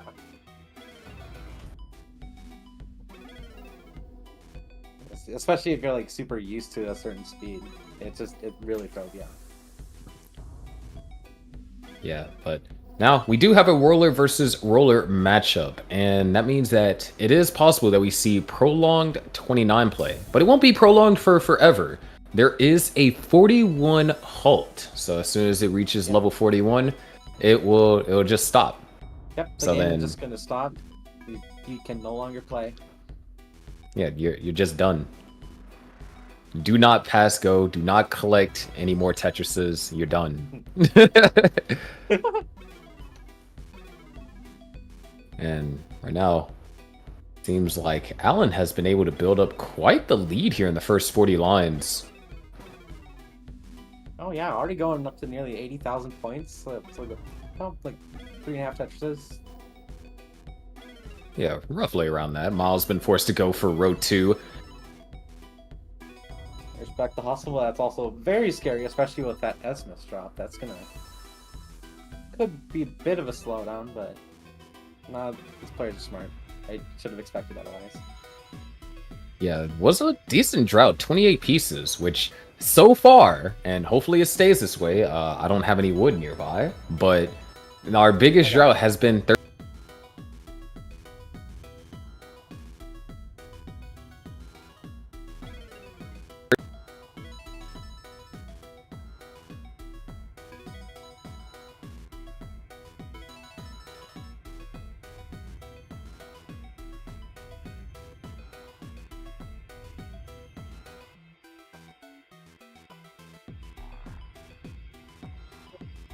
Is Oh, I love that. I love it when that happens. when Discord just randomly crashes. All right, we are so back. Never back down, never what? And that's exactly what these players are doing. Miles is not backing down and certainly not giving up. Has closed the gap by 1 Tetris. Doesn't seem like a lot, but considering how close some of these games have been, that 1 Tetris could mean the difference. Yeah, absolutely. Every single point counts in these games.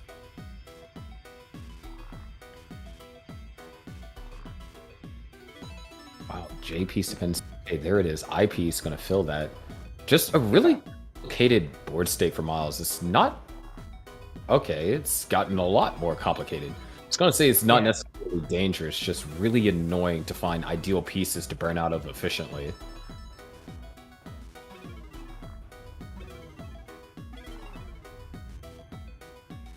I guess Classic's a little grumpy today, wants to give people trouble. Or I guess that could be every day. I don't know. It's been a while. Yeah, I know TEC. It's been as soon as I, been using this new Hyperkin controller that you can pre-order. As soon as I started playing TEC, anytime I'd be on pace for like a 550k transition, I'd run into a 40-piece drought, and it will automatically take me out of it. It like happened to me like 3 games in a row, and I was like, man, this sucks. Yeah. I have noticed that TEC's, I don't know if it's like intentional, but like the RNG is so tough in this game. It's like even tougher than like regular classic Tetris on the NES. Yeah, feels kind of like how it felt at CTWC this year. Really tough RNG for a lot of the players. And what's tough is that we're about to go into transition here. Miles down by just under, or just about 4 Tetrises following that Tetris from Alan. Alan has been playing incredibly clean all throughout this game. Yeah, pretty dang respectable 75% Tetris rate. So it's quite the pace going into transition here, which will happen any line clear. There goes Miles. And Alan soon to follow. We are in 19 speeds. Great S-flat over there. Alan knocks down the Tetris, trying to maintain this 100,000 point lead. This is successful so far. Yeah, this is 114. So yeah. Oh, nice overhang over there for Miles, and does appear we are running into a small drought, nothing too serious. And then both players are going to respect that. Yeah, very good survival there. But score differential hasn't really changed. Alan's still got that pretty significant lead. Yeah, gonna have to do... Oh, held out for the J piece for the ideal burn. Still looking for more pieces. And this actually contributes to a small slowdown. A triple was burned. Yeah. So Miles can close the gap a little bit more. The 2 S-flats could make things a little bit tricky. Oh, lovely. Another drought. This is what I'm Not saying. too love. Oh, wow. Hold on. This has gotten scary Okay. for... 30 piece. Oh, wow. No, stop. Ah, Come 30, on. 40 piece drought. There it is. 43 pieces. Miles still able to get the Tetris. Alanbot was unable to. We didn't Alan's knock hard still on stuck wood very enough. high on the board. Barely hanging on, but that score Wow. differential is shrinking. What a brutal time for a drought. Yeah.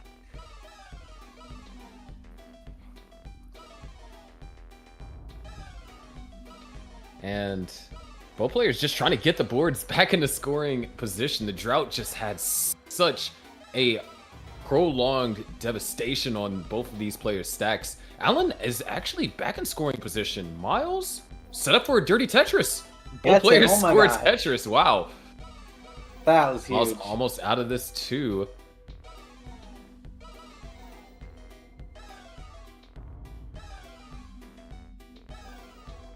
Still needs a few more pieces for ideal burns. Look at this. Alan actually building back up the lead. Oh, up to like 110,000 points. Miles. Ooh, All right. Miles. Barely Good. gets long bar over. Yeah. That was very close. What's also Ooh. close is the level Wow. 29 transition. Everyone's Yeah, gotta be Miles- careful there. Not too confident I see another Tetris being scored here. Well, there is Oh, potential. building over it. doesn't want to skim because that'll send straight into level 29. And Oh, wow, the tuck. tucks. Oh my gosh. No shot. It's Oh, another no. drought. A 30-piece drought. Miles unable to survive. Alan takes game number 1. Wow. What a hard-fought battle from both these players. Dealing with that brutal 40-piece drought. Yeah, both players were on the verge of topping out. Yeah. We definitely did not knock on wood hard enough. Yeah, that was my bad. I should have tried a little harder.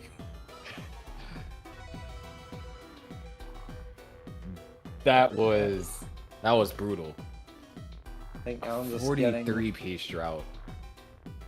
And it just was swing already down when both players were, stacked up a bit, so they were waiting for the Tetris for a while. So it's not like they could have used like the first 10 or 15 pieces of that drought to get Tetris ready.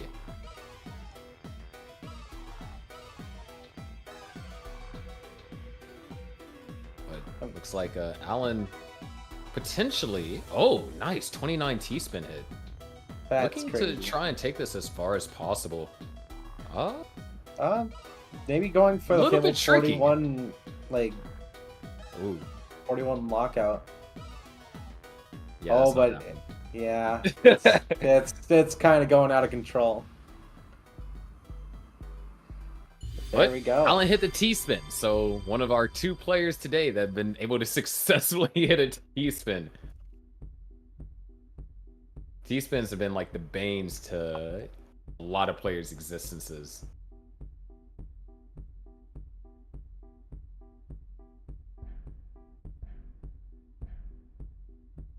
All right.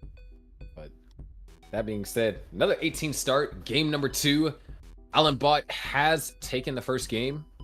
And of course, this is the winner's side of the bracket. So whoever loses this isn't eliminated out the tournament, but whoever wins this gets one hell of an advantage.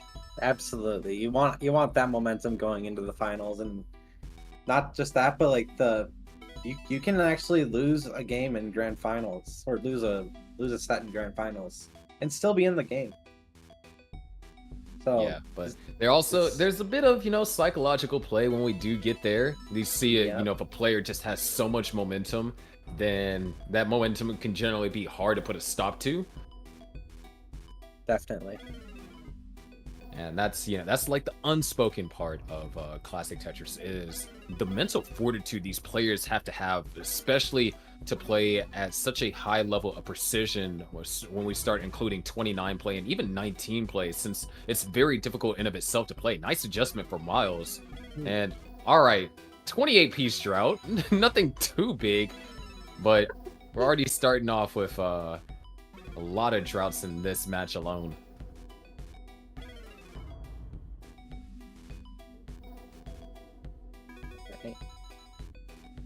Could see a little bit of cleanup.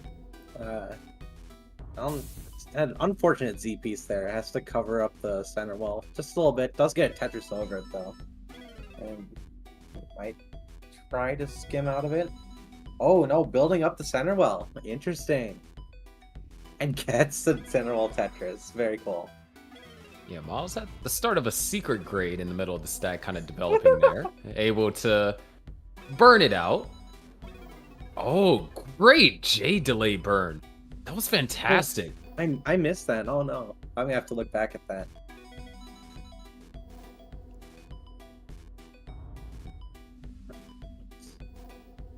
And a little bit of an wow. Okay, those are a lot of O's.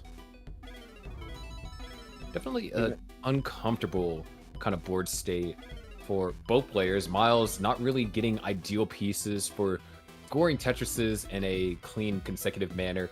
And Alan Bot's going to knock down a dirty Tetris right there. Ooh, alright. Alan cleaning up the board too. But it's down by just over Tetris. Sonal Tetris, very cool.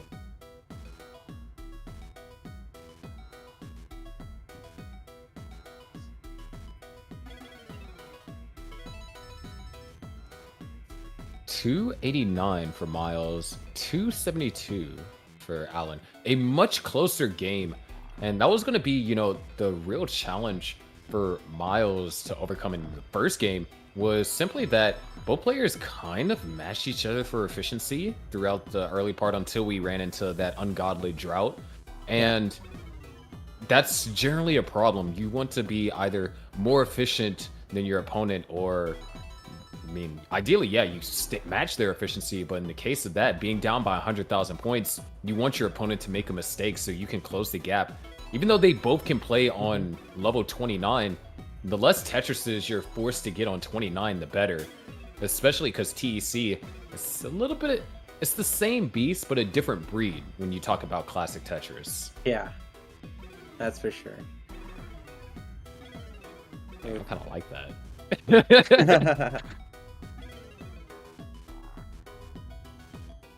Oh, that putting the Z a little too far on Miles' side. Does fit a T in there. Spin setup, or no, just gonna go for the T. The T-tuck works just as fine.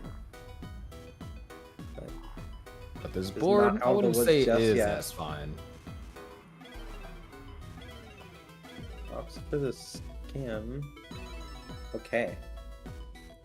And it wasn't like a super costly burn for Miles. The thing was, it was like Alan was just able to go on a little bit of a flawless Tetris streak there and capitalize on basically every burn line that Miles had to do in that short period of time.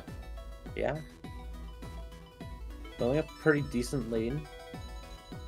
But yeah, there we go. 2 Tetrises for Alan. This can bring the lead up to 55,000 points. We'll look at the Tetris.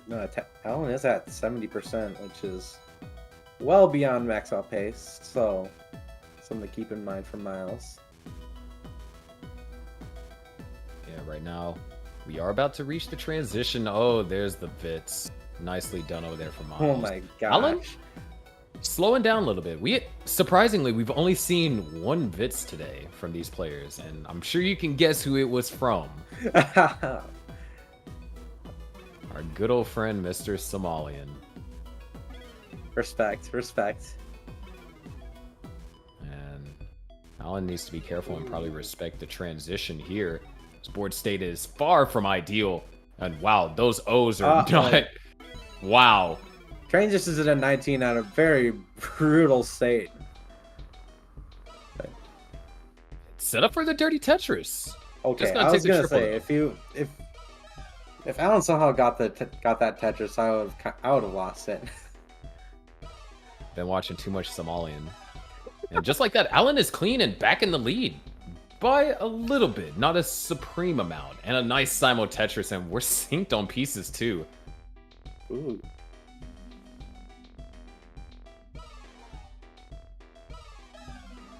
And Miles set up for a T spin. Do we get the T piece for 1? And does Miles hit it for 2? Okay, it looks like we don't get the T piece. So, Oh. but that's another does thing that, you know, you get in Classic. You're not guaranteed any piece at any particular time. Absolutely. Okay. You gotta be super careful. You gotta know. Well, you can look out for some pieces, but you have to know how to bail from it, and you have to have backup plans in this game. And I think Speaking of Miles backup might be plans, looking for a I think- backup plan. Yeah, that's exactly. That eyepiece makes it over to the right. Oh, the double flip on the T. Another Uh-oh. eyepiece is needed. This might be it for Miles. Yeah, that's gonna Miles be tops it. out. Alan gonna take it 2-0, and gonna move on to match point. This is gonna be pretty tough for Miles, but I can see it happening. Yeah, it's definitely possible.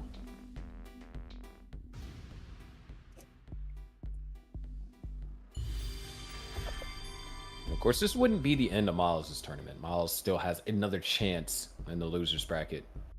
Yeah, that's for sure. And Miles with a friendly reminder to everyone to hydrate before starting level 18. I believe starting at level 18. Yeah, there it is. There we go. We could potentially be past our 15 days, but I can't really count the players out of that. Yeah, Light Rod did bring up a good point. We still have a tapper versus roller matchup possible, and considering that one of those tappers is sodium, it is definitely possible we see a level 15 start up against Huff. And Huff, oh, hold on. Uh-oh. We might be seeing that a lot sooner than expected if Miles doesn't get out of this. Oh, well, Ooh. that works out nicely. Yeah, that was pretty clean. Oh my gosh, the drought counter! I did not knock hard enough. I am so sorry, everyone. 47-piece drought. I mean, players were just getting stacked up. I didn't notice it. My gosh. What is this Why do you- game? What a way to start the game. Just making sure everyone's awake. Yeah, you better be paying attention because I'm gonna take all of your eyepieces for the start. Wow. I was sitting there, I was like, oh good, Miles survived. Let me see what the drown counters look like. And is that 47? My gosh. Ooh, Might I I say, like that J tuck. ooh, that was really cool. Yeah, I will say that like I really do appreciate the drought counter addition to TEC. It's very welcome and it's very cool. So much thanks to the developers for adding on to such an awesome game.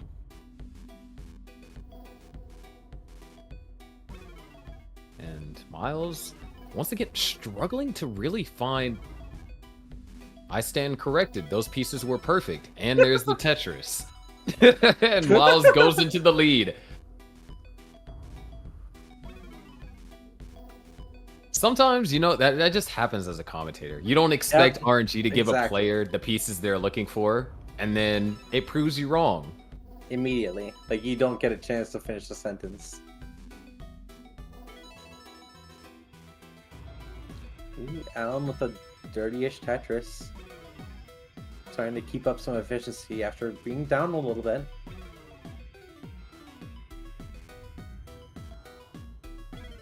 And yeah, ops to just burn out, get back to the right well. Yeah, but we have seen this situation before. Oh, wait. Nice. Nice Miles T-spin. joins the players that hits the T-spin. It's huge. Absolutely grand. But we have seen this position from Alan before, and this happened between their match in the prior round up against Somalian. And Somalian was able to win 2 games. Unfortunately, the third game, or game 5, Somalian just came up short, and so that's how Alan found himself in this position here. Yeah. But it's not impossible. And Miles does have the lead currently. A small one, but a present one.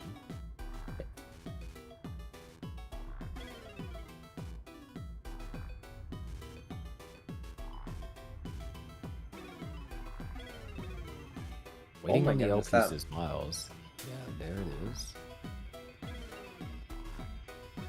Looks like we got another drought developing. Only 15, you know. Yeah, not too bad. It's usually 15 We've pieces. seen worse.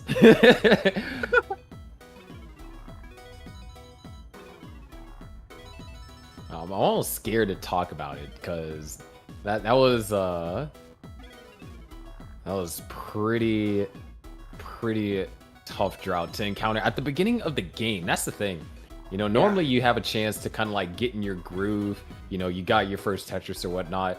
In this case, you just start off right off the bat. Oh, here's a 47-piece drought. And here's Miles setting up a T-spin. Hits it. Very nice. Alan with a row 3, column 4. There's one. Ooh, Can great. actually get a second. Does get the second. He's down by exactly a Tetris for a moment. And oh, there's drop over there for my. Oh my Whoa, gosh, that- double tuck. That double tuck, that's nuts. Oh, that's A great. Very smart L piece. Oh, that was so good. It'd be out of here pretty soon. There we go. Just needs a long bar for Tetris. Waiting patiently. Had to take the triple. There it is.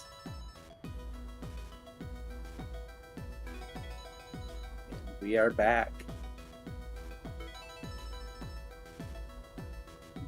We are about Very to close. transition. Oh yeah, that is right. Swiftly approaching it.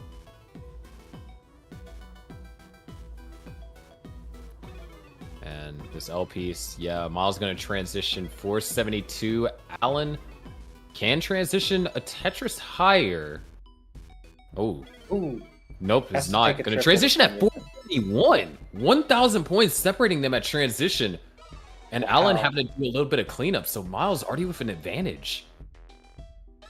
That is ridiculous. Almost a tie at transition. And Miles is pouring it on the left side. Another Tetris, bringing the lead up. 50,000 points. And just raining down those Tetrises. Oh, that eyepiece is going to be brutal, though. Miles, oh wow, that does not in fact burn. Oh, nice flat placement though. Yeah, that was really good. Ooh, Eyepiece send the dependent. eyepiece over. This is a Could be. Somalian-like stack, and there's a No Somalian-like way. dirty Tetris. No way. Okay, yeah, starts burning down, gets the eyepiece over to the right. On that flat eyepiece too was very, very clean.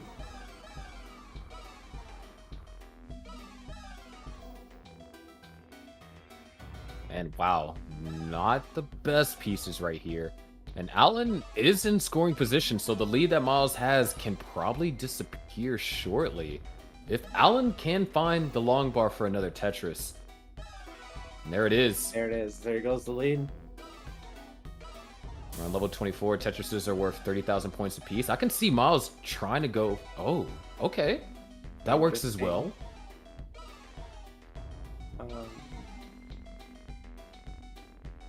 And Miles is ready for row 2.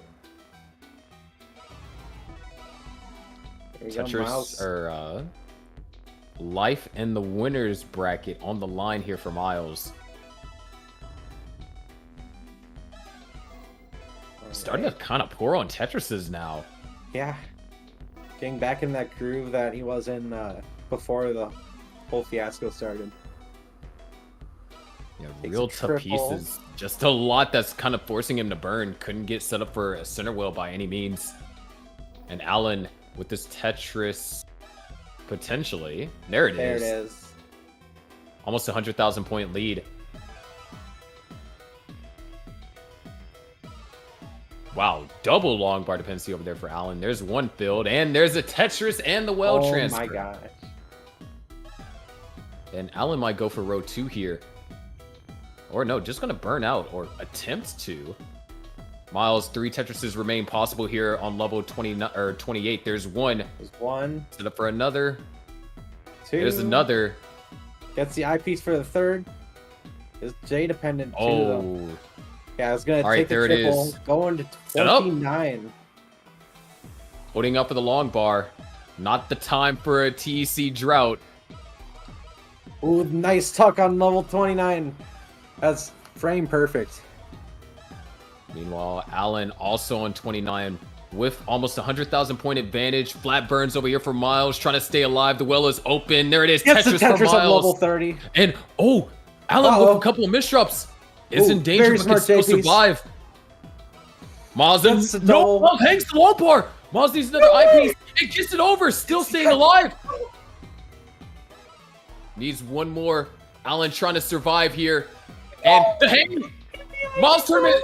Miles is going down to the losers bracket. One Tetris away as Alan still finds a way to survive. Knocks down a dirty Tetris to pour salt on the wound. Alan Bott sweeps Miles and is going straight to the grand finals. What a performance today, and Alan is just still going. He's cruising. What a survival over there for Alan too. It looked like things could have been on the verge of ending. And now Alan's up here setting up Tetrises here on level 34. Once again. Oh, trying not to risk going for a tuck that moment. That left side. Ooh, that S Oh piece. my gosh, able to get it over. Wait, what the heck? Bro, what the heck is going on? What? I All right, so Alan just digs out of that. Could we actually see the first ever? Wow, what a lineup those of O pieces. pieces were just. This is gonna be difficult. He doesn't get out of what? No. No, come on. Ah, okay, okay, yeah, okay, he's all done. right, GG. All right. This that was crazy.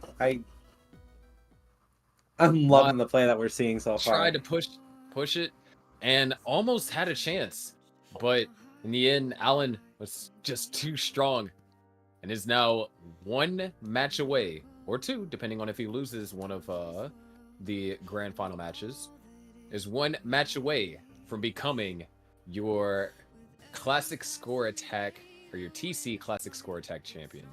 Yeah. In a But really now good we spot got right now. Sodium versus Huff coming up next. Oh, this is gonna be a good matchup. I'm excited for this one. I definitely anticipate some level 15 starts. Yeah, I could see that happening.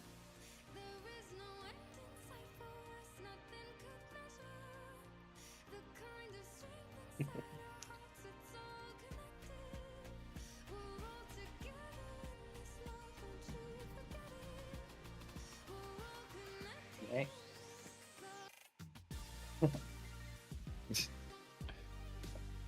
So, if you're liking what you're seeing so far with the Tetris Effect World Championships and want a little bit of memorabilia to show off, well, why not check out the merchandise. There's plenty of shirts. You got sweatshirts, like colored designs, black and white designs. It's a very clean logo. And Yeah, you can plus, also you get know, stickers. We are heading into the winter months. Unless you live in Texas, then we're heading into a slightly cooler summer. But we are heading into the winter months, so you can grab yourself a hoodie as well. So, I mean, who doesn't like a good hoodie? Oh, so I mean, true. Yeah, it wasn't a pleasant feeling. I mean, the first day I came back into Texas, it was actually a decent bit cooler than it was in Portland. But then, like 3 days later, it was back to being 95 degrees, and I'm like, dude, it's October. Like, come on, can I at least get an 80 degrees? Like, actually, just Texas weather, man. Meanwhile, I'm sitting here in Minnesota with going into the low 30s in October. But I digress. Yeah. We did get rain, so you know, we're moving up in the world. Nah, the summer was brutal. I counted 3 hours of rain in 90 days. It was Jeez. yeah, grass was dead. Brutal. But speaking of brutal, this matchup is gonna. I feel like it's gonna go the distance. Knock on wood, slightly harder. It definitely can go to distance, and I feel like we are going to see some. I guarantee you, Sodium's going to pick level 15. One of them picks level 15. Yeah, we could see it. I mean, I don't think I'd really be surprised either way. Like, could just be that both players are comfortable on 18 and just want to play that. But yeah, as you been saying, Sodium does have the slight disadvantage to not rolling and just tapping. So we could see the 15 to slow down Huff.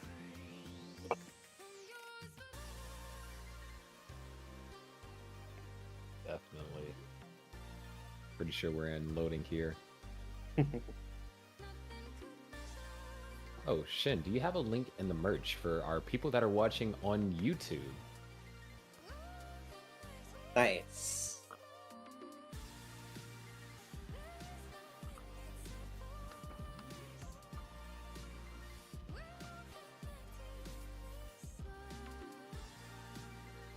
William is readying up. I'm sure he's concluding his trash talking session with Huff at the moment.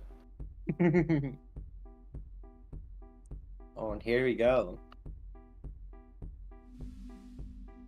Huff. Choose Hovering a 18. boy. There we go. 18 it is. And off we go with I dare all one of the jagged players pieces. in one of our remaining matches today. I dare one of y'all to start on level 17. True. I'd like to see that. That'd be fun.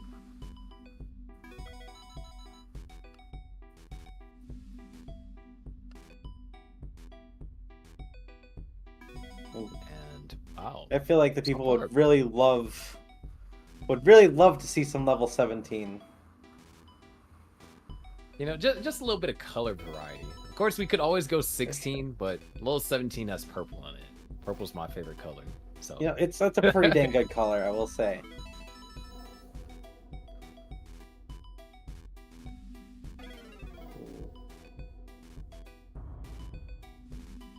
And Huff actually kind of starting with a bit of a tougher sequence. Has to build up. Oh, adjust out of the way for the Tetris.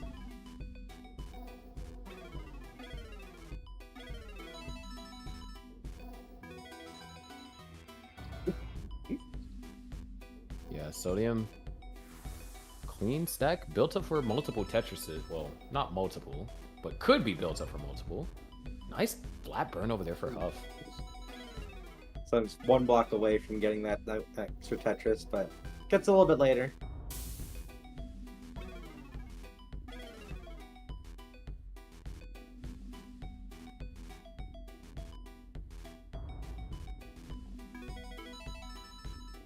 Oh, Huff building way high up. Isn't gonna get rewarded with the eyepiece, but That's a lot of faith in RNG, especially after seeing Miss Z spin there, Miss Z spin there for Huff. it is tough. Oh, correct me if I'm wrong, but that's like 3 frames of wiggle room, right? Like a 20th of a second Yeah, 3 frames on 18. Yeah, 3 frames on 18, 2 on 19, and 1 on 29. I mean, I guess that's just a testament to how skilled these players are, that they're willing to go for these very like precise spins. Yeah, but missing them could be devastating. I mean, we're not any shy to seeing players missing T-spins and having to burn quite a bit for missing them. But it's also, when you start talking about high-level classic play, spins and setting up these crazy overhangs that look like, well, why would you do that? You could just do that. It's all in the effort to just increase efficiency by a couple of lines, like that overhang over there from Huff. It connects the left side or the right side and makes it to where it doesn't have to burn to get Tetris ready. It's those small things that help add up to those efficiencies, those high Tetris rates over time. Yeah, every eyepiece, every line, it all counts up, it all adds up, and it's currently adding up to a 16,000 point lead by Huff, and ever growing considering that Sodium had to skim out a little bit.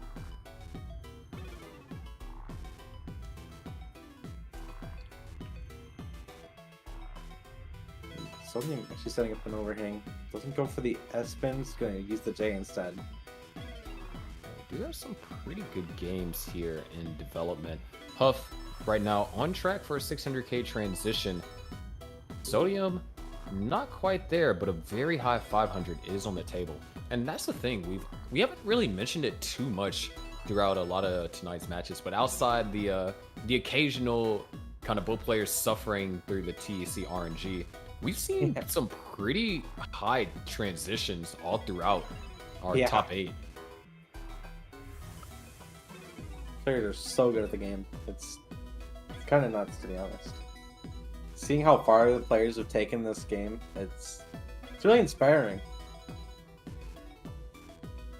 Yeah, and you too, these players, they're just cracked at NES Tetris in general, but you too can, put in some work over here on Classic Tetris or Classic Score Attack and then you could, potentially find yourself in one of these spots in the top 8, and then make it to, top 4 for the trifecta. Yeah. There is only one way. Well, I guess he could enter a certain giveaway by typing connected and potentially win a free collector's edition Tetris Effect connected of your choice. And that could be your jumpstart to getting good at this game.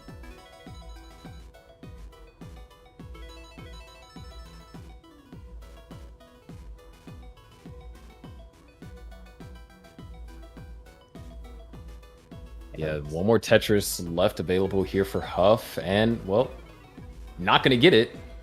So 593, very respectable. Yeah. And Sodium also, actually, Sodium could get the 600k. Not going to get it either, but... Very close trade distance scores. Not even 10,000 points separating them. Ooh, Huff unfortunately having to cover the well just before the eyepiece comes in. And... it's kind of dealing with an unfortunate sequence. Does find a Tetris at the end. Yeah, and Sodium right now looking for an eyepiece. Who would convert this into a Tetris, actually? Oh, well, not anymore. I had to cover it up. Yeah, a couple of that misdrop with the O piece. Too risky to try and go for something to slide underneath. So Huff back into maintaining a lead.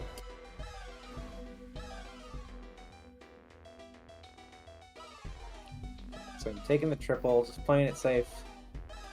Very respectable play. But is starting to build up a bit of a score gap.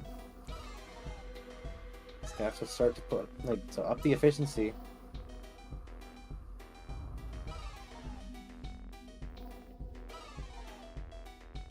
Sodium is prepared to score. Huff looking for a T piece, or could just convert this into a Tetris well. Column 3, a little bit. Oh wow, those L and J pieces were not favorable whatsoever. Not at all. You're actually looking for like the Z's and S's, then just does not find them. Yeah, the Like, one time you're actually looking for a jagged piece, you don't get it. Whoa, Huff, what are you setting up? Careful. You gotta get down from there. It's not where you want to be. You don't want to touch the sky. I know. Especially when you're walking headfirst into a 24-piece drought. Okay. Just find a double to kind of burn down. Still in a really tough spot. Okay. Takes the triple. But... and throughout all this, it must have just been a severe lack of ideal pieces, because Sodium has not really... Oh my gosh, that is a devastating misdrop. Sodium is the tapper out of the two, so that left side is going to be really hard to get access to, and Sodium tops out. That misdrop was absolutely lethal with 100% fatality.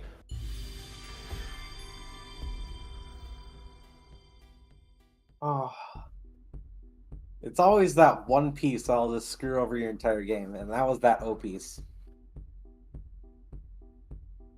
But now we get to see Sodium. Will he choose the 15 start, or will he stick with 18?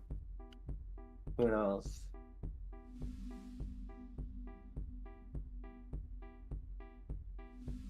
We'll have to see.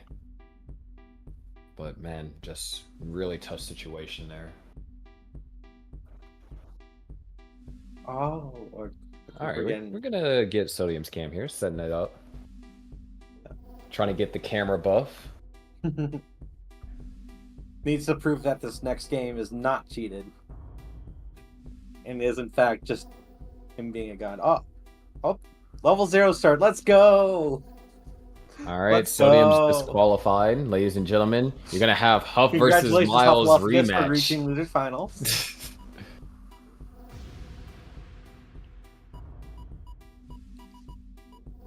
Uh-oh.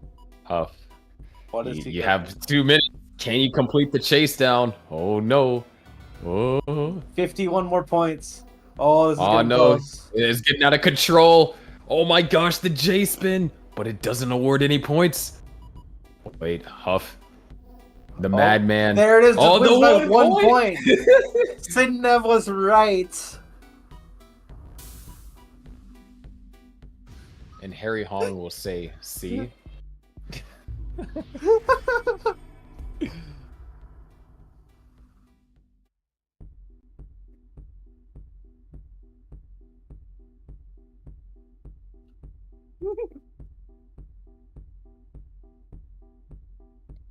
All right. We'll get a proper level start here shortly.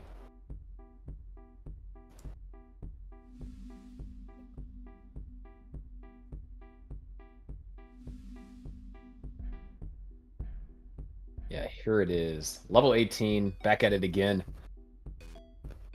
And All right. okay, well, they're gonna reset the score, so Sodium's gonna top out twice.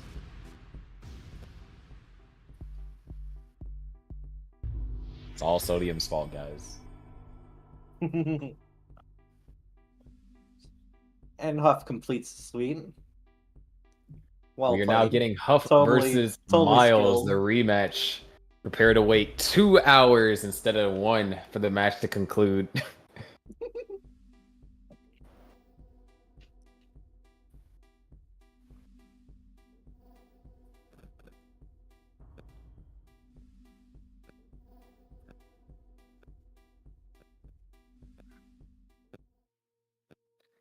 All right. And here we go. We need a little bit of time to cook this one.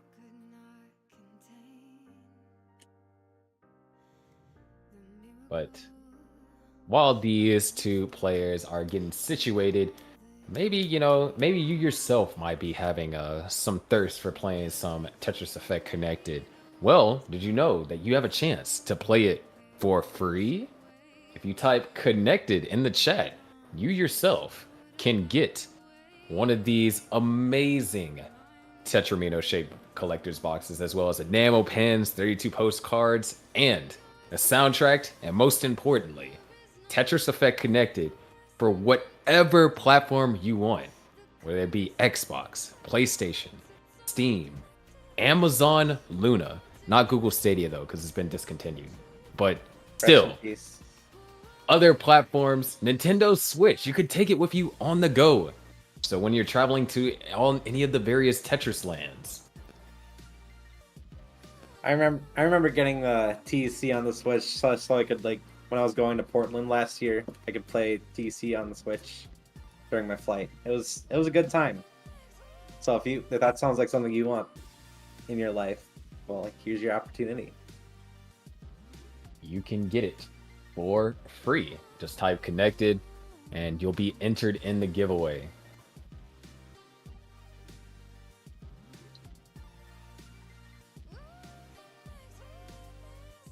Then you yourself can begin your training arc to become the TECWC champion of something, whether it be zone battle, score attack, or classic score attack.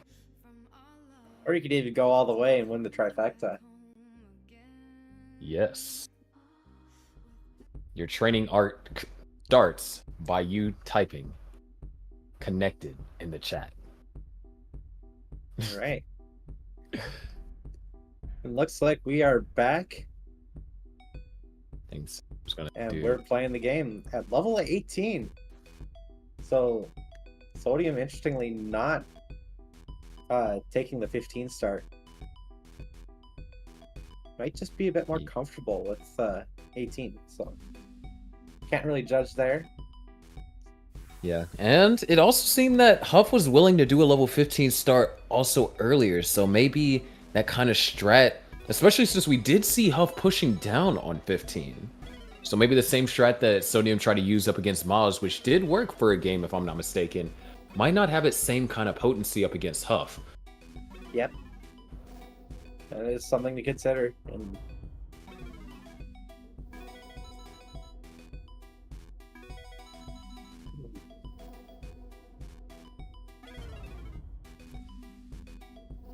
oh, we had a 2-point difference for a moment. And we're back. And there it is. Both players having to take some burns here. Sodium with the triple into the Tetris. There we go.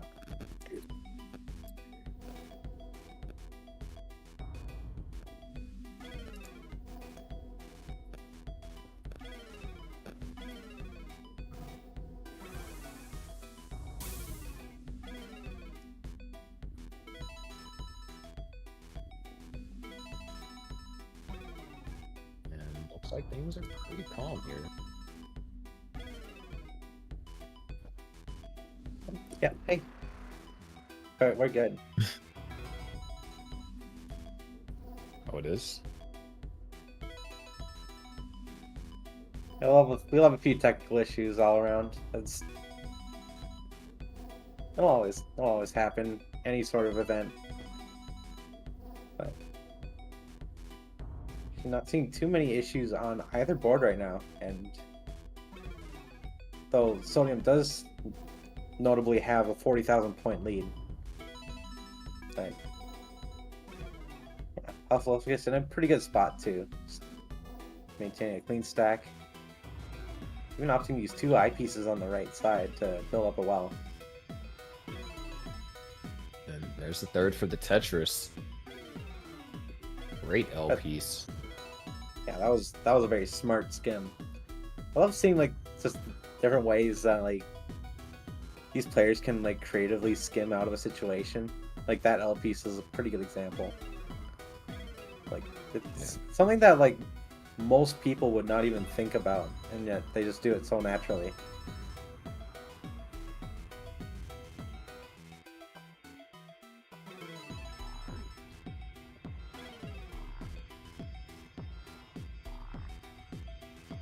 Ooh, so I'm having to make a little bit of a hole in the stack.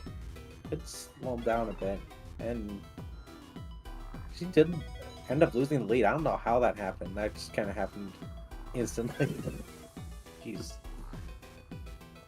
Yeah, all it takes is just one small burn. It just 4 lines. It doesn't seem like a lot, but when you consider that 4 lines is worth 22,800 points here on level 18, and towards our later levels, it starts becoming worth a lot more. Like this burn is going to be worth a lot over here to Huff. Yeah, those leads can disappear real quickly. Oh no.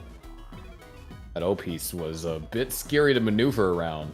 Let's just hope that Huff doesn't disappear quickly. Trying to manage it. That J piece was beautiful. But it isn't quite out of this yet.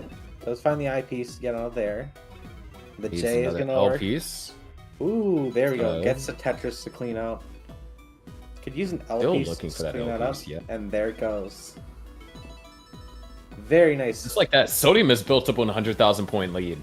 Oh my gosh. I just with Sodium pouring it on. Just getting that's a pretty big lead for that. Didn't seem like a very long sequence, so kudos to Sodium for that. Huff got out of it really efficiently, but Sodium was just able to use all of those burns basically for a Tetris.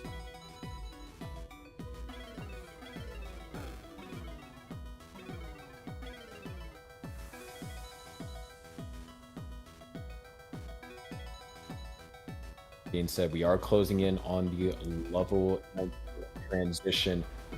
Sodium with the advantage, looking to bounce back from game 1.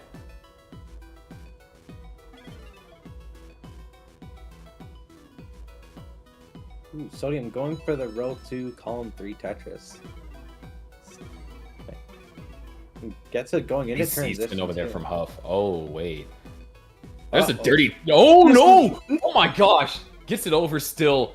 And gets that other Okay. eyepiece over too. What was that? That eyepiece teleported over there.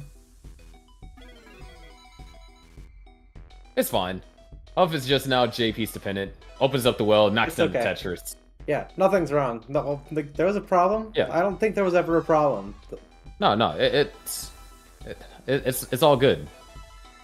Both players here in the post transition. Sodium cooking up 70% Tetris rate, going into level 21 even.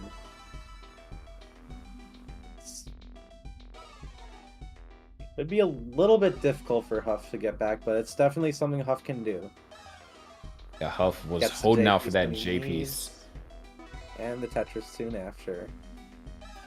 That's one of the tricky things, is deciding when to compromise and when not to compromise with RNG. You know you need that one piece to be at peak efficiency, and that misdrop That J is does skim off with the actually roof. goes for the eyepiece for the left. And decided not to Wow. use the J piece for the burn initially. On a Somehow Tetris, but still alive after that. there it is. Well is open Tetris for Huff. And only down by around 50,000 points. Of course, ahead by a decent chunk of lines. That does kind But of. Sodium has also been struggling to score and set up the T-spin. Ooh, opts to not go for it. It covers it up with a J, but that's also really awkward board to deal with. So, gonna slow down and let Huff take the lead back. So there is still that 10-line difference. I guess it's kind of going down now. Oh, speaking of going down, is this really brutal sequence for Sodium. I can't even like say anything without immediately getting interrupted by another issue. Gap has been closed, and we are closing in on level 29. Sodium's going to be kind of stripped for scoring potential. Was able to grab a couple of lines up against Miles in their match earlier, but the couple is not enough to whenever your opponent can go all the way to level 41. Oh, nice flat burn. Sodium still trying to stay alive. Doesn't get the But- T-piece over, though. And Do that's it. going to Huff be once it. again Huff's takes going game to number take 2. another round.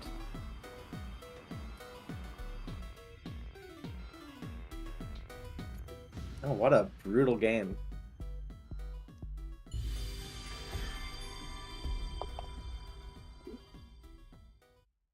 Sodium now, tournament life on the line. It's now or never. It's do or die. Fortunately, big or go Sodium home. has made it into top 4, so he will have a chance to qualify, or he does qualify for the trifecta. So there can Yeah. be some form of redemption there. Like we've been saying as earlier, far as Sodium is actually a pretty solid modern player, so does have that ace up his sleeve. It's not just cracked at classic Tetris.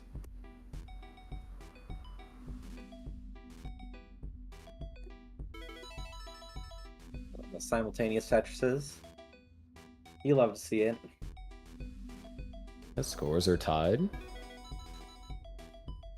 And Sodium was gonna go for the. It looked like there was a bit of hesitation over there for Sodium. Like, was gonna either decide to go for the S in column 7-8, I believe, and then decide to move it over to columns 1 through 3, but kind of decided a bit too late and was unable to get it into its desired location.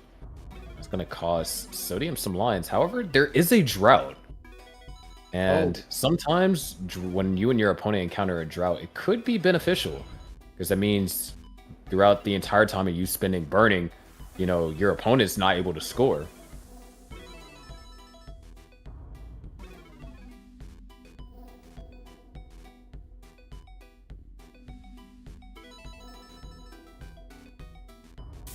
I think Huff taking advantage of that sequence that Sodium had to deal with, getting up to a 60,000 point lead. It's early on in this game too.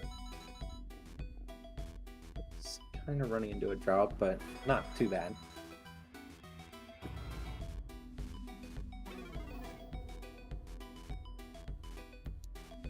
Or Sodium just looking for just some moment Huff slows down. I mean, Huff's going to slow down by 3 lines, not a lot, but enough to close the gap by a Tetris if Sodium's able to capitalize.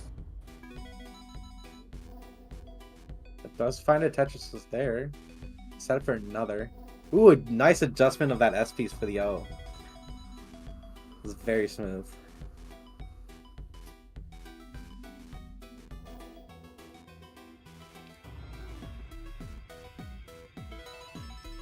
Tetris Yeah. over there for Sodium, closing the gap, down by now just a Tetris. So, a seemingly small dig from Huff has got Oh, but Sodium look back. at this draw counter. Look at this draw counter. 29 pieces. We've seen worse. Not that big of a deal. Yeah, but then, yeah. Don't know what I'm getting worked up over. It's just 29 pieces. Whenever we, oh, a little bit of a misflip over there from Sodium. Oops. Whenever we start seeing like 30 pieces, then ooh, that's a That's good spooky. delay burn. I like that. That was such a good burn over there from Sodium. Huff also having to do some burning here. So Sodium. Again. Well, actually, what the heck? Huff got out of that so fast. Sodium's still down by this 60,000 point mark. Is behind in line, so not as big as it appears to be. But that was some efficient down stacking over there from Huff.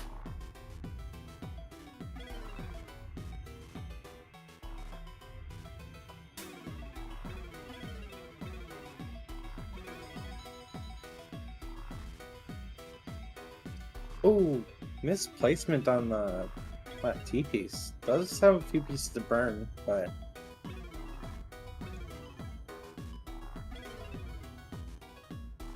it's gonna be a Goes in the slight long bar slug. dependency. Yeah. Huff. Just really not. Okay. Dirty All Tetris right, over there okay. for Huff. Okay. Yeah, okay. Yep, Okay. naturally. Yeah. Okay. Yeah. Sure. Let's go with that, I guess.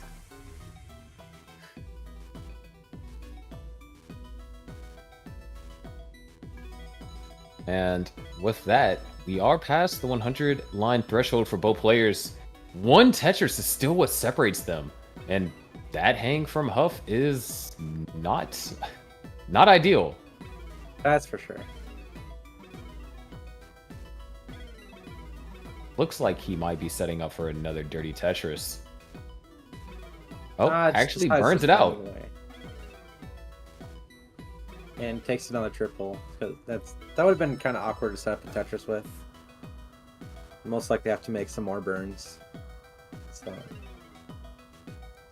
taking the smart play, going back to a left or not left, a right well. I swear I know my directions.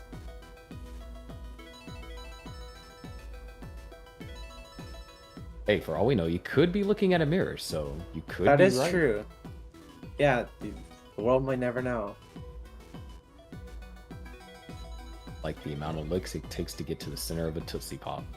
There's the transition over there for Huff.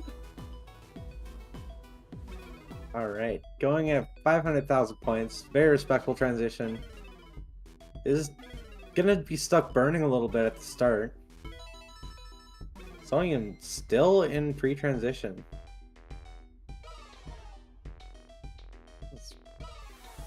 Oh, next clear line though is going to send him over.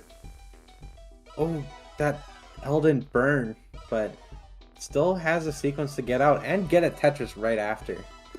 So Sodium's doing fine. And we're in the thick of it.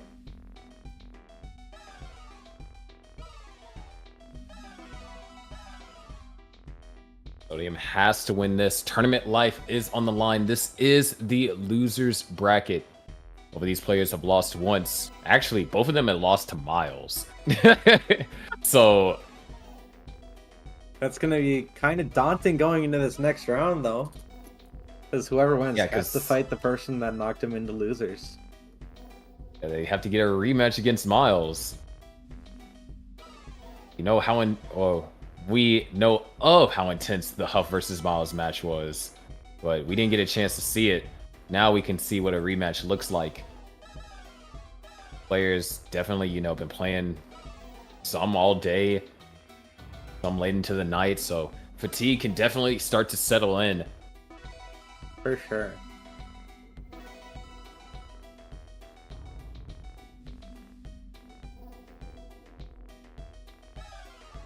So I guess what we're saying is we could be here till 4 a.m.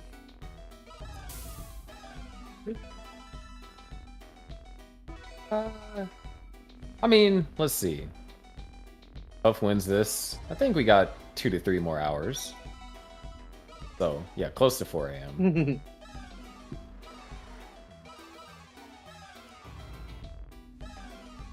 But on that note, I do want to thank the people who are actually running this massive tournament. It's been a lot of fun so far. So many great matches on both, well, not both, but like all 3 formats we've seen so far. So mad respect to the organizers. We got Shen running the whole thing, and all the volunteers that are helping making this thing be awesome. So much. Mad respect to Sodium for getting out that dig on level 25. Down by 50,000 though. And we are closing into level 29. Ooh. Does have the advantage, so could make up that deficit, but Huff can play pretty comfortably on 29. Us playing pretty comfortably near the top of the board. Gonna have to be a little bit careful still. Does have that ability to play kill screen, but don't want to be killed before that screen. There it is, There another we go. Tetris. And wow, hold on.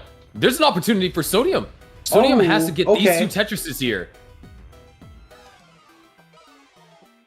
Wait, Sodium only has 1 more burn he can afford.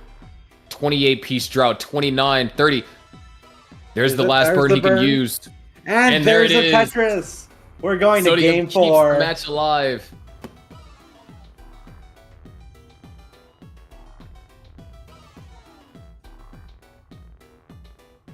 $237 lines. Very, very well done. What a comeback. Staying in the game even when hope seems pretty much lost. Could see the start of something. Could see the start of a reverse sweep. Who knows? Can't really say for sure. Sodium now. Do we see the 18? Or do we see level 15? Just need to play just a little bit further and he would have been fine. But that just goes to show that even though these players can play on 29, you know, all it takes, 1 misdrop, things spiral out of control. Yep. And we're going back into 18. I think we're just going 18 all the way at this point. Nice little staircase to heaven over there from Huff. Okay, this is already a flaming hot start. Interesting. Okay. Never seen anyone use a double tuck to resolve that. Or with the, at least with the L. That's the first time I've seen that. That is certainly a way to do it.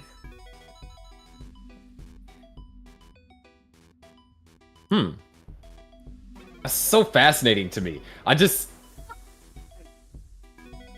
Wow. We get to see all new things at the TECWC. These dirty Tetrises aren't anything new.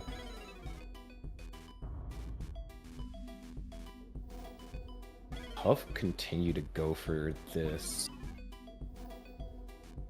Also, another thing about Huff, you can't really predict when he decides to go for a dirty Tetris. It looks like there's one where he could reasonably set it up, and he's like, "Nah, I'm gonna take the triple and burn out." And oh, definitely gonna want to burn out of this after that misdrop. That's for sure.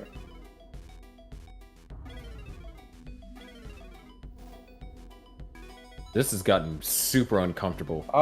Okay. Oh, there's wow, that the- eyepiece is perfect. Eyepiece coming in clutch there. Still definitely not out of it just yet. Has a little bit more work to do. Using the J to go into that little well.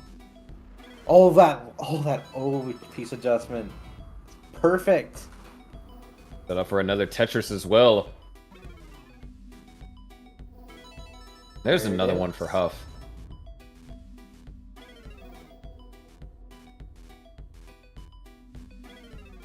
We think we might be seeing it. We're gonna see a burn down. Get back to the right well. There we go. Fight, it was a great dig from Huff. You gotta pay for your shovels, and Huff paid. with being down over 100,000 points. Sodium at 259. Ooh. This is not the most Health comfortable weapons. situation. Interesting, but it worked out. Got another L to resolve that. Like another though. Or interesting. The double flip there. Ooh.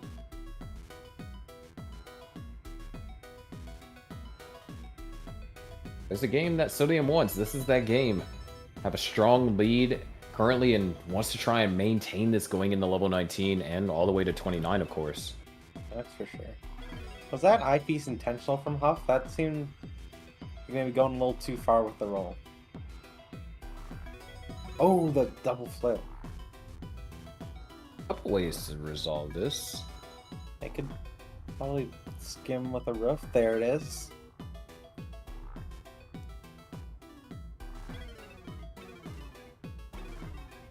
I might be going for that Sentinel Tetris. There it is. And use the J to resolve. Sodium had a small dig situation, so Huff was able to close the gap slightly. Still down by 100,000 points. Yeah, still a lot to work through, but not as bad as it could have been.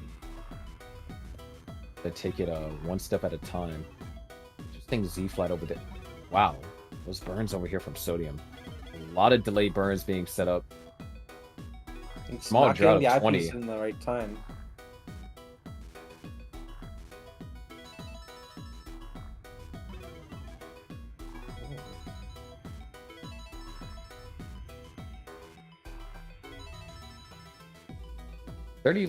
Less than 30 lines remain to level 19 transition.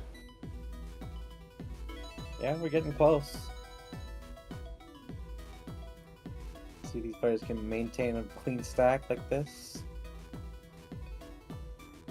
You're gonna see a little bit more drama. Especially Sodium is fighting for a decider. Yeah, still on the tournament lifeline. And, Wow, this lead's increased. 172,000 now for Huff, or 172,000 deficit now for Huff. yeah, it's gonna be brutal. Gonna have to do a lot of work in post, but it's definitely something that he can do. Like, once again, very skilled roller.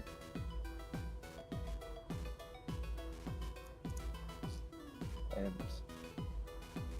There is no line discrepancy like what we've seen with previous 15 starts, where I believe that was Somalian that just like topped out with enough of a score to where Huff just did not have enough time to chase down, if I'm not mistaking that matchup. That was the game that Somalian did win to avoid the sweep. ooh, Huff's stacking really high on 19. Staying alive.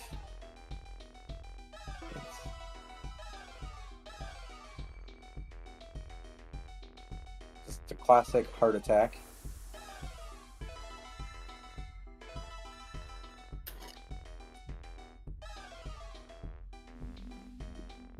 Ooh, going for it's a TP stuck. Texting another. You know. Close the gap slightly, down by Yeah. 130,000 now. Wow, this drought. Oh, man. Oh my gosh, Huff is really playing with fire. This drought's massive. Oh my. Oh, the long part couldn't be used. But there's another one. Sodium having to endure that same drought, but much lower than Huff was. Sodium's going to be just fine. Great drought management on Huff's end, and just precision to survive. Oh my gosh. Huff is now starting to string together some Tetrises rapidly fast, Really too. closing that gap. What the heck is that? Nice last second adjustment on that T to accommodate the Z. Skim to get Tetris ready, or just decides to get Tetris ready with the eyepiece. Wow, that, that works that was too. aggressive, but it worked out.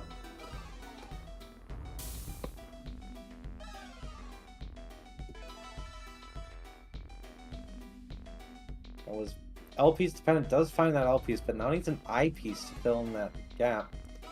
And just gets the perfect pieces, like it's nothing. The Tetris over here for Huff. Sodium behind in lines, and understandably so. Huff kind of just went pedal to the metal and started scoring Tetris after Tetris. Around a 60,000 point lead over here for Sodium. Gonna slow down though. Just really tough pieces. Wants to get back into scoring position as soon as possible.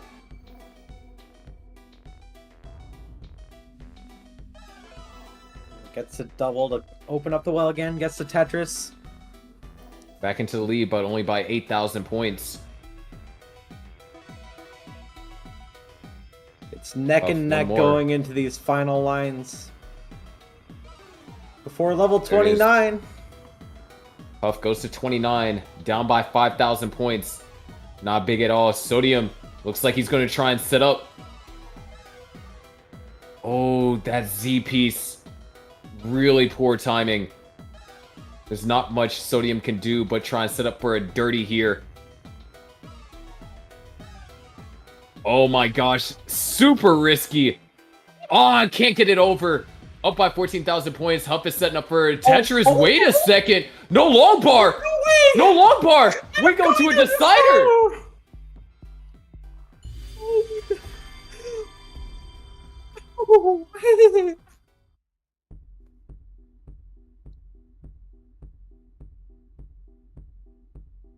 Like I said earlier, we're going the distance here. Game 5. Oh, Sodium popping a message on screen. I don't know if you were able to read that. If we got any.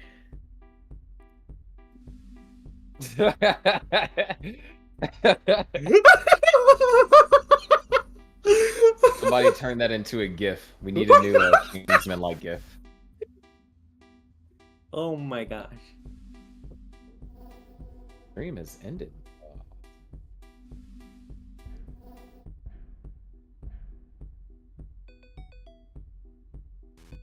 Oh, we do have the Twitch stream if we need to watch. We might be a little bit. Gosh. Oh, it's okay.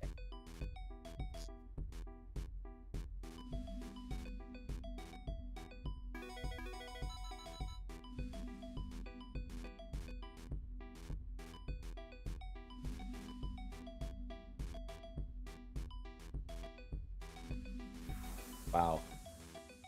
Fantastic play over there from Sodium. Was trying to get the extra Tetris to kind of force Huff to play at least a little bit deeper. But at the end of the day, Huff set up for the Tetris. And unfortunately, this is classic Tetris. You're not guaranteed that long bar. And it did not show up. It's truly a tragedy. This is it. Winner advances to try and get revenge against Miles. Loser goes home and prepares for the trifecta. I mean, they're probably already home, but you get the point. I mean, you don't know that. You know what? You feel fair. Yeah, my bad. I say that because at CTWC, I streamed from my friend's house that was there. So That's awesome.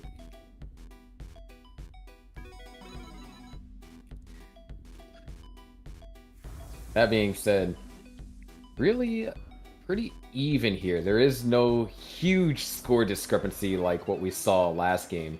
And all things considered, that score discrepancy, Huff did a fantastic job closing the gap.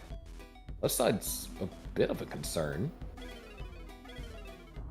Does get it rectified. But does find it. Sodium also in a bit of a weird spot. Has to do some burns. Ooh, nice O adjustment. If the L comes, that'd be absolutely perfect. Holding out for it. There it is. There it is.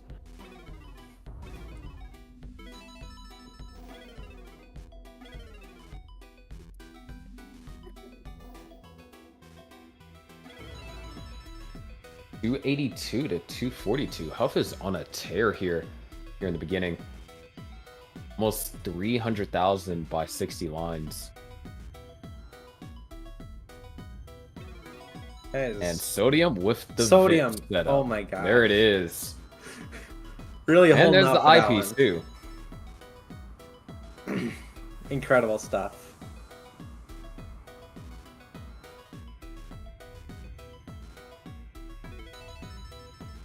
Oh, that Ooh, delay very burns beautiful clean for burn. Sodium. Huff still with a Tetris and a half lead.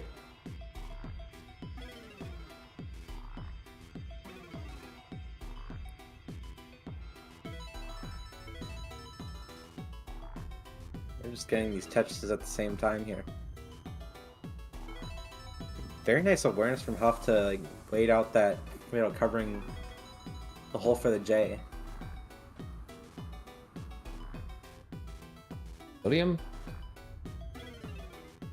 looking for an L piece here. There it is. Still Small needs to drop. build out a well. Offs to take a burn in order to get Tetris.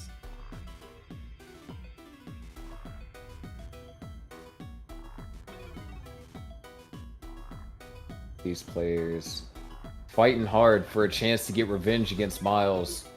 Miles, of course, sent Huff down to the losers bracket to start top 8 off with.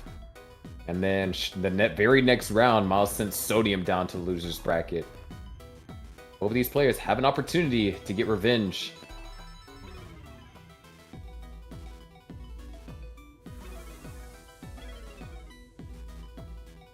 "30 lines away from the level 19 transition." Ooh.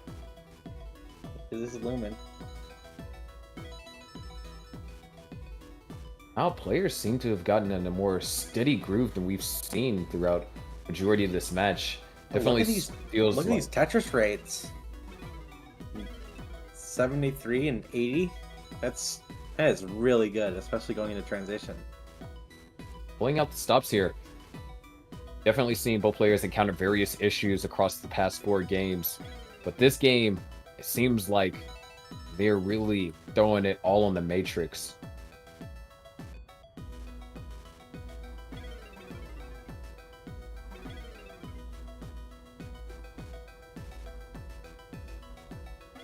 Huff playing very aggressive right now. It does take a few safety burns, but does get a Tetris soon after. And another to go into transition.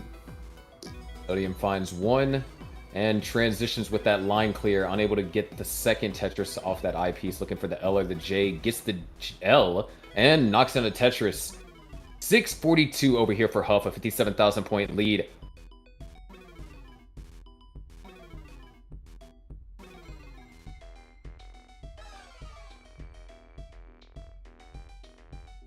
Huff, ooh, a little bit of rough placement on that T, but the eyepiece fills in the dependency. But that gives Sodium opportunity to close the gap. Now down by 2 Tetrises. Both players score 1, and Huff scores another, which just stacked up so high. Yeah. Got a lot of ammunition to work with there. And still raining down those Tetrises. Bringing it to a 90,000 point lead, but does have to take a few burns. So does Sodium, but Sodium knocks down the Tetris, able to still try and fight back. Huff fills in the long bar dependency, set up for a Tetris, and so is Sodium. There's Tetris for Huff. And Sodium Tetris for Sodium. behind. 701 to now 763. Here in the decider, another Tetris for Huff. Sodium is prepared. Answers back in kind. This is a problem for Sodium. Oh! That hang on. That's exactly what Sodium needed to happen. To hang for Huff right there. Set up for a dirty Tetris, but now, even if the long bar comes, is going to have to try and deal with this sort of board state. And now it's getting out of control. Huff needs the long bar. Huff is going to top out. Sodium just needs less than a Tetris to chase this down. Can line it out. Yeah, it's smooth sailing from here. I think even the next double will just take it. But And that single's going to do it. Sodium advances to top 3 to face Miles. What a devastating time for a drought right there. Brutal. And uh-oh. Sodium's about to Here goes sodium. Yes, there's the wombo ties.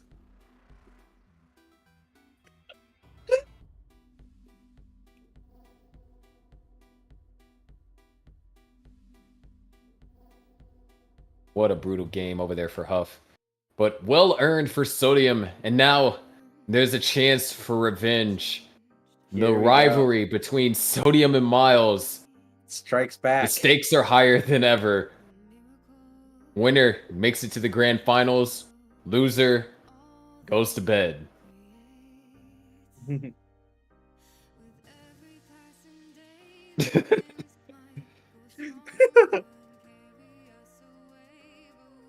Yeah, excellently played by Huff there. But unfortunately, that will be the end of his run. We will be seeing him. We will potentially be seeing him in the trifecta bracket. He is qualified for it. So Pretty can't skilled count him out. at zone battle. Yeah. Could make some noise.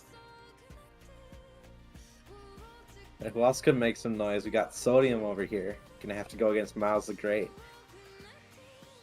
Famous TikTok star. I'm Sodium. I'm shaking in my boots. Last thing I want is to be have a clip of me on his TikTok. Maxing out the TikTok views counter.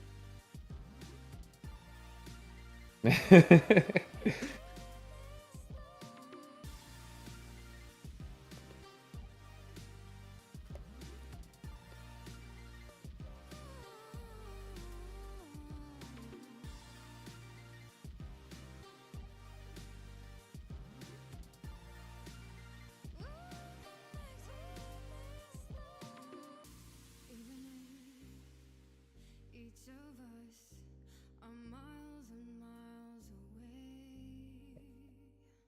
away. Okay, so we're gonna take a quick break, try and get some stuff figured out. Meantime, Yeah.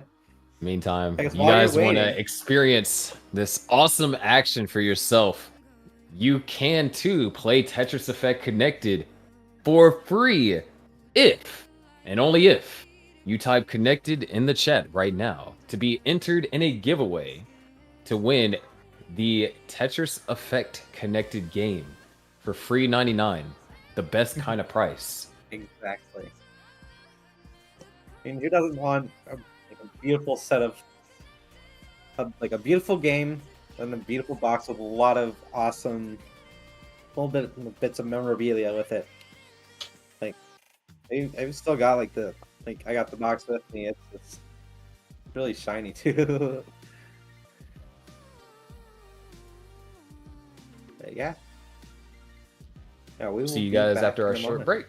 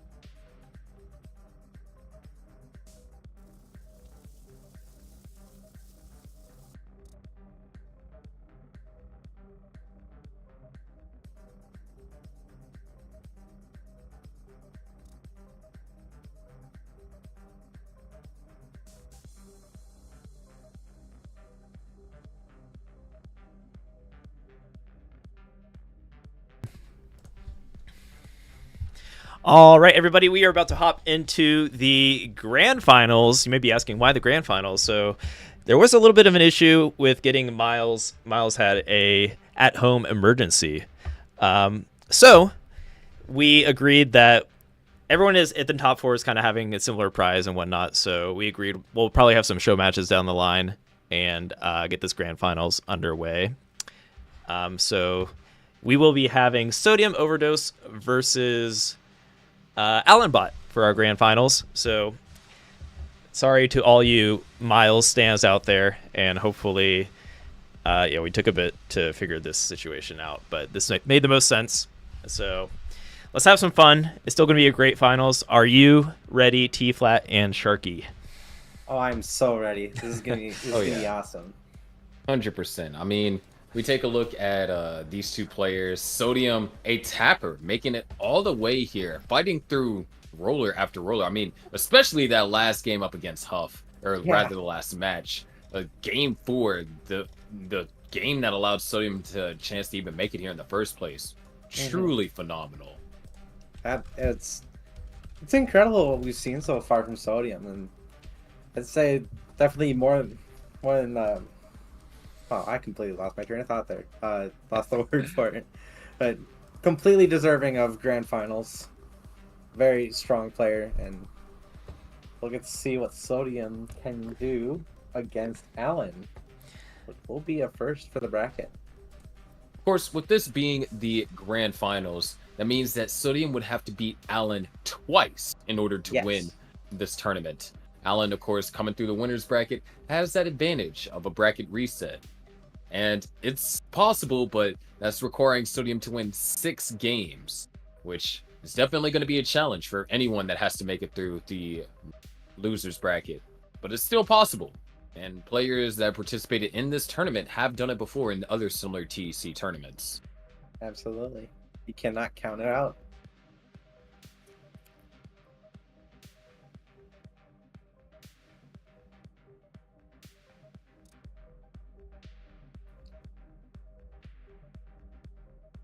So, something else to consider is that once this set is done, we will be drawing the winner to this giveaway that's going on today.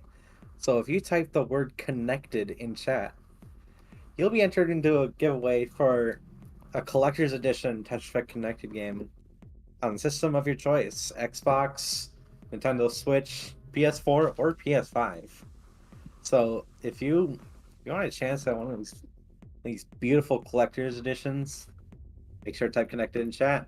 Get Tetris Effect for free, as well as a beautiful soundtrack, plenty of very cool postcards, some pins. It's a top-notch collection. So let's see it in chat. I've seen it a bunch. I love it. I love the hype. Of course, you can start your training arc if you do win, so you could become the next TECWC champion, whether it be Score Attack, Classic Score Attack, Zone Battle, or the Trifecta. Or maybe you and your friends could continue to hop by in this stream and all you and your friends win, and you can participate in the 3v3 tournaments that happened. I believe that was a couple weeks ago.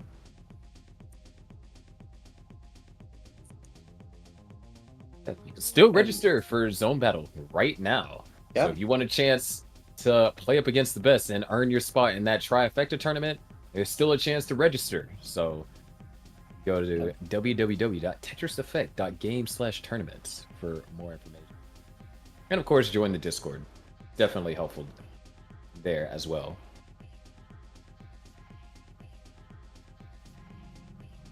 Yeah, like we've been saying, next week is going to be our Zone Battle bracket.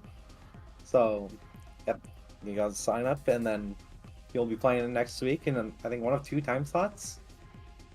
And then meet up for the finals. And the top 4 of each of these modes that you see, Score Attack, Classic Score Attack, and Zone Battle, will be meeting up in the Trifecta event on November 11th, which is basically all 3 modes in a best of 3 format. So that one's asking for the best of the best, most well-rounded players, and you'll get to see some pretty top-notch Tetris. So make sure to come by on the 11th.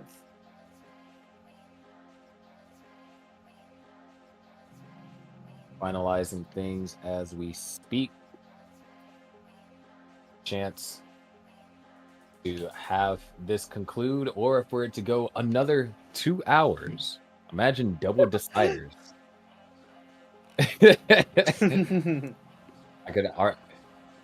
I could hear production groaning at the potential of it going 2 hours.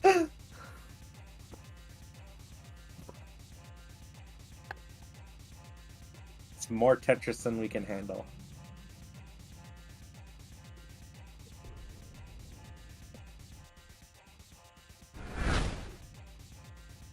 And All right. we're getting started here. It's going to be exciting. The grand finals. Sodium versus Allen. The tapper versus the roller. Winner bracket player versus the loser bracket players. This is the grand finals, and we are starting off with 18. For a second there, it looked like Allen was maybe considering 15, but That would have been decided interesting. against it. Yeah, just going with the more comfortable speed. Don't want to risk anything, especially being in winner side of grand finals. You have some wiggle room. You aren't eliminated if you lose this set. You have to lose twice in these brackets in order to get knocked down. So Allen has one set of wiggle room. Wants to keep it safe. That's going to be, very advantageous for Allen, especially, can play however that he wants, either play it safe and then force Sodium to have to play well. Because Allen, if there's one thing that can be said about Allen's gameplay so far today, it's that Allen has been very consistent on 29 play, arguably the most consistent 29 player that we've seen today here in TEC's classic score attack portion of the TECWC. So Sodium really have to kind of hone in and have a good level 18 and 19 through 28 and really force Allen to make the mistakes here. And we're going to have to push Allen to the limit. So far, Sodium with a 74,000 point advantage. It's pretty big going into the start of this round. Yeah, Allen's just been forced to do a lot of burning. I wouldn't say that Allen has found himself in a lot of trouble, but Allen has definitely been taking burns that would be considered of the more conservative variety. However, like you said, Allen does have just a substantial advantage. He has to lose 6 games in order to lose this tournament. Has to lose 6 games, but only has to win 3. Well, 3 out of, 5. 3 out of the 5. In order to win.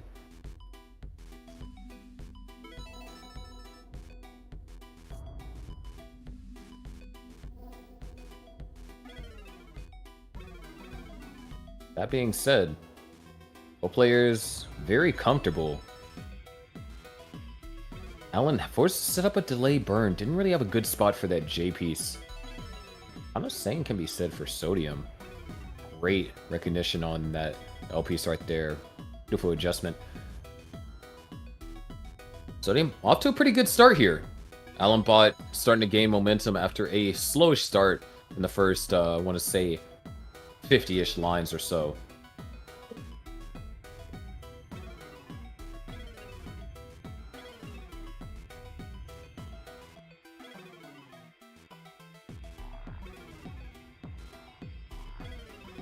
Sodium playing very high up right now. We're in a 30-piece drought and climbing.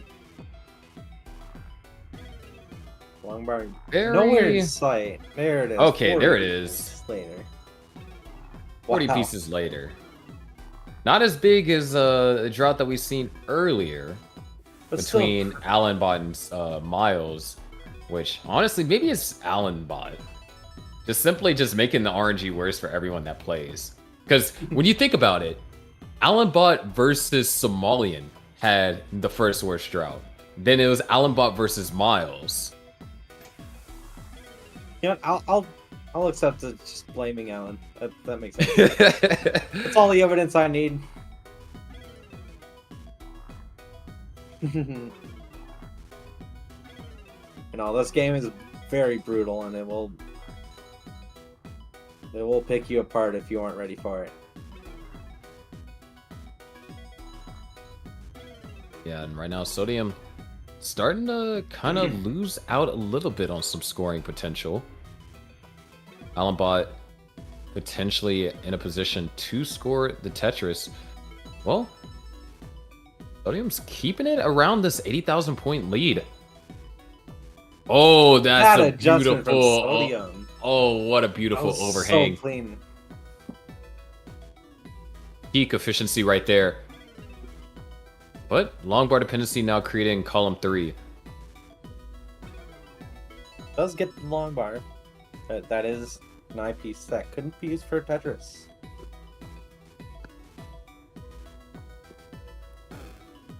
Still, very strong game over here for Sodium. And like we were running into another drought. Ooh. Alan, why are you doing this? 32 pieces this time. Not as bad, but It's noticeable. yeah, that's So yeah, it's completely everyone is Alan's fault. There's the transition for Alan and the transition for Sodium. A 100,000 point advantage at transition. So Sodium really delay burn a bit risky. So it's just gonna burn it all the way down. yeah. Like, play it safe here. Alan hanging the eyepiece to the left. Decides to take. Wow, look at all those eyepieces. Oh my gosh. It's Alright, that's the rest of the luck expended for the rest of the match. You know, I know this tournament had high stakes going into it, but I didn't know that the Blitz would come out with all those eyepieces. Ah, that's funny. If you don't get that reference, you should totally play the connected mode in Tetris Effect Connected. So, I hope you were making. I hope that was the reference you were making. That is exactly the reference I was making. Okay, Nope, I was connected like, mode, as that's soon as great you mode. said it, I was like, oh my gosh, that's so hilarious. But definitely, the stakes are high, and Sodium's board is trying to bring it low.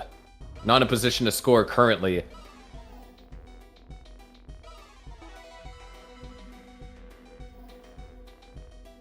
Ooh, that S piece was actually perfect for that burn and gets Tetris ready on Sodium side. Yeah. Oh, wow. That eye spin took over there from Alan to set up a delay burn and use the corresponding eyepiece following it to execute the burn. Incredible stuff. Very suave. Unfortunately, an eyepiece on the left-hand side is gonna require an eyepiece to be... Or... No, it's actually gonna burn it all the way out. Looked like it could have set up for a left well. But now we're neck and neck, which spells danger for Sodium. He does not want to be neck and neck with a roller. He wants to be ahead by as many points as possible.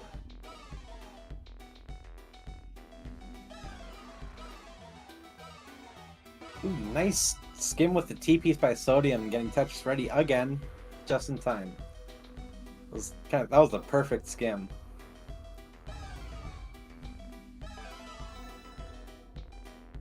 The Tetris set up for Sodium and Alan. There's one for Alan back into the lead. Sodium answers back, and Sodium is behind a little bit. So, a little bit more runway before 29. But Yeah, runway doesn't apply for Allenbot. because Alan can go the distance into 29. See how that can come into play. Oh, Ooh, that nice adjustment, adjustment from Sodium. That was Very gorgeous. tightening adjustment. Sodium in the lead by 4,000 points. And oh, that's painful. And Oh, that no. hang. The hang. I think that might seal the deal. Nothing Sodium can do, and Allenbot has already surpassed Sodium's score. Allenbot's going to That's take gonna game be number it. 1. Game 1. Going to Alan. Doesn't even need to go into 29. But it's But going he's to gonna play it anybody. anyways. Wait, Oh. what? That's what we like to call a little bit of network delay. Ah, yes. Oh no! Stop. sure That's Light Rod illegal. had mentioned something about how 29 just moves so fast that it just genuinely causes issues. So Yeah, then like you'll occasionally when you see move. small quirks like that.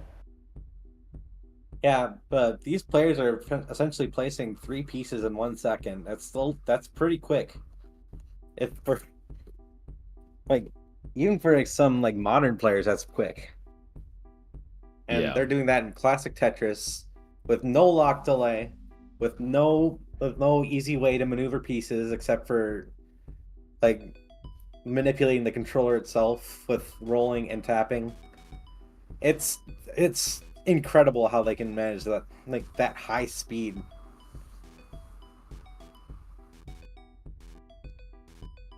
Oh, there's the delay gone again.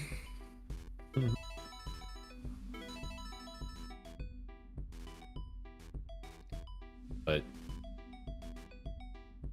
maybe if Sodium had more time, might have been able to figure out rolling for TEC.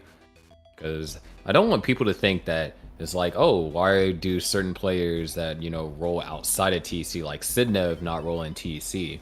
And even though at the technical level, these games are exactly the same, there is still a lot more things when it comes to hardware and then input latency and things of that nature that make it real difficult for players to have the same kind of accuracy with rolling on TEC that they do on just, original NES hardware and such. Definitely. And so then players like Sodium that have the capability to tap fast because they were a tapper before rolling was a thing, they're able to utilize that same kind of play style on TEC. And we've seen Sodium have pretty good success. I mean, he beat Huff. Yeah. That is no small feat whatsoever. That's very, very strong in all forms of classic that we've seen.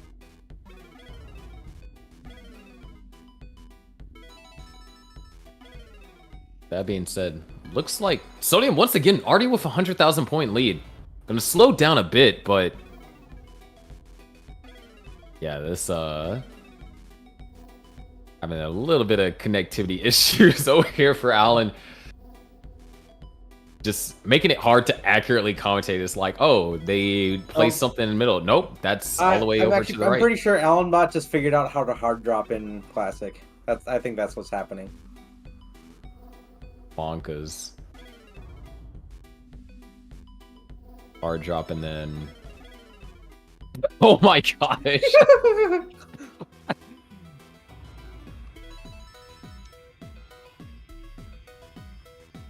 That was so cursed. This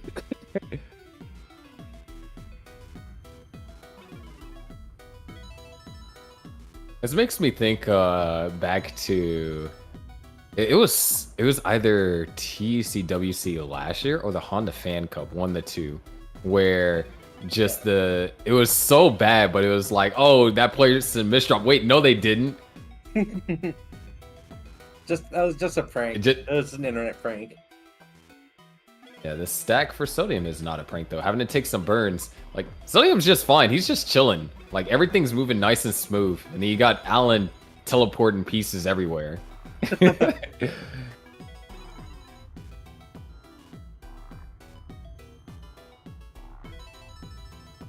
also does go to show it is impressive that the net code is able to handle all this lagging. Keep the game intact. Let the players play at their own pace. Because Alan, despite what you may think Alan is playing a normal game of Tetris right now. It's just not being displayed here.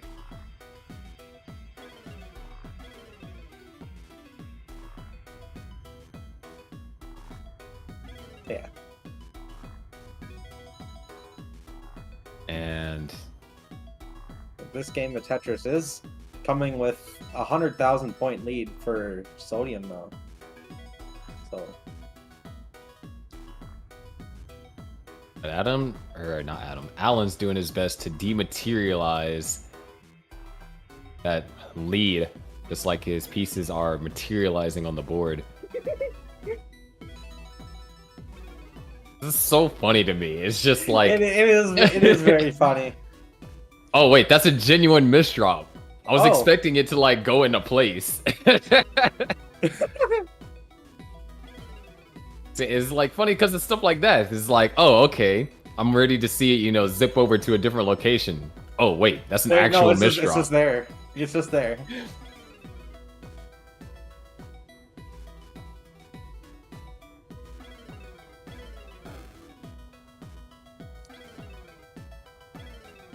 Yeah, Alan down stacking out of it just fine, but does have a pretty notable deficit. Building up. Oh, Sodium with the misdrop now.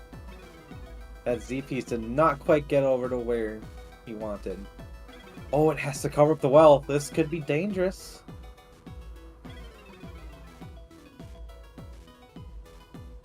Sodium needs to find a way to burn out, and we are closing in on level 19. It's finding some good pieces, but still has to get out of this. Has to use an eye piece, make an eye dependency. Oh my gosh. Wait, no. No way. Dirty No. Tetris into No. transition. No. But wait, That's it's not over. That Hank is allowed. going to do it. Get out of Tops out here. at 504. That's not allowed. No. I mean, apparently it wasn't allowed because Sodium topped out right after. So now Alan has a chase down. Could potentially line this out. It's a minute 40 for 47,000 points. Might need Yeah, to get a potentially. few slightly more efficient clears. Like that Tetris is immensely helpful. Now, honestly, with this lag, level 19 looks like level 18.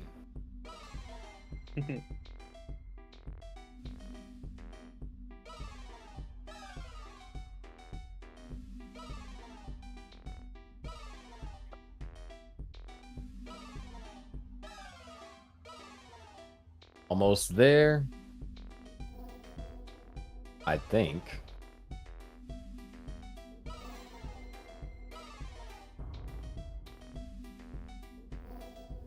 Alan taking his time. Although there's about 50 seconds left, so. But I believe a double will be good enough. Or two singles, that works. Alan is one game away from being your TECWC Classic Alright. Score Attack champion. It's down to the wire for Sodium. Has to win 3 in a row to just stay alive and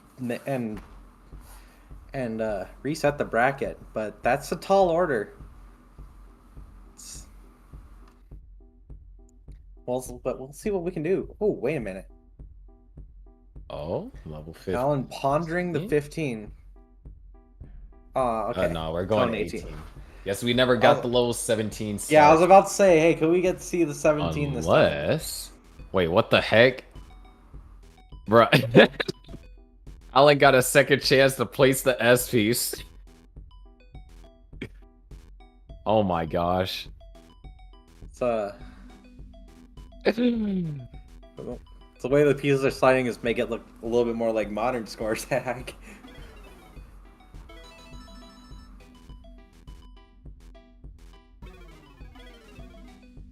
You know, we're chilling. Sodium's just, you know, just playing it like it's normal. Nothing's happening.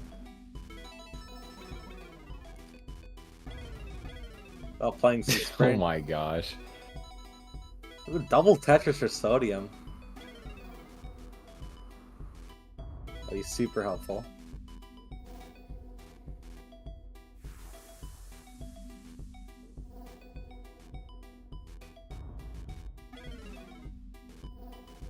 So far, the lead has been kept pretty close. I know in the past 2 games, Sodium has been able to build pretty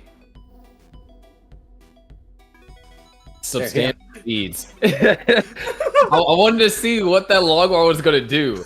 I was like, Oh yeah, I was holding my breath there. I didn't want to jinx anything. Like I was genuinely curious. I was like, Is it good enough? Are we gonna see the Tetris, or are we doomed? I lost my train of thought. Shoutouts to rollback netcode.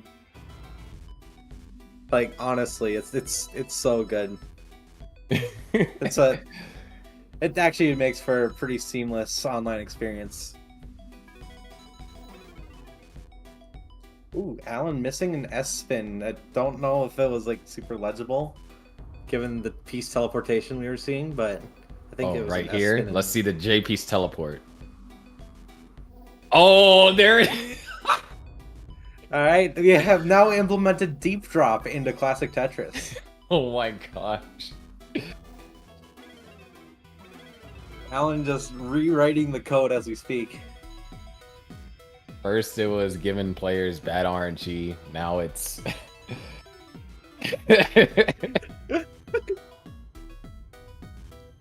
now his game's just dead. Oh wow, we actually disconnected. No, it is straight up dead. Unfortunate. All right, so Alan is up 2-0. Sodium completely disgusted with what just happened. Oh my gosh. Yeah. Oh, This is funny. that was a good time. I will never forget the long bar where I think everyone just like held their breath. Is like, Is it gonna go where it's supposed to go, or is it dead? oh, that's a full actual Unreal Engine crash. Whoa. But yeah, the game crashed. Too much Tetris, man.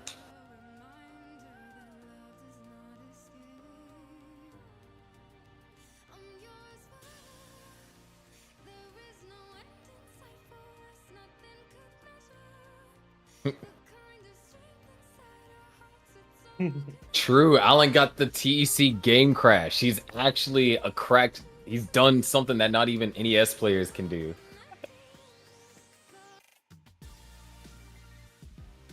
He's done the impossible.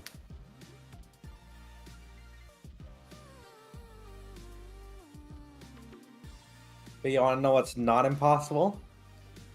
Participating in the giveaway. Exactly. I love your train of thought there, Sharky. Make sure to type connected in chat if you want a chance at winning one of these beautiful collector's edition versions of Tetris Effect Connected on Xbox, PlayStation 4, PlayStation 5, or Nintendo Switch. And Who knows? You might even get the Allen edition. I cannot confirm or deny if that's true, but you guys see how much power you have in classic score attack with the Allen edition. But you never know if you don't enter, if you are able to win said edition. Once again, I cannot confirm or deny.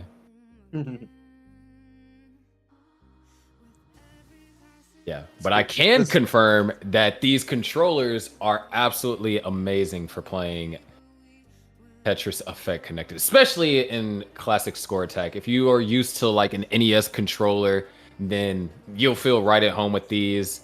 Like I said, I really enjoy it. It helps me be not as nerfed as a classic Tetris main. So, I mean, personally, I like the multi Tetris pieces ones. I know a lot of people really like the gradient. The gradient one does look really good. Yeah, plenty of options to choose from, and it's compatible with PC, Steam, Nintendo Switch. Like, hey, definitely an option there. Win the giveaway for the Switch version, get the HyperCam controller, and you are set. You are ready to become the next Allen bot, defying Tetris logic, one piece at a time.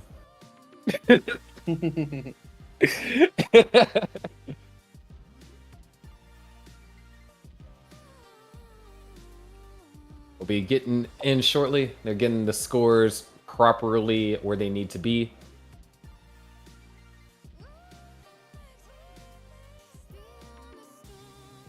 And do keep in mind we do have some merch for the TECWC. Some very cool designs for shirts, some hoodies. We are approaching the winter season in the U.S. and just the western or the northern part of the world. I forgot. Winter how it season, works. unless you live in Texas. Yeah, that's true. So if you're looking for a hoodie, this is a very stylish way to stay warm and rock your love for Tetris. And you can also get some stickers, and various other merchandise, which all looks really good. I'd love to cop some of that myself. But what we're about to cop is a game 3. Here we go. Here we go. Players are back, and it looks like things are under control. I think Alan is no longer teleporting pieces. There we go. Alan has officially materialized, is no longer phasing in and out of the Tetris reality.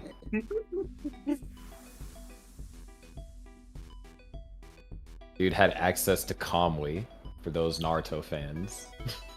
Oh my gosh. Or instant transmission, whichever is your fancy. Fair enough.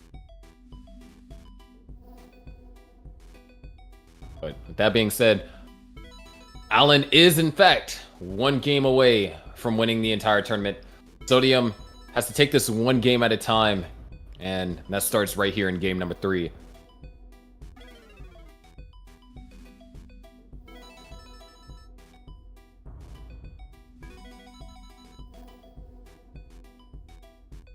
So far, we're separated by a single. Never mind, we are Just tied. kidding. Uh-oh. Alan, as soon as we get tied, he's starting to unleash some power. Has to try and build faster. Appears not to be pushing down points, so hard drop in classic score attack does not get you extra points.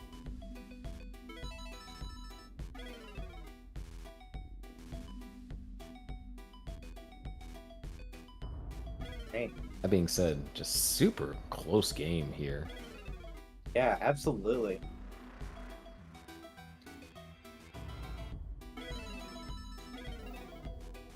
Oh, a couple burns forced over there on Sodium's end. Alan Also kind is set up. yeah, set up for the column 3. 30 Tetris. I love it. And And a gets clean another one to boot. follow. Well, there's a few ways we could solve this little divot. Oh, doesn't- misses the gets the spin. spin, How unfortunate. unsatisfying. Wait. Oh, the L piece actually lines up beautifully for a dirty Tetris, and there it is. All right, touche, It's Alan. dirty. I can Still, never. really close game. Very efficient play from both players here. Sodium, though, look at these Tetris rates here in the first basically 60 lines are kind of insane. 85 for Alan, 93 for Sodium. Jeez, that's some efficient gameplay.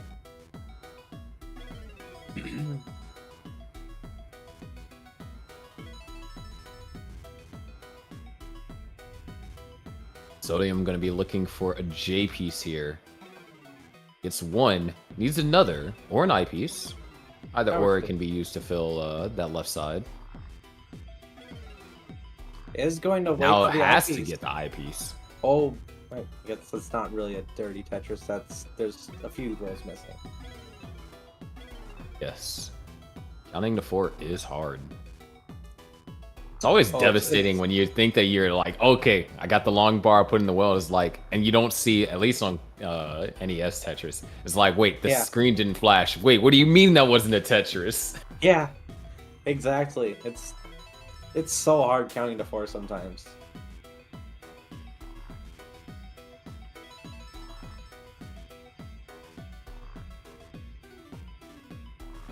All right. Sodium using the S These flat. scores are kind of ridiculous, though. Yeah, 400,000 points. Like 450,000. And we're at like 90 lines. Yeah, The efficiency is. It's it's incredible. off the charts. Maybe this was Alanbot's plan. He didn't like how the games, that particular game was inefficient for the both of them. and wanted Game 3 to be a banger. Because that's what this is shaping up to be. Oh. Oh, here comes the drought. Here comes the drought. There we go. Alan. It's only that's a Tetris. 32 pieces. Yeah. Sodium's gonna respect it, so yeah. And still gets the Tetris afterward. Still maintaining a really high Tetris rate. Yeah, even a 30-piece drought's not gonna stop these players from getting a 600k transition.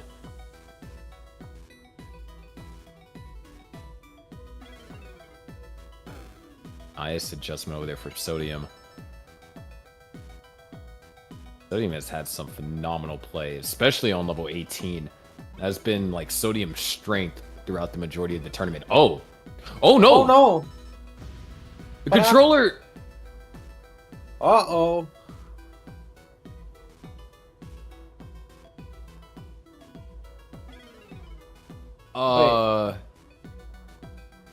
Sodium kicked his controller and topped out. Oh no. This is why you should get the Hyperkin controller for pre-order. Exactly. Exactly.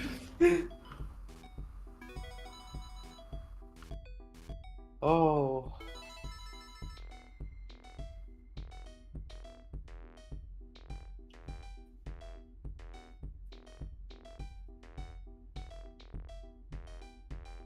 Oh, that's a tragedy.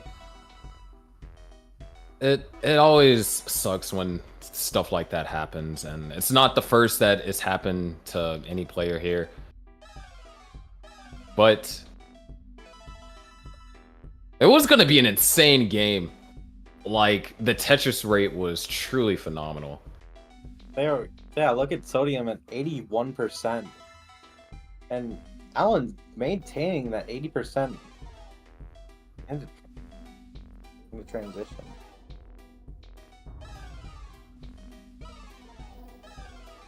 Waiting to hear if that does officially count.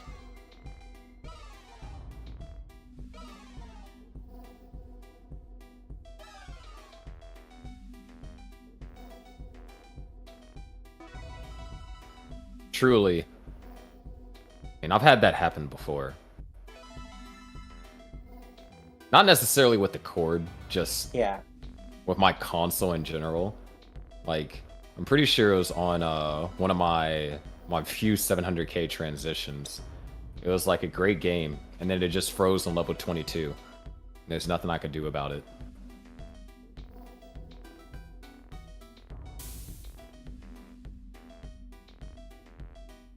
Well, let's be looking for an official call from the refs.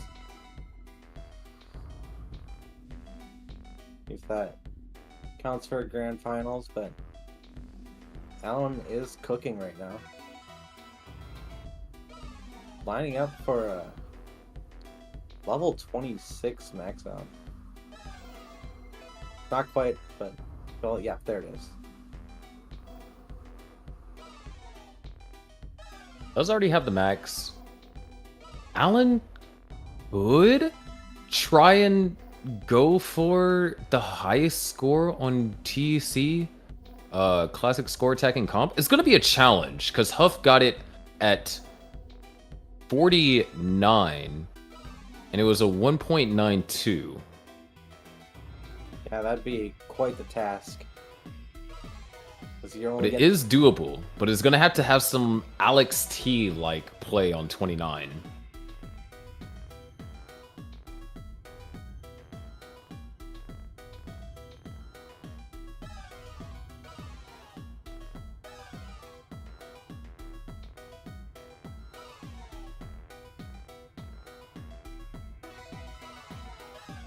I mean, Cole, the reason why I say it's doable is because Alex T, he got, on Gauntlet, well, now it's not doable, but Alex T on Gauntlet, the event I host, he got 1.8 off of just 1,080,000 going into 29.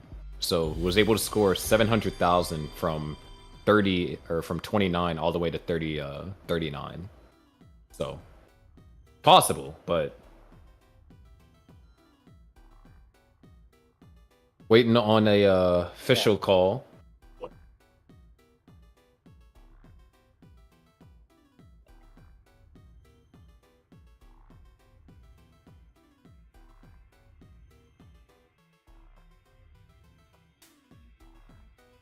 Yeah, just bear with us a moment. We'll get it figured out. All right, we have officially got word. We are replaying. We're doing this. It's game 3. You got to end the stream at 4 o'clock somehow. They're colluding to make my dream of a 4 a.m. stream come true. It's not actually my dream. I would like some sleep. But hey, more Tetris than we can handle.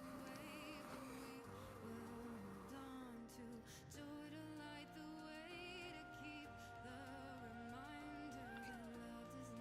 4 a.m. in a time zone. It doesn't. I didn't say it had to be 4 a.m. my time zone.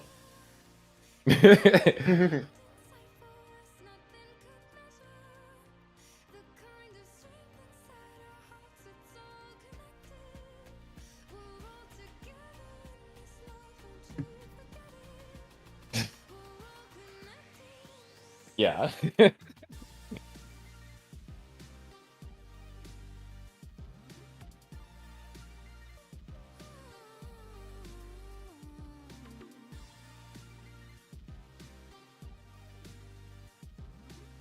It's been quite the crazy grand finals, and definitely a different sense.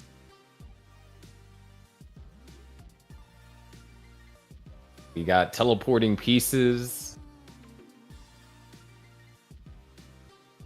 Got hard drop and CSA now.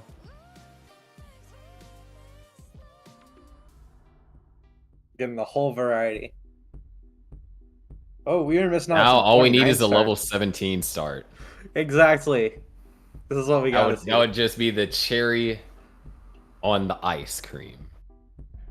Let's go! We get it!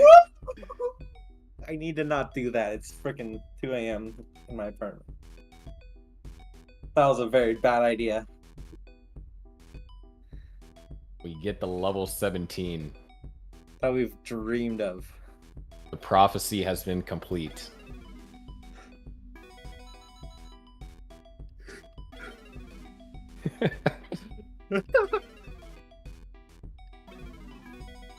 That also means that, I mean, some players, they said that they've used level 17 to throw off other players because of scoring being slightly different.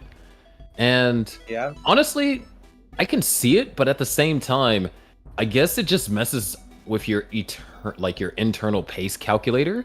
But I don't feel like it would throw off your gameplay too much. What do you think?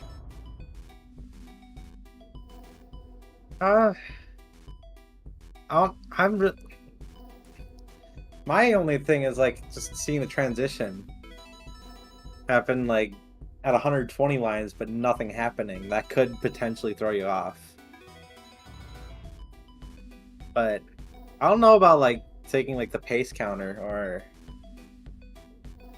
yeah, I don't know. It's a weird one for me.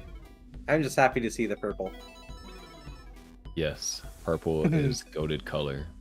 for real. Looks like Sodium off to a good start here. Alan had to do a little bit of burning early on.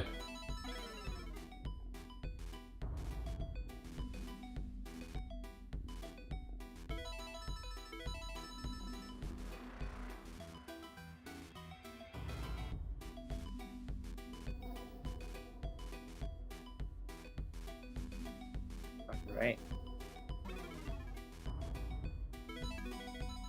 Is Tetris Alan in a bit of an awkward spot, especially with that T piece way up top there. Yeah, a genuine misdrop. Sees the eyepiece to picks up that top there.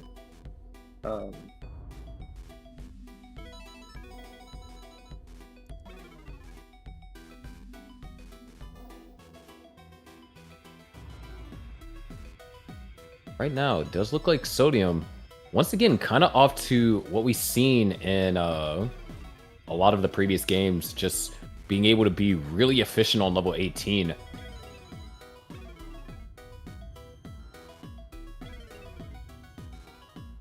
These pieces are just really tough for Alan. Yeah, Not it's getting necessarily dangerous. It's just not getting the ideal pieces to burn out efficiently. getting Oh, T-spin? AO. Maybe? AO. You need the T-piece to T-spin. Got it quite late. 126,000 point lead, roughly over here for Sodium.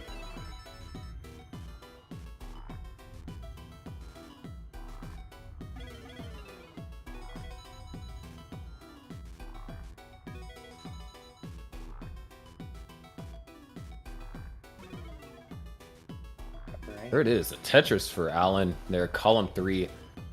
Sets up the delay burn. And that's going to commit 5 extra burns here. That's 4 burns that Sodium could use for a Tetris. There it is. Level 17 start really proving to be difficult for Alan. It's totally what it is. The pieces, it's just haven't been ideal for Alan.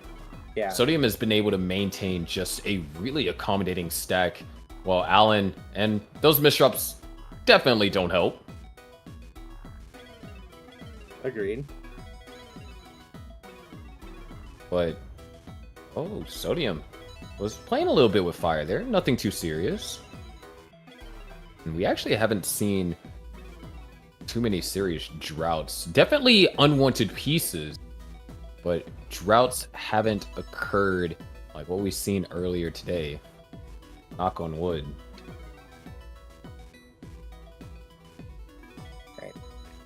I don't think you heard me on Discord, but I knocked the wood pretty loud. So.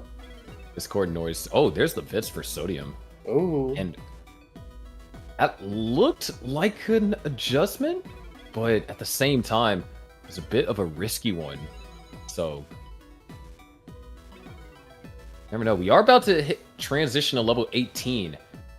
So then players will get that warning. It's like, hey, you're going to transition in 10 lines. Oh, well, yeah, Alan's it's already 120 lines. So, yeah, Alan already kind of transitioning, I guess, but like not the transition that we expect. Just transitioning to different colors. But this next 5 lines, actually, will be a transition to a different speed. And there it is. There we go. There's the speed we all know and maybe kind of love. Can't speak for everyone there. It's safe to assume. There's the transition for Sodium. Almost a 600k transition. Level 17 start as well. It's going to knock down Tetris while Allenbot trying to get things under control.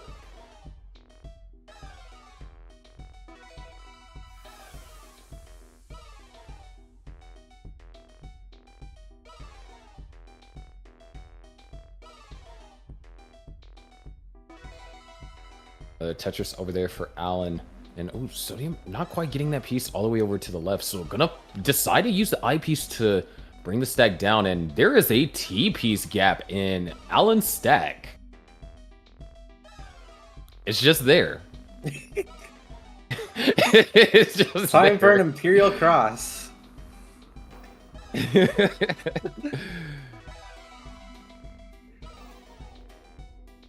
Oh, I want to see the clip on how that got formed. I'm like very curious now. I mean, we already saw high stakes in this game. I wouldn't be surprised if we had pop out as well. Oh my gosh. Speaking about popping off, Sodium is popping off with a 250,000 point lead. Holy Christ. And is behind in lines. Alan has a lot of work in front of him. And if Sodium is able to maintain this, this could actually be the game that turns things around. Because, yes, Alan can play in the 29, but You only Sodium... have so many lines, and you might only have a little bit of time. Exactly. And it's going to be forced to go for Tetrises at some point. Of course, Alan able to survive that. Oh no, misshot from Sodium. Oh, that Oh, could the delay burn. Very ambitious. could be the kicker here. This is Alan's chance to make the comeback.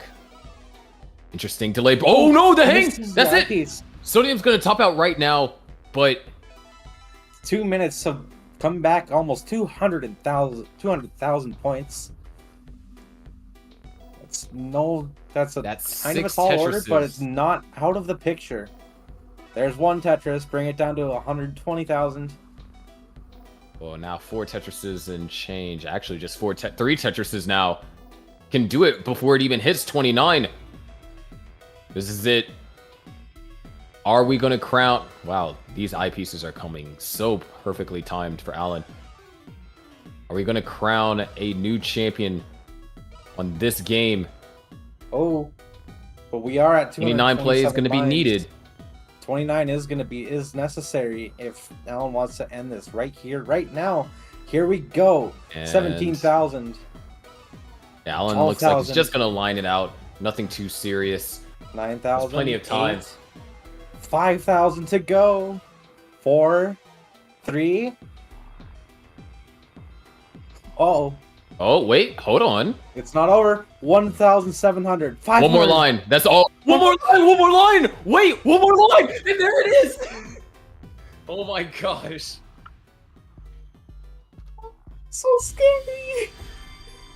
There it is. Alan is your TECWC Classic Score Attack champion. Congratulations to Alan.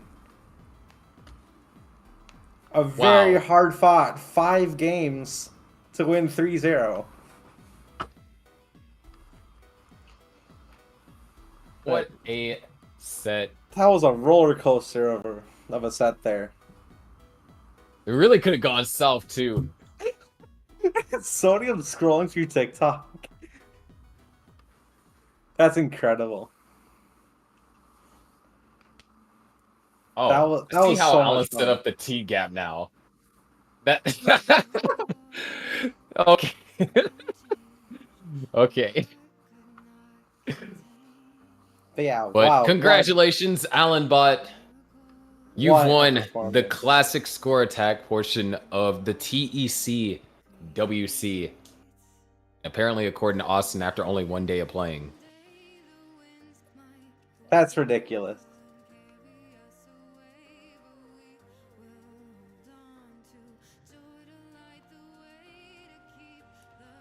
All right, Austin is clarifying, saying 1 day unranked.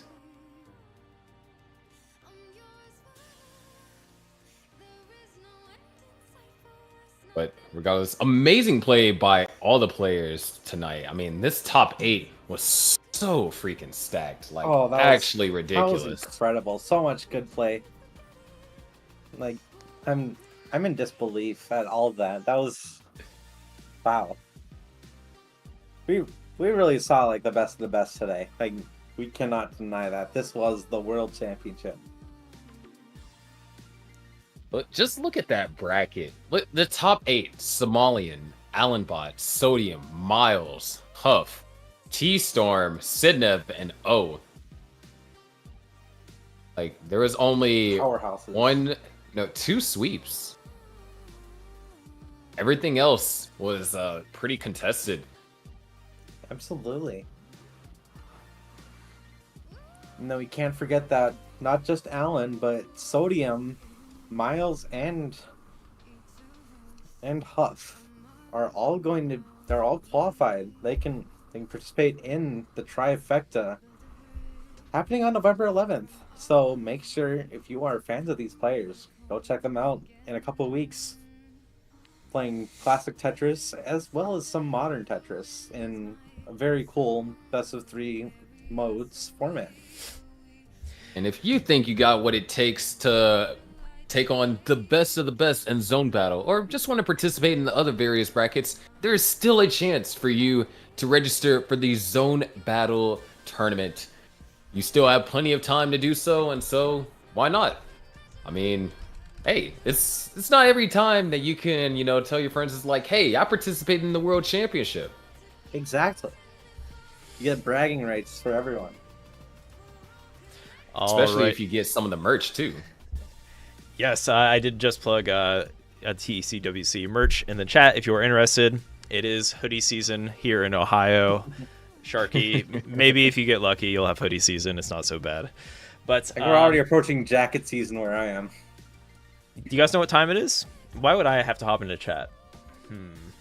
I think it's time for a giveaway on Very both interesting. our Enhanced Experience channel and the Classic Tetris channel here. So without further ado, I'm going to head to Mr. Nightbot and select somebody in the chat. So Make sure to get your last connecteds in. yes, test the bot, try to break it. Let's see as many connecteds as possible, and we are about to go forward with that raffle. I'm surprised I can still speak proper English after a very long day, but let's do it. I think it's 3 a.m. for Sean right Proper now. English. Yeah, or Exists? yeah. So we have 149 users in the pool right now. So you have a 1 in 100 and well, we'll see if anybody else new joins. 1 and there we go. 1 in 150 chance of winning. I got you. All right, I like drum those roll. odds. Better than Powerball. And it is. Oh my Okay, God! Reroll it. Okay. Reroll it. Reroll Riggs, it. reroll, Please reroll. reroll it. I am so sorry. Bruh. No, reroll it. I don't want it. I did don't reroll. want Did it not show up in chat? Oh shoot, it didn't show up in chat. Oh, it I did rerolled, not. and it's actually, it is Richard Wolf 6, I believe. Okay. 5 and 1. Rigged. Yeah, 100% rigged. I think Nightbot didn't Should have been refresh. me. I do have. I'm going to take a picture for the receipts here. I am not just picking somebody out of my hat. But yes, Richard Wolf, if you are still awake, that's a nice community member to give that out to. I believe they actually play it from out of Dude, DC. I'm pretty sure he has like some of the most restreams, and well, it's definitely approaching there. A lot of restreams done for the classic Tetris community. So And I see people try to stipe the connected giveaway on Enhanced Experience. And Xavier7763 is the winner there. I don't know if they just... Okay, they typed earlier. I'm like, oh, they just typed it out and somehow won. imagine. But, yeah. Who would ever do that? Xavier is You can't talk. You won. You the cheated. other winner. I know. Yes, It's T-Flat. like- that was the joke. Well, T-Flat won, and we have delivered it instantaneously via what were you talking about earlier? Instant transmission, true. and T-Flat does have a Nintendo Switch Collector's Edition at home. No way! I can't believe it. I'm holding it in my hands right now. Yes. Yeah, I'm in and shock. Enhanced is so generous that they decided to award another winner. But you have to wait a little bit for yours. You can't get yours instantaneously. So Xavier and Richard Wolf, congratulations on the giveaway. We will have another giveaway next weekend if you want your chance to win a... I love the thumbnail clickbait reaction there from Missy. But yeah, we will have another giveaway for Zone Battle next weekend. So tune in. It's going to be a lot of fun. And it is very late, so I'm going to do a quick speed run through our sponsors. Do you have a story regarding Tetris Effect Connected? Be sure to share it in discord.gg/enhance. We have a channel called Share Your Story. Let us know what this game means to you. We are going to have a commemorative video, and maybe we can include your story. Who knows? Maybe if it's a great story. We'll see. Depending on how good your story is, we may include it in the video. Or tag us on Twitter or X. Also, at Mex, investments you can hold. Check out these beautiful, beautiful Tetris coins. This is actually quite a large Tetris product line at AppMex. If you want to check that out, I will plug it in the chat. If you're somebody that wants to invest in the future, this is the place to do it. You got copper, silver, gold, platinum, and some other rare material. I always forget the name of. Palladium or something like that. Medium? Yes. I don't play enough Minecraft or what is it? Terraria. Terraria. Yes. Oh But, my god. Oh my yes, god. AppMex is the next best thing to those games. So check it out and invest in the future with none other than a Tetris coin. And yes, we plugged these controllers quite a bit today because they are legitimately awesome, and pre-orders open today. So check out hyperkinstore.com and get your hand on one of these. Like, legitimately, I mean it when I say this is an awesome controller, and Sharky as a DAS player too. We both play DAS on TEC, and you really feel it when you're trying to use a right control for low latency on Tetris Effect connected on a PC or a Switch, right? And this controller definitely is great for that. And for Modern Tetris as well. I threw down on Zone Battle last night on our community stream and was kicking butt thanks to the Tetramino stacked Hyperkin pixel art controller. So be sure to pre-order if you're looking for a controller for Tetris. This is a good choice. Okay, so without further ado, Sharky, T-Flat, what a stream. That was incredible. Yeah, that was incredible. Let's end it with our bracket here. Totally stacked top 8, as you mentioned earlier, Sharky. And what a year. That's a great 2023 regarding Classic Score Attack. And we will likely see these players in the Trifecta coming up on November 11th. So until then, thank you. Any last words, T-Flat and Sharky, before we sign off? Oh, shoot. Yeah, you put on a spot like that. Sorry to not segue over time there, but yeah, it was a great tournament, and hopefully you two had a good night. And I'm going to stop talking so we can go to bed. But I'm your favorite underwater host, Sharky, and I'll see you in the TEC Trifecta event. Heck yeah. All right.